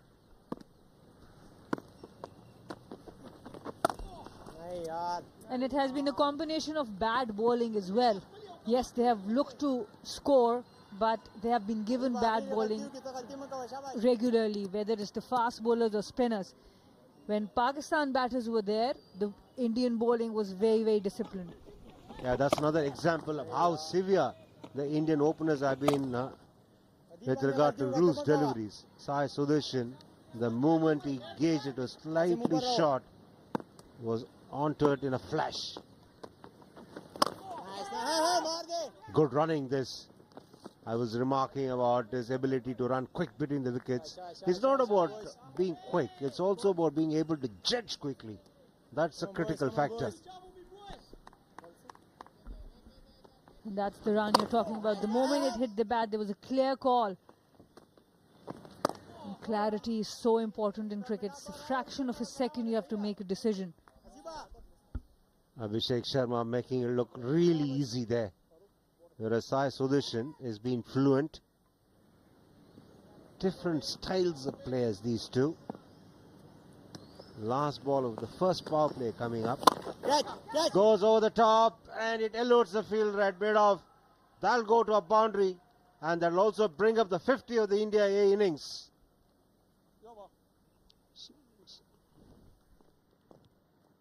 End of the first power play.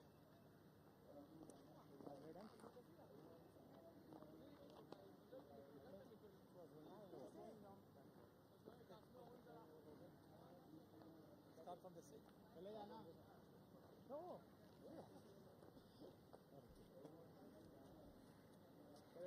चलो भाइयों.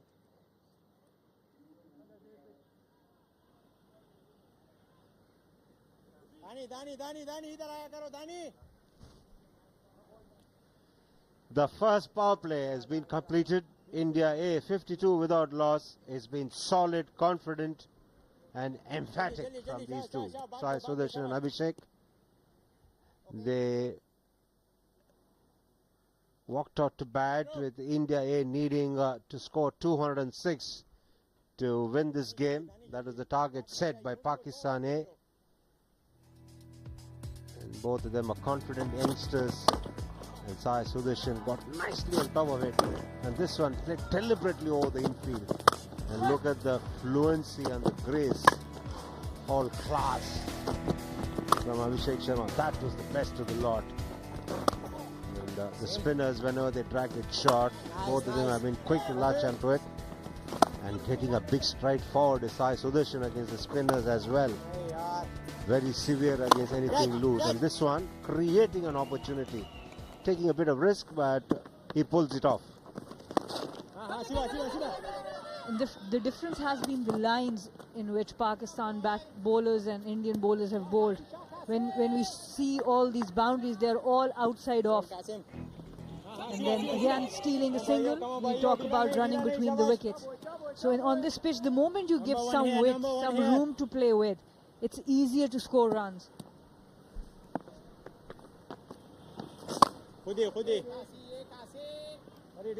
That's the difference when you're bowling to good batters and average batters. The good batters, the moment you err in lane or length, even a trifle, they'll punish you.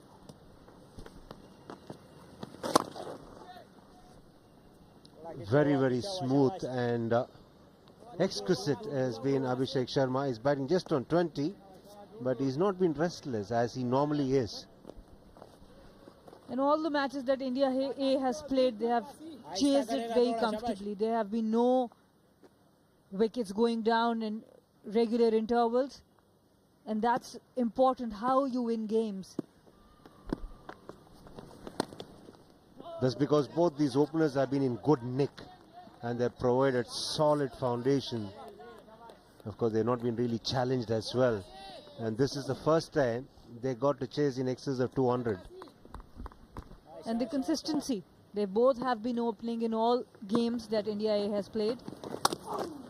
And that's a really good shot. He just made room for himself, rocked on the back foot. Excellent boundary. That was a manufactured shot. It is not really that wide. What he did well was that he stayed inside the line of the ball, and that made him create the room to play that shot late. Lovely stuff this from Sai Sudarshan. If you see his hands, they are so free. Quick hands, perfect timing. Already 7 fours.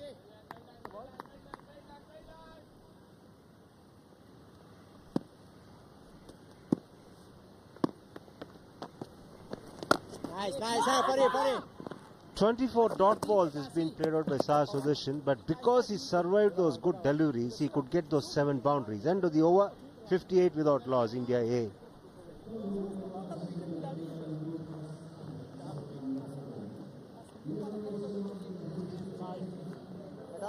मैदान ऊपर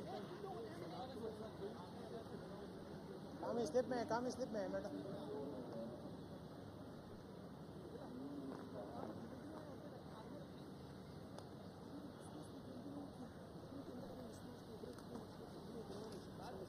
शाबाश This graphic will please the fans of both the countries. Even Stevens, 2 each in the last 4 meetings. 21 T20 World Cup, Pakistan won by 10 wickets, and in the 22 Asia Cup edition, 1 each for India, Pakistan. 22 World Cup, India won by 4 wickets. Yes! Oh, that's a poor shot.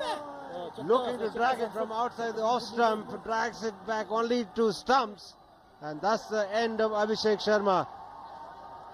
I just remarked that he's not looking restless at all, but there it was, impetuosity from him once again. And the umpires are checking for a front foot no ball. As a spinner, it can be a crime.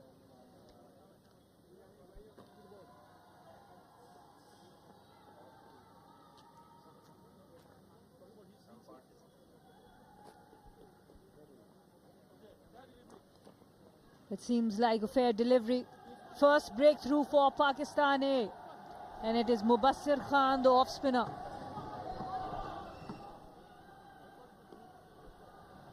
Success for Pakistan comes through a very impetuous shot from Abhishek Sharma. And much needed breakthrough for Pakistan. Abhishek Sharma dismissed for 20. He is angry with himself. Bowled by Mubassir, and India 58 for 1.